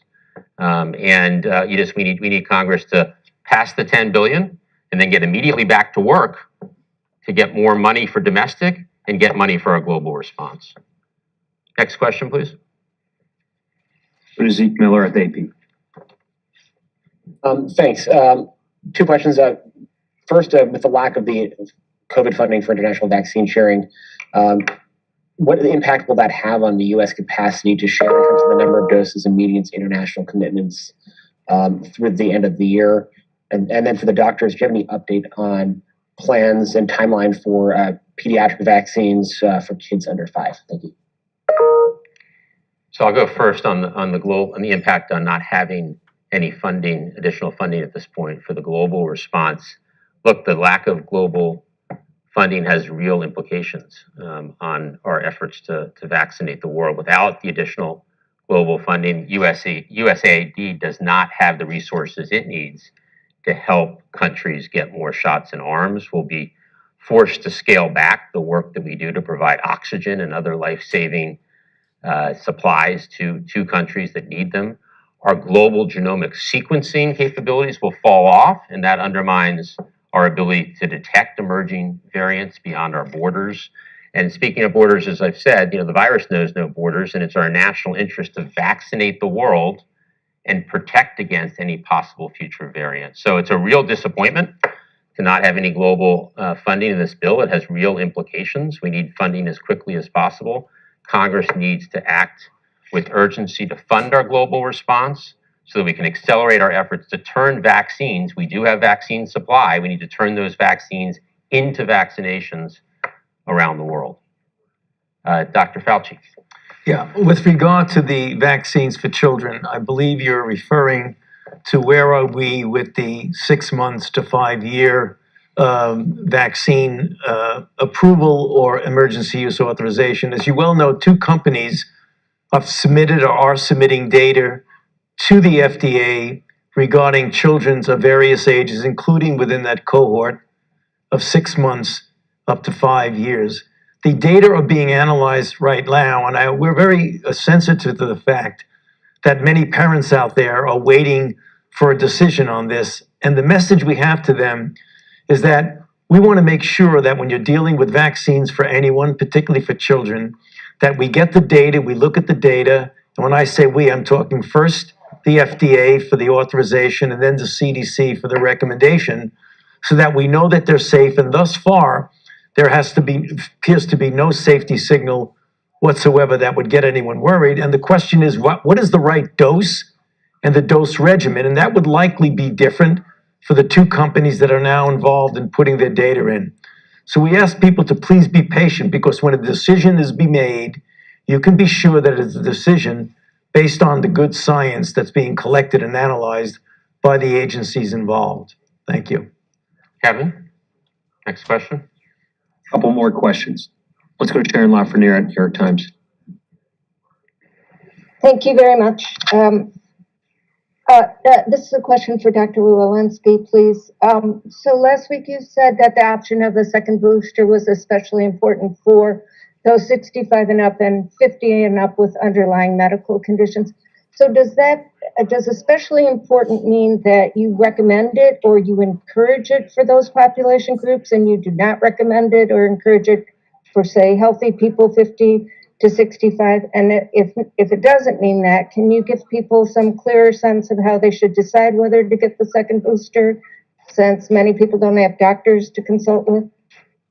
Yeah, thank you for that question. So we have made the 4th shot, the second booster, available to everyone over the age of 50, because everybody does have individual, risk assessment as to how they're approaching this vaccine. But we really would encourage people who are over 50 who have underlying medical conditions, those over the age of 65, to go ahead and get that next shot, and also to recognize that they may very well need another shot come the fall, and that'll be the subject of an FDA meeting discussion tomorrow. Kevin, last question. Go to Josh Wingrove at Bloomberg. Thank you very much. Can you talk a little bit more about the announcement on the pediatric vaccines? Are you able to provide a number? And is the fact that they're essentially sort of subbing in for adult vaccines, we've seen Jen Psaki speak to this, but also COVAX, that demand is waning in developing countries for the adult vaccines. Is that the reason why you're essentially swapping, or is it more a case of you wanting to hold back a little bit more adult vaccine just in case we need more widely forced shots in the U.S. and just in case Congress doesn't deliver more funding? Thank you. Yeah. So Josh, good questions. I mean, these donations are part of the 1 billion Pfizer doses that we previously secured. So this is international supply. This has nothing to do with our domestic supply, where we do have enough vaccine supply for the booster doses, the 4th doses that Dr. Fauci and Dr. Walensky just talked about, that have been recently authorized both for immunocompromised people and for people over 50. On the domestic front, we do not have sufficient supply if the science dictates that all Americans get boosted sometime later in the year, or if we were to need a vaccine specific a variant specific vaccine, a different formulation than what we have today. We do not have the funding for that. So on the pediatric international, there are plenty of doses available for adults, which gives us the opportunity to provide 100 million or more doses of Pfizer's vaccine for 5 to 11-year-olds to donate in the upcoming months. As I mentioned, 20 countries have already asked, including Pakistan and Vietnam, have made requests to vaccinate their children. They get vaccines to do so. None of this will undermine the position that we have right now, which is that we have plenty of supply in the US to send abroad and other countries around the world to do the same, to make sure that we have plenty of vaccines for adults across the world. So we are now able to help lead the world in vaccinating both adults and children in those countries that are in need. So before we close, this is likely my last briefing. I just want to say it's been the honor of a lifetime to serve in this role. As we enter this new moment in the pandemic, I can't think of a better person to hand the baton to than Dr. Jha. I want to thank the Secretary, Dr. Fauci, Dr. Walensky for your partnership and continued leadership. And I want to thank the COVID-19 response team here at the White House, everyone inside and outside of government who has worked together tirelessly in our fight against the virus. And finally, and importantly, to the members of the press, as always, thank you for joining these briefings, asking the questions you ask, and most importantly, thank you for all the important, critical work you do to provide information to the public. So bottom line, thank you. Oh, yeah, man. Okay, ladies and gentlemen, that's it. Thank you for joining. Look, we got 20 minutes left. The market about to close. Looks like Secretary Jen's going to be speaking here. We're going to sit here and wait for that. We're going to end this one, the Homeland Security. We don't want to hear that no more.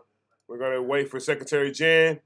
That's what's moving the market here now. The market is pulling back. Spots at 450. Ooh, I said it earlier. They hit it. They're there now. Will it break? Will it flush? Will it hold? Buy support? Which one? Which one is it? Buy or sell? Resistance or support? Which one is it? That's the question going into tomorrow, ladies and gentlemen. FOMC minutes 2. Stay cautious, stay cautious. We're going to tune into this now.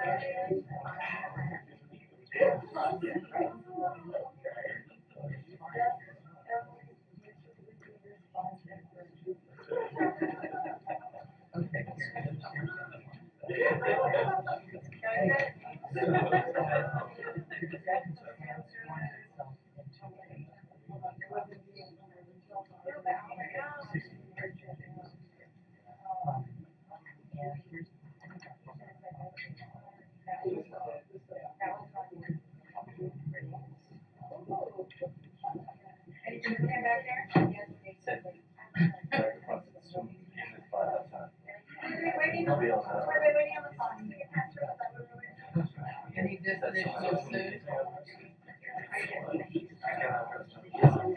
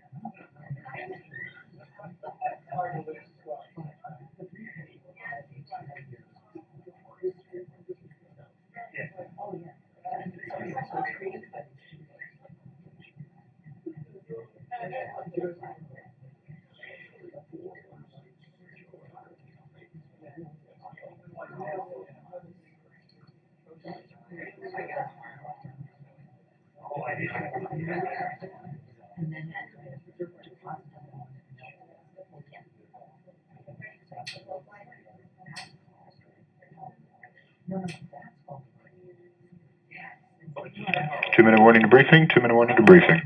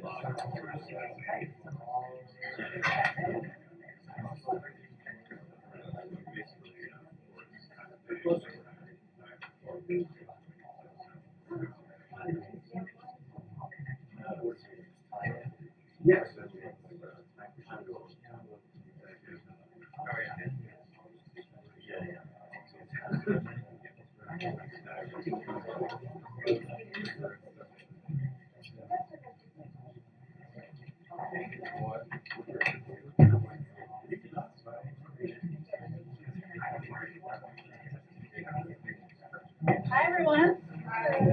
It's a busy day here, I would say. Okay. Today, as you all know, we announced new actions to cut healthcare costs through the Affordable Care Act.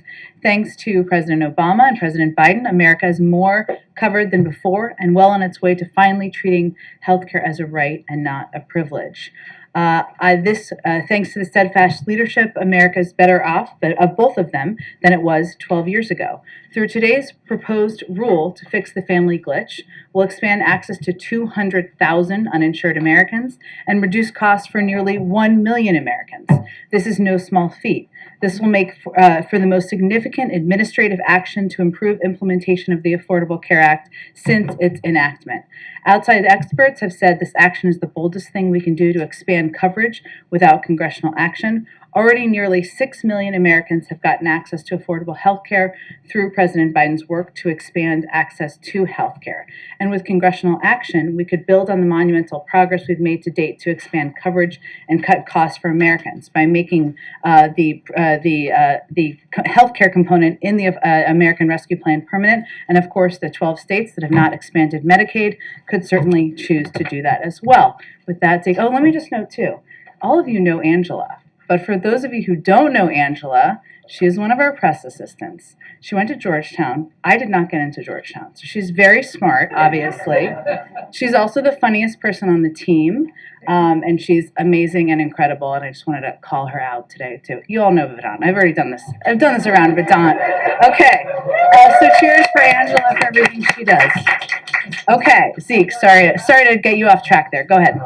Jen, administration officials said that tomorrow the president's going to extend the student pause on student loan repayment for another 3 months through August. That would put it be starting a couple months before the midterm elections. Is the president willing to sort of end that pause and have borrowers be able to make payments that close to a midterm election?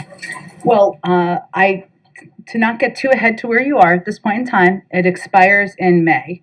Obviously, we'll have a formal announcement to make before that timeline. I don't have anything to preview at this point in time. Obviously, we look at and assess what the needs are for the people who are impacted by the payment of student loans as we make these assessments. I would note that no one has been required to pay a single dime of federal student loans since the president took office. And of course, the Department of Education will continue to communicate directly with borrowers about federal student loan repayment and servicers as we make this final decision. On a different topic, we've heard a lot from the administration about the lack of international COVID relief funding for vaccinations.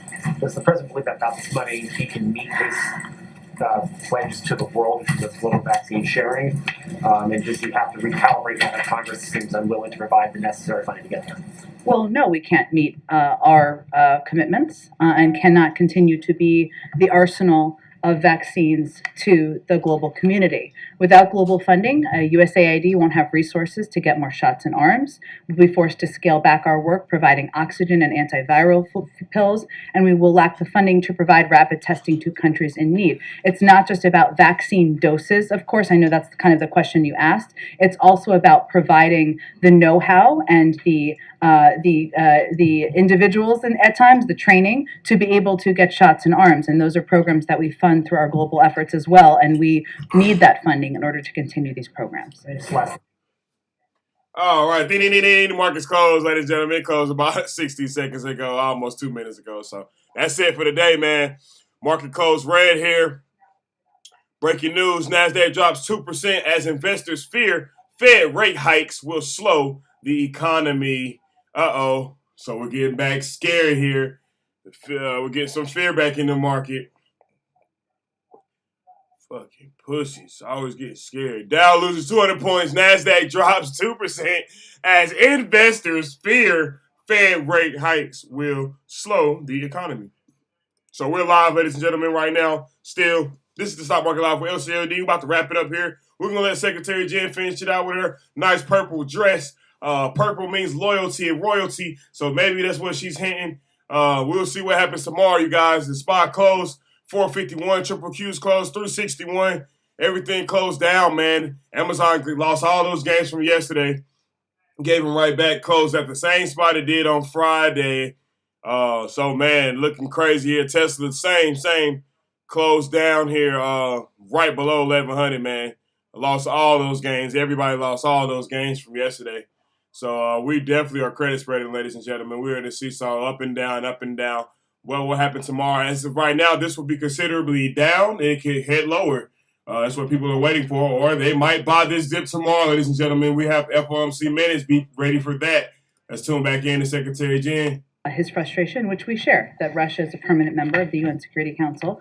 We don't see that changing. And so what our objective is at this point in time is on a couple of fronts. One is to continue to provide a range of security assistance to Ukraine, directly to Ukraine, to the military that is serving boldly and bravely on their behalf. I can provide you a little bit of an update on that, in addition to the deliveries of the $200 million package announced on March 12th, which are almost complete, deliveries of the $800 million package the President announced on March 16th are actively occurring, and obviously the Department of Defense has also announced a range of equipment that is being provided. I'd also note that there are a range of mechanisms as it relates to accountability, and that relates to the President's strong statements about his view and belief that Russia and President Putin are guilty of war crimes and obviously the atrocities that have taken place. And they are not necessarily through the UN mechanisms. And there are obviously challenges to that given Russia is a permanent member. But there are ample examples in the past of other international bodies, and we will continue to support those efforts as well. I just want more. The sanctions that are coming tomorrow, being announced by the U.S. and European partners, are expected to in part target Russian government officials and their family members. Is this also expected to include Putin's daughters? I don't have more specifics to detail or preview for you at this point in time. It is expected, or you can expect, I should say, as many of you have reported, that they will target Russian government officials, their family members, Russian-owned financial institutions, also state-owned enterprises. It's a part of the continuation of our efforts to put consequences in place, hold Russian officials accountable. And again, those announcements will be made tomorrow. Go ahead. Thanks, Jen. Secretary of State Blinken earlier today said that the killings in Bucha are not a random act by a rogue unit, but that it is a deliberate campaign by Russia to commit these atrocities. But he did not offer any evidence the U.S. has to back up this claim. I'm wondering if the White House can share any evidence to that effect. Well, I think what the Secretary was referring to is the fact that we have predicted and laid out very clearly the intention of President Putin and the Russian military to commit atrocities. That's what they have done. We have seen with our own eyes what they have done. That is consistent with, but a little different from a question about a process, which is a process that would take place through an international mechanism to have a review or have an investigation into war crimes. That is a process that we would certainly be supporting in a range of ways. But what he was speaking to is the fact that we had predicted it. What we predicted has unfortunately happened, and we've only seen potentially the tip of the iceberg because of where we have had access to. We have not have access to an expanse of the country where they have likely also committed atrocities. Thank you. And one quickly on sanctions. We've sort of increasingly seen evidence that Russia is turning to China to supplement Western sanctions. We just had a report that Reuters did today about Russia turning to China for microchips. They have a payment card that they have now issued in conjunction with China's UnionPay, which is an alternative payment system, as you're aware. And I'm wondering if what is going to be announced tomorrow will, have anything to do with making China comply with Western sanctions. I mean, if you can speak to that. That continues to be not just our expectation, but what we've conveyed directly. But these sanctions are related to Russia. Go ahead. First, on sanctions, last night the Treasury Department shifted their general licenses a little bit in terms of payments from foreign reserves in U.S. institutions. Is it fair to say that the goal right now is to have a sovereign default with Russia in terms of how you want to impose costs? The goal is to force them to make a choice. So Russia does not have unlimited resources, especially now, given the crippling sanctions we've put in place. And they are going to be forced to choose between draining remaining valuable dollar reserves or new revenue coming in or default. Part of our objective here, the biggest part of our objective here, is to deplete the resources that Putin has to continue his war against Ukraine, and obviously causing more uncertainty, and challenges to their financial system is a part of that, but it is forcing them to choose those options and to also deplete the resources, making it more difficult for him to continue to fight the war. Longer term, Jake yesterday said something along the lines of this is not the time for complacency. I understand the alliance that's been put together over the last 6 months doesn't have a lot of precedent, but how real is the concern that if this is protracted, if this is months, not weeks, that fractures could end up coming to pass in the alliance you guys have put together? We have been very clear-eyed about that possibility from the beginning, which is why there has been so much effort on the diplomatic front to work at it. Including obviously the president's trip to Europe Secretary Blinken is on his way, or maybe he's there now in Europe. There are calls that happen every single day through nearly every national security official to continue to work towards that coordinated unity that has been so effective to date. It is also true, though, that unity does not mean identical. And as we're looking at the consequences people are putting in place, the actions they're taking, our expectation is not that it is identical. It is just our effort to do everything we can to make sure it's coordinated and as unified as it possibly can be. Last one real quick. I think you addressed it yesterday, so I apologize. But when you talk about the bridge from the SPR perspective, is it a bridge to, you believe the domestic industry will be able to fill that gap within the next 6 months? Or is it a bridge to domestic plus Canada plus the Middle East? How are you guys seeing what that is a bridge to in terms of production? A combination, I would say, Phil. As you know, the oil market is a global market, and we certainly understand and have seen that obviously the actions of President Putin has led to an increase in gas prices, not just here in the United States, but in other countries in the world. We also know that as other countries make decisions about energy sanctions, that could have an impact on the amount of supply in the marketplace. So we are taking steps that obviously a historic release from the Strategic Petroleum Reserve over the next 6 months to hopefully give a bridge to increased domestic production, to your point, which we know could take a little bit of time. But also during that time, we're also working with other countries around the world. You saw the announcement many of them made last week about their increased releases, but also to see what they can do to increase their supply into the marketplace as we're filling that gap. Go ahead, Weijia. Yeah. Today, Secretary Blinken also said that the U.S. was continuing to gather evidence and will continue to support Ukraine, the UN Human Rights Council, as it relates to a possible war crime trial. I know yesterday Jake said the U.S. was looking at a variety of mechanisms, but since the U.S. is not party to the ICC, other than a supportive role, what can it do to facilitate a trial? Well, let me give you an update on where we are. And I would also let me first point to the fact that historically, we have provided evidence to the ICC, even though we are not a party member. So if you look back in 2004, the State Department collected evidence indicating that the Sudanese military and militias were committing specific acts of violence against members of non-Arab groups in Darfur. And the Secretary of State at the time, Colin Powell, determined that what was happening was a genocide, and we worked with the ICC and the UN Security Council to hold accountable. So I would just note there is historic reference. Now, also, as you're thinking about the timeline of this, the historic reference for that is also important because that was 2004, and it is just starting now. So it takes time. Now, it doesn't always take that amount of time, but just, as you're looking at the history here. But right now, there are a number of efforts already underway to hold any Russians accountable for atrocities and war crimes. Over the past few weeks, we established investigations through the UN Human Rights Council and the OSCE of possible violations by Russia. We're also supporting the work of the War Crimes Unit under the Office of the Ukrainian Prosecutor General and a team of international prosecutors who are working with them, and also supporting Ukraine's authorities and civil society organizations who are working on the ground to document atrocity crimes for prosecution. And we also welcome the investigation opened by the ICC prosecutor, in particular his focus on preserving evidence of possible atrocity crimes. And as you noted, Jake outlined the specific ways that we can help in those efforts, including through intelligence sources and gathering and sharing that with our partners, including helping Ukrainians and what they're doing on the ground to develop their case. Third is working through international organizations.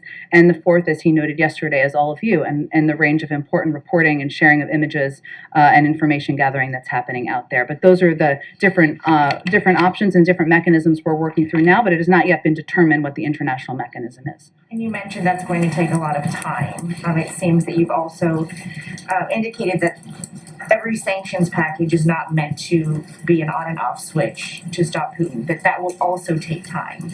Is there anything that can be done to stop Putin now, in the immediate? I would say first on sanctions, we have a couple of objectives. One of them is to put consequences in place, put a marker down and make very clear it's absolutely unacceptable, horrific, and there should be consequences. The second is to make it more difficult to fund the ongoing war. And that is a very important component. And the question Phil asked earlier about the bond payments and the bond payment that is due is an example of that. And the mechanisms we have through our economic resources to do exactly exactly that. And the third is to make clear and make it evident to President Putin and Russian leadership in the world that he is a pariah and now is and will be held accountable and treated in that way on the global stage.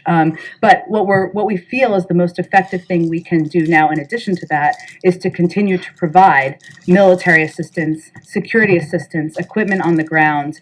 I would note again, the Department of Defense announced a series of additional military pieces of equipment that they had not previously delivered, that they were delivering to the ground. And we are focusing that effort on ensuring it is equipment that the Ukrainians are trained on and that they have already been using effectively in this war to fight the Russians. Go ahead. And just to follow up on Leach's question, you guys are adding more sanctions, saying that the sanctions are going to take time to have an impact. How much time do you guys think that these innocent Ukrainians have? Well, I think what's important to note here is sanctions are just one component of the tools that we have at our disposal. What we are doing, and we're already seeing effectively happen, is the financial system in Russia is near the brink of collapse. I mean, they're projecting 15% inflation, a contraction of 15% in their economy.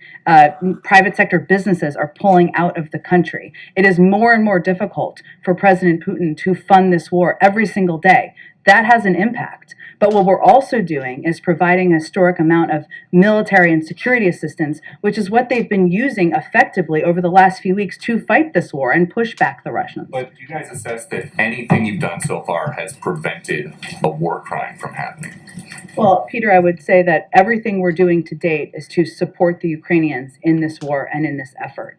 And that is something the president's proud of, we are proud of, including rallying and leading the global community and standing up against Russia. Okay, on another topic, a lot of stories about Hunter Biden surfacing this week. So to ensure the independence of the investigation, would the president support the appointment of a special counsel?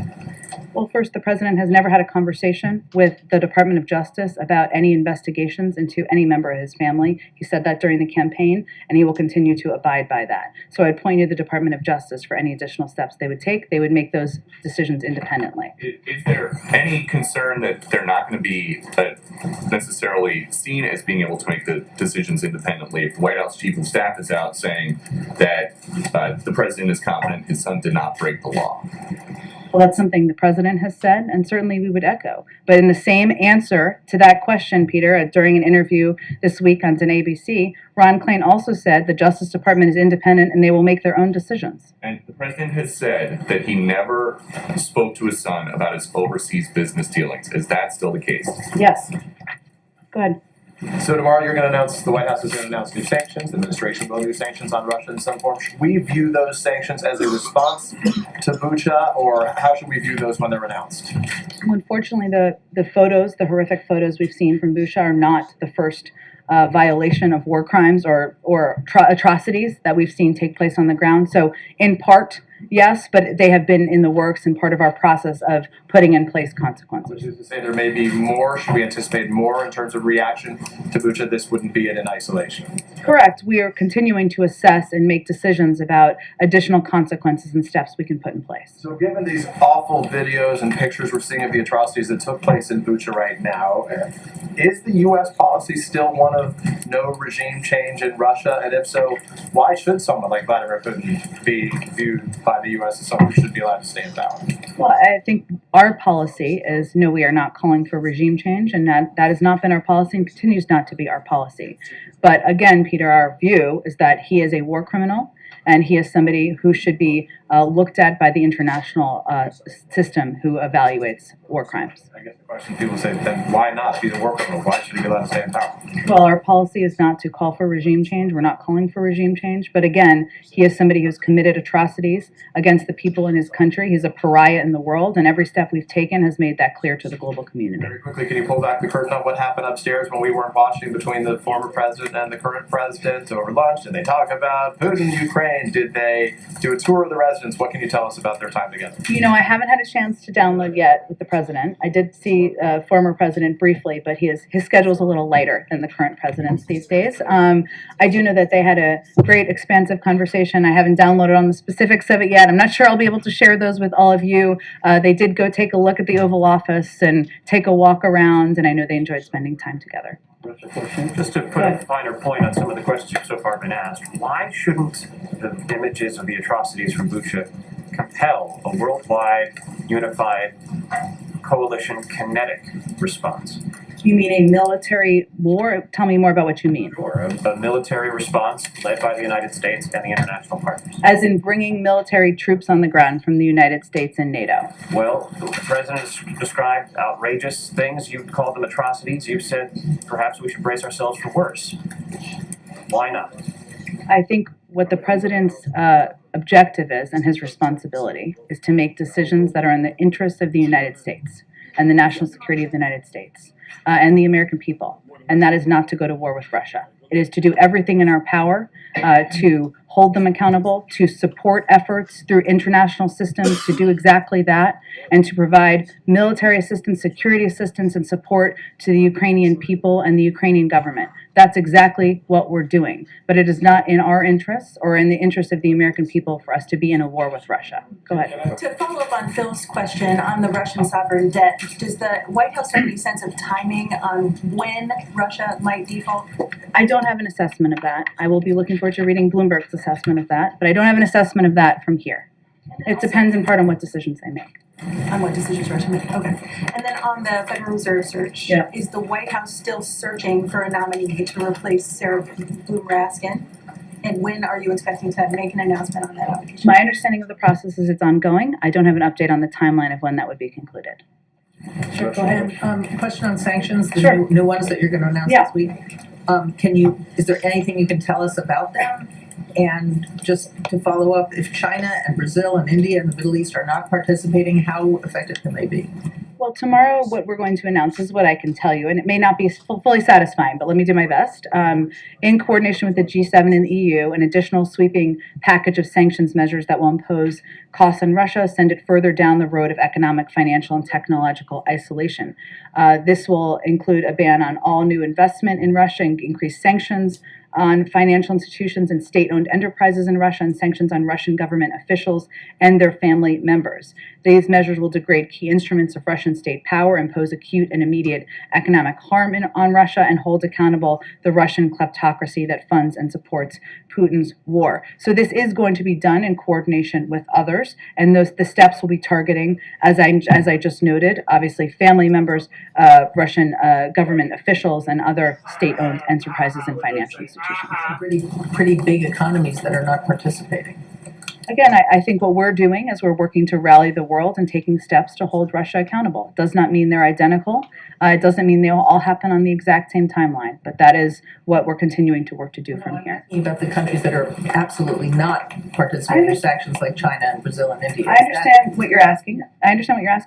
What I'm conveying is that we are also coordinating with the G7 and the EU, which is about 50% of the global economy, which is still a significant unified entity, and holding Russia accountable. And in our conversations, obviously, we had our Deputy National Security Advisor traveled to India recently to convey the implementation of our own sanctions. And our expectation is not only that other countries will abide by, but that they will also be a constructive part of holding Russia accountable. Go ahead. Thank you so much. Just a question to see if you have any reaction to Viktor Orban's victory and what kind of message that might send to allies in Europe. Let me check with our national security team. I'm sure we can get you a direct reaction to it. And then I just wanted to ask on COVID, if the president is seeing any sort of having any new restrictions, or if there are any new procedures that are in place, just given there have been a number of staff at the White House who have COVID, there have been a number of reporters who have COVID, many of them were mixing this weekend at a dinner. Which he did not attend, but But is there any sort of additional heightened concern just given this moment and the fact that a lot of people in town seem to be getting it? Well, we know that BA2, which is the dominant variant, is a very transmissible variant. And so we've obviously been watching that closely. And certainly we knew that, as it has been the case in the broader population, including among the media, but also among staff, that means that there will be people who get COVID. who are fully vaccinated and have been boosted, especially in the White House, and I think with most members of the media as well. So fortunately, what we're seeing is largely mild symptoms. But what we do, the policies we do here, which we have not changed, but they are more stringent than the CDC. So just to reiterate for all of you, our policy is that all Executive Office of the President employees surrounding the President are on a regular testing schedule to screen for COVID on campus. That is a step beyond CDC guidance. If you're going to see the President, you will be tested that day, even if you're not traveling with him, just if you're going to see him for a meeting. The President's doctor will continue to determine if additional testing is needed on any given week in light of various considerations. For example, because of the travel from a couple of weeks ago, he was tested in addition to his regular cadence after he came back. And importantly, as I noted, everyone going into a meeting with one of any of the 4 principals is obviously tested. In addition, for those employees who test positive, and I can confirm this 2 times over, they are required to isolate in alignment with CDC guidance, must test negative before returning to work. That's a step beyond what CDC recommends. And if they test negative under 10 days, they are required to wear a mask for that period of time as well. And meetings with the President are often socially distanced in many circumstances as an additional precaution, even as people are tested. So there are a range of steps. My point is, I'm sorry, that was a lot of a list, but is that we take a range of steps. We have been taking a range of steps that are meant to put an extra layer on in protecting the 4 principals, and given it is the White House. Is there any thought to having the President take any medication prophylactically in case that he is in contact with some of the Not that I'm aware of. I don't even know what that would be, but not that I am aware of. He obviously he relies on the advice of his doctor, but not that I'm aware of. Go ahead. Yeah, thanks, Jen. Senators Romney and Murkowski yesterday announced their support for plans to vote to confirm Judge Jackson later this week or perhaps next week. Hopefully this week, because they're going on recess. Good point. Or don't tell senators you said that. That was a mix-up right there. But what is your reaction to what you heard from Senators Romney and Murkowski there? And it looks likely that she will get 3 Republican votes in support. Is the White House believe that that's a strong showing of bipartisan support for her, or the fact that 47 Republicans appear likely to vote against her? Are you displeased with the lack of support of Republicans? Well, I would note first that even for a number of senators who decided not to support her, and there's quite a good little video the Daily Show may or may not have done on this, all of them talked about her impeccable credentials, her qualifications, what an incredibly inspiring story she has, and how qualified she is for the job. I would say we believe from the beginning that her record, her impeccable credentials warranted bipartisan support. And that is exactly what she is going to get in her confirmation, thanks to those individuals and one more that had previously announced their support. So we're certainly encouraged by that. We're looking forward to seeing her confirmed and, of course, celebrating her confirmation to the Supreme Court. Go ahead. Thanks, Jen. The CDC director announced that she's going to be doing a review of the agency and a revamp after they see what has worked and what hasn't worked.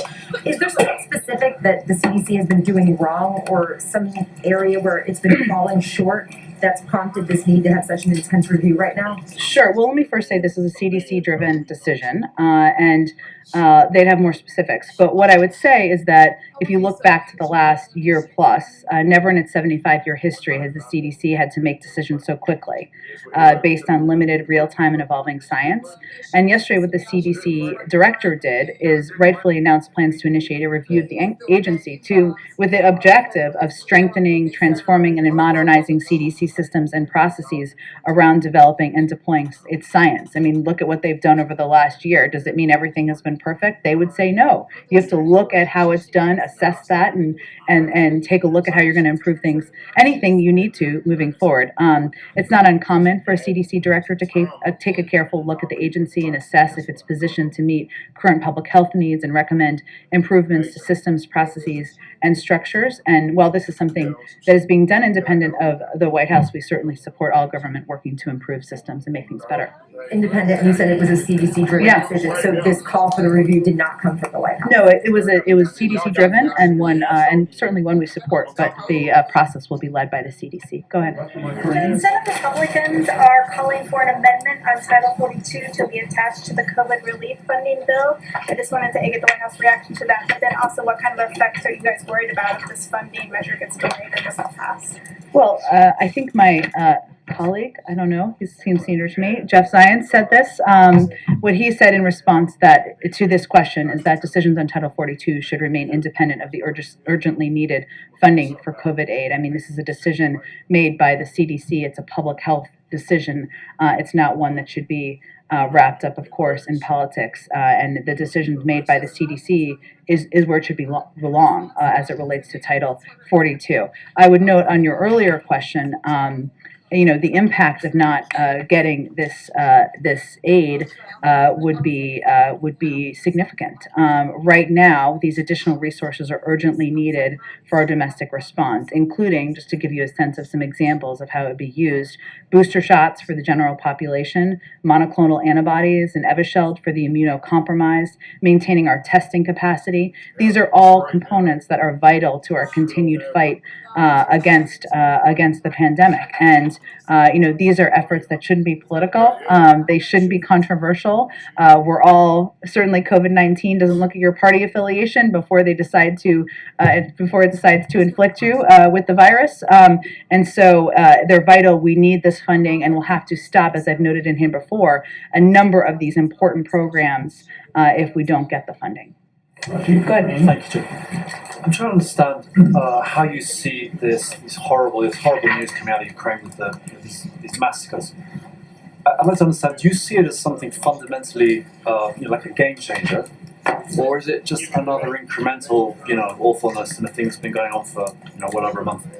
And if it is something fundamentally different, these people with their hands tied and thrown into pits and cellars and whatever, does that mean that we can expect to be hearing a fundamentally different response? Because that's also incremental. Well, I would say first that there's nothing normal, there's nothing acceptable, there's nothing that shouldn't shake people to their core about the photos they're seeing of what is happening on the ground, or what has happened, I should say, on the ground.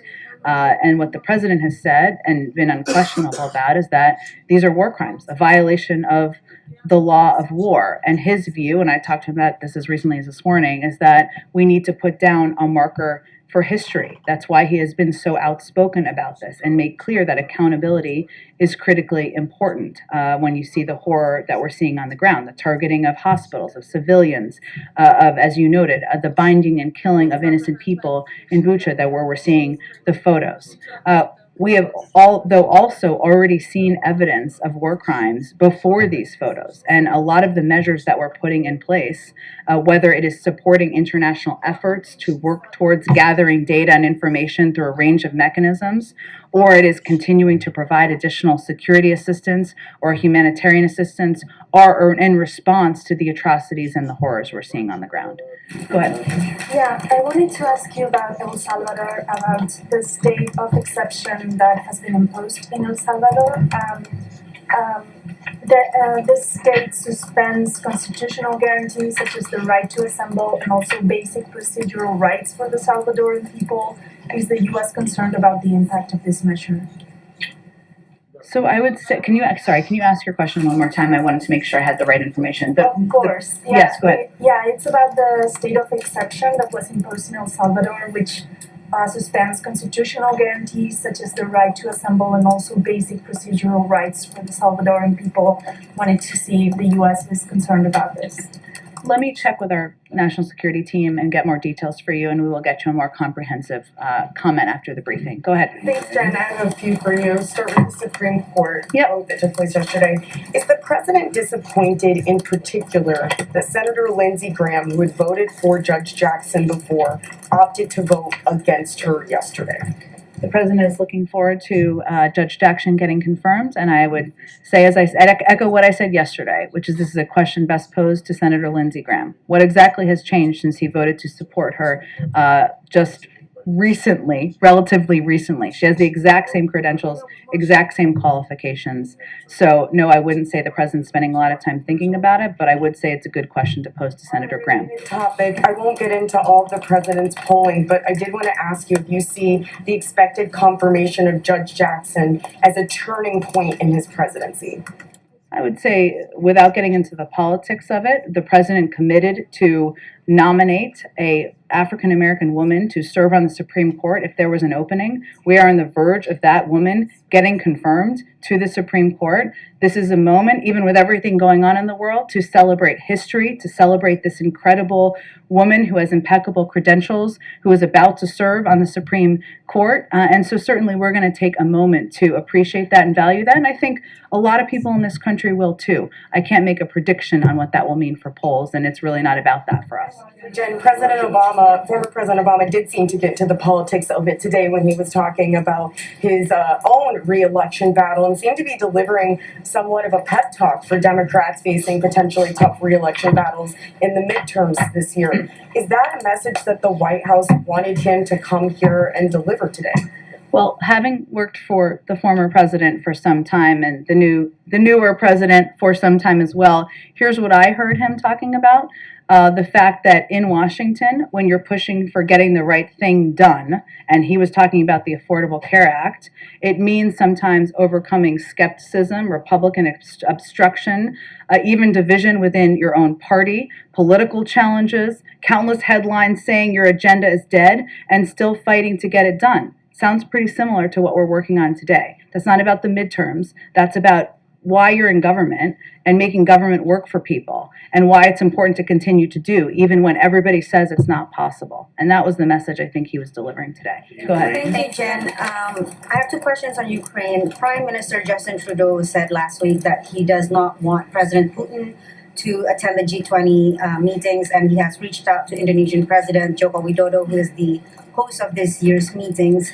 So does President Biden have plans to also do the same, to reach out personally to the Indonesian president? And can you just share anything on the diplomatic front in terms of trying to get Russia out of the G20 meetings or get Ukraine in as an observer? Sure. I don't have any update on that. I'm happy to see if we have any update from our front. And then just to follow up on a different note on Ukraine, China today urged the UN Security Council to verify and not to resort to unfounded conclusions on Bucha. And meanwhile, Chinese media is also repeating Russia's narrative that what's happened in Bucha is fake news. Can we get a White House reaction on that? I would just say if you're repeating the propaganda of the Russian government and President Putin, you're on the wrong side of history. Thank you, Jen. Last week, a senior Treasury official briefed that the sanctions on Russia were originally intended to deter, but now the point of the sanctions is intended to debilitate and impair the war effort. Can you elaborate any change in messaging around the sanctions and their intended purpose and how that's changed? Sure. Well, look, I think the way we always saw it from the beginning is that the threat of sanctions, your hope is that there is a deterrence effect. That has been played out in history, that there has been a deterrence effect at times. That is not a sure thing or 100%. But if it reduces or if it makes a leader potentially think about what horrific actions they're going to take, then they're worth that threat of sanctions. Never has it been the case that the putting sanctions in place is effective deterrent. The threat of them has been an effective deterrent. Obviously, the war has commenced, right? And sanctions have always had the purpose of putting in place consequences. So right now, those consequences also include making it very difficult for President Putin to fund the war, which, as you know, includes steps like the step taken by the Department of Treasury yesterday, where they're going to be forced, because they don't have unlimited resources, to make choices about how they're going to spend the resources they have. How do you describe these latest rounds of sanctions? Because the administration was very clear in the beginning that if the invasion happened, that it would bring forth everything but the kitchen sink. So the sanctions that we're seeing rolled out now, how would you describe them? Are they simply incremental at this point? Well, they've all been building on each other. The Russian economy is on the brink of collapse. The inflation is skyrocketing at 15%. the detraction or the constriction of the economy there is also projecting to decrease by 15%. Private sector businesses are not investing in Russia, and President Putin is a pariah. This has all been the result of a coordinated global effort to put in place economic and financial consequences that are having a incredible effect. In addition, we have made it much more difficult because of export controls and other limitations on the type of materials that President Putin and the Russians can purchase to build the technological systems and capacities to fight wars in addition to funding wars. And those are all components that have been the result of the efforts to date. Go ahead. I wanted to ask about your long COVID announcement earlier today. The criticism that's come from lawmakers has been that it's going to take a long time to collect data and studies on long COVID. Can you talk about how this memo helps people that are living with that now? I think this is an effort to acknowledge that this is something that many people in this country are suffering from and dealing with. And unfortunately, science moves at the pace of science, and it is acknowledgement of that and a commitment by the U.S. government to take steps to look at it more closely and see what more we can do to help address it and help people who have been suffering. Go ahead. I also wanted to ask about refugees. I had asked yesterday about the 100,000 number. You were talking about how the administration's response has been geared toward refugees staying in nearby countries. Can you talk about, though, how you got to that 100,000 number? Does that have anything to do with the capacity of the U.S. government to take in people that are... It's not exactly what I said yesterday, but what I said was there is an ongoing policy process that hopefully will be concluded soon, and we'll have more to share with all of you soon about the prioritization and how the process will work for these Ukrainian refugees who will be eligible. In terms of the number, this is an effort by the President and the United States to welcome through an expedited process and a different process that we'll have more details on soon, Ukrainian refugees into the United States, even as we know factually that the vast majority of them will want to and have expressed an interest in staying in countries nearby. So it is just an effort to make clear our willingness and openness to doing that. Go ahead.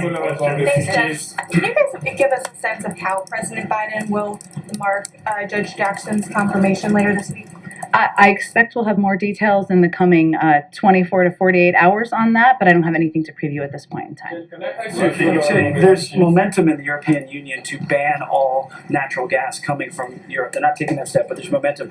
The European Commission is changing regulations to accelerate approvals for their natural gas infrastructure. In the announcement in Brussels, the U.S. said they're going to keep the regulatory framework. So how is the U.S. going to continually support enough natural gas should Europe cut off the Russian flow in order to long-term to help our European neighbors? Well, there are steps we've already taken in preparation that we will build on, and we will continue to explore ways to ensure that European countries are not as reliant as they have been on Russia for natural gas and for a range of energy resources. One of the steps we've taken successfully, which we will continue to build on, is to tap into countries in Asia who have excess LNG capacity to provide that to Europe. That is something we've already done to date, and we will continue to explore. We've been working on this for months in anticipation of a potential shortage or potential needs in Europe. How about infrastructure projects in the U.S., though, to help expand them, facilitate them, go forward? Tell me more about what you mean exactly. Well, I mean, Senator Capito. To increase capacity, LNG capacity? Yes. I can check with our team and see if there's anything to preview on that anymore. Go ahead, George. Yeah, there was a recent poll that showed more people think jobs were lost in the last year than think jobs were gained. Why is that, and is there anything that you can do to change that perception? Well, I saw that poll, or saw that data. What I can tell you, what we can do from here is share the facts. And I know all of you are working to share facts as well, even as you ask us tough questions and hold us accountable and to account as well. We know the fact is that the president created more jobs last year than any year in American history. That is a very simple fact that I probably cannot say enough from here, and our allies and partners cannot say enough out there in the country, and we will just have to continue to work at it. Why is the belief out there, though?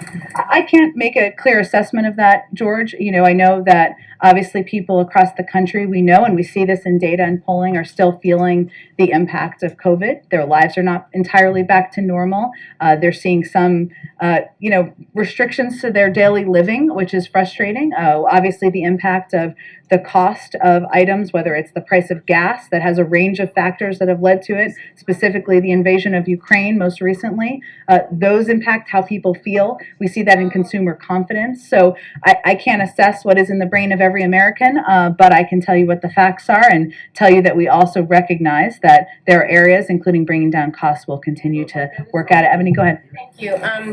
Two quick questions. One, the president's talking about Congress passing more money for COVID relief, but what's the president's reaction to more cities taking COVID relief money and putting it towards policing in excessive amounts, specifically even like in DeKalb County where $500,000 was spent on aerial drones? I mean, is the president thinking that's a bit of an abuse of funds? Is he okay with that kind of spending? I haven't seen that report. I'd have to look into that specifically more. I mean, there's state and local funding that has gone out through the American Rescue Plan where there is flexibility in there, including to support state and local governments. I don't know if that is what it is being used for, but I'm happy to check into the more specific reports. Yep. My last question. I wanted to ask this a couple of weeks ago, but I wanted to go back to Haiti very quickly to get the president's response. Patrol agents that were seen whipping Haitian migrants were not charged and held accountable for actions. Even the president early on talked about how it was outrageous.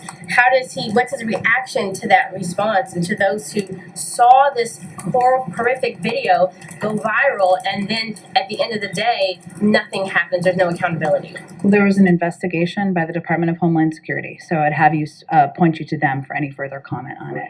Go ahead. Thank you.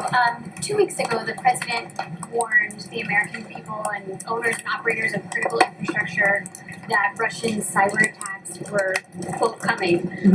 And he urged those owners and operators to harden their cyber defenses.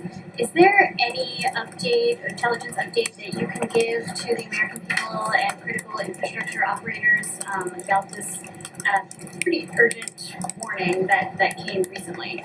Well, I don't have any additional intelligence to update you on from here, but the reason we did that at the time is because there are steps we can take from the federal government, but there is also steps that private sector companies can and need to take in order to protect themselves. Those don't typically happen overnight, so we wanted to ensure they understood that these threats are real, that it was urgent that they take these steps, but I don't have anything in addition to predict about next steps or intelligence. Any work that officials have done with these owners and operators that you can talk about?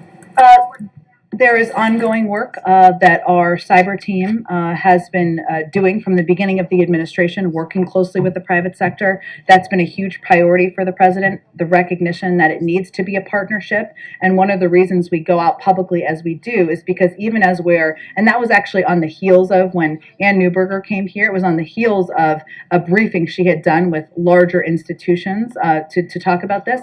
We also recognize, though, that cyber attacks can impact smaller institutions, medium-sized institutions, and institutions that need to know that there are easy steps they can take to two-factor authentication, passwords, not clicking on mysterious links that can also help protect themselves. So that's why we went out publicly to spread the message broadly. Thank you so much, everyone. All right. Jen with the pen today. Going long here. Extra 45 minutes after hours, ladies and gentlemen. This is the Stock Market Live with LCAOD. This is and was. We are out here. We will catch y'all tomorrow, man. The market closed in the red here. Remember that. So we got FOMC minutes tomorrow, 2 p.m. Let's go shake the market up.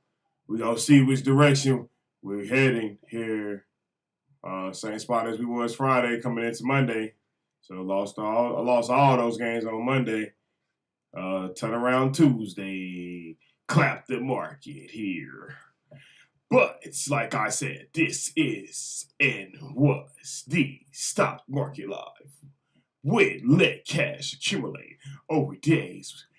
We will catch you guys tomorrow. Peace out. See y'all later. Remember, no fussing. Word of the day, fuss. Look it up. LCAOD.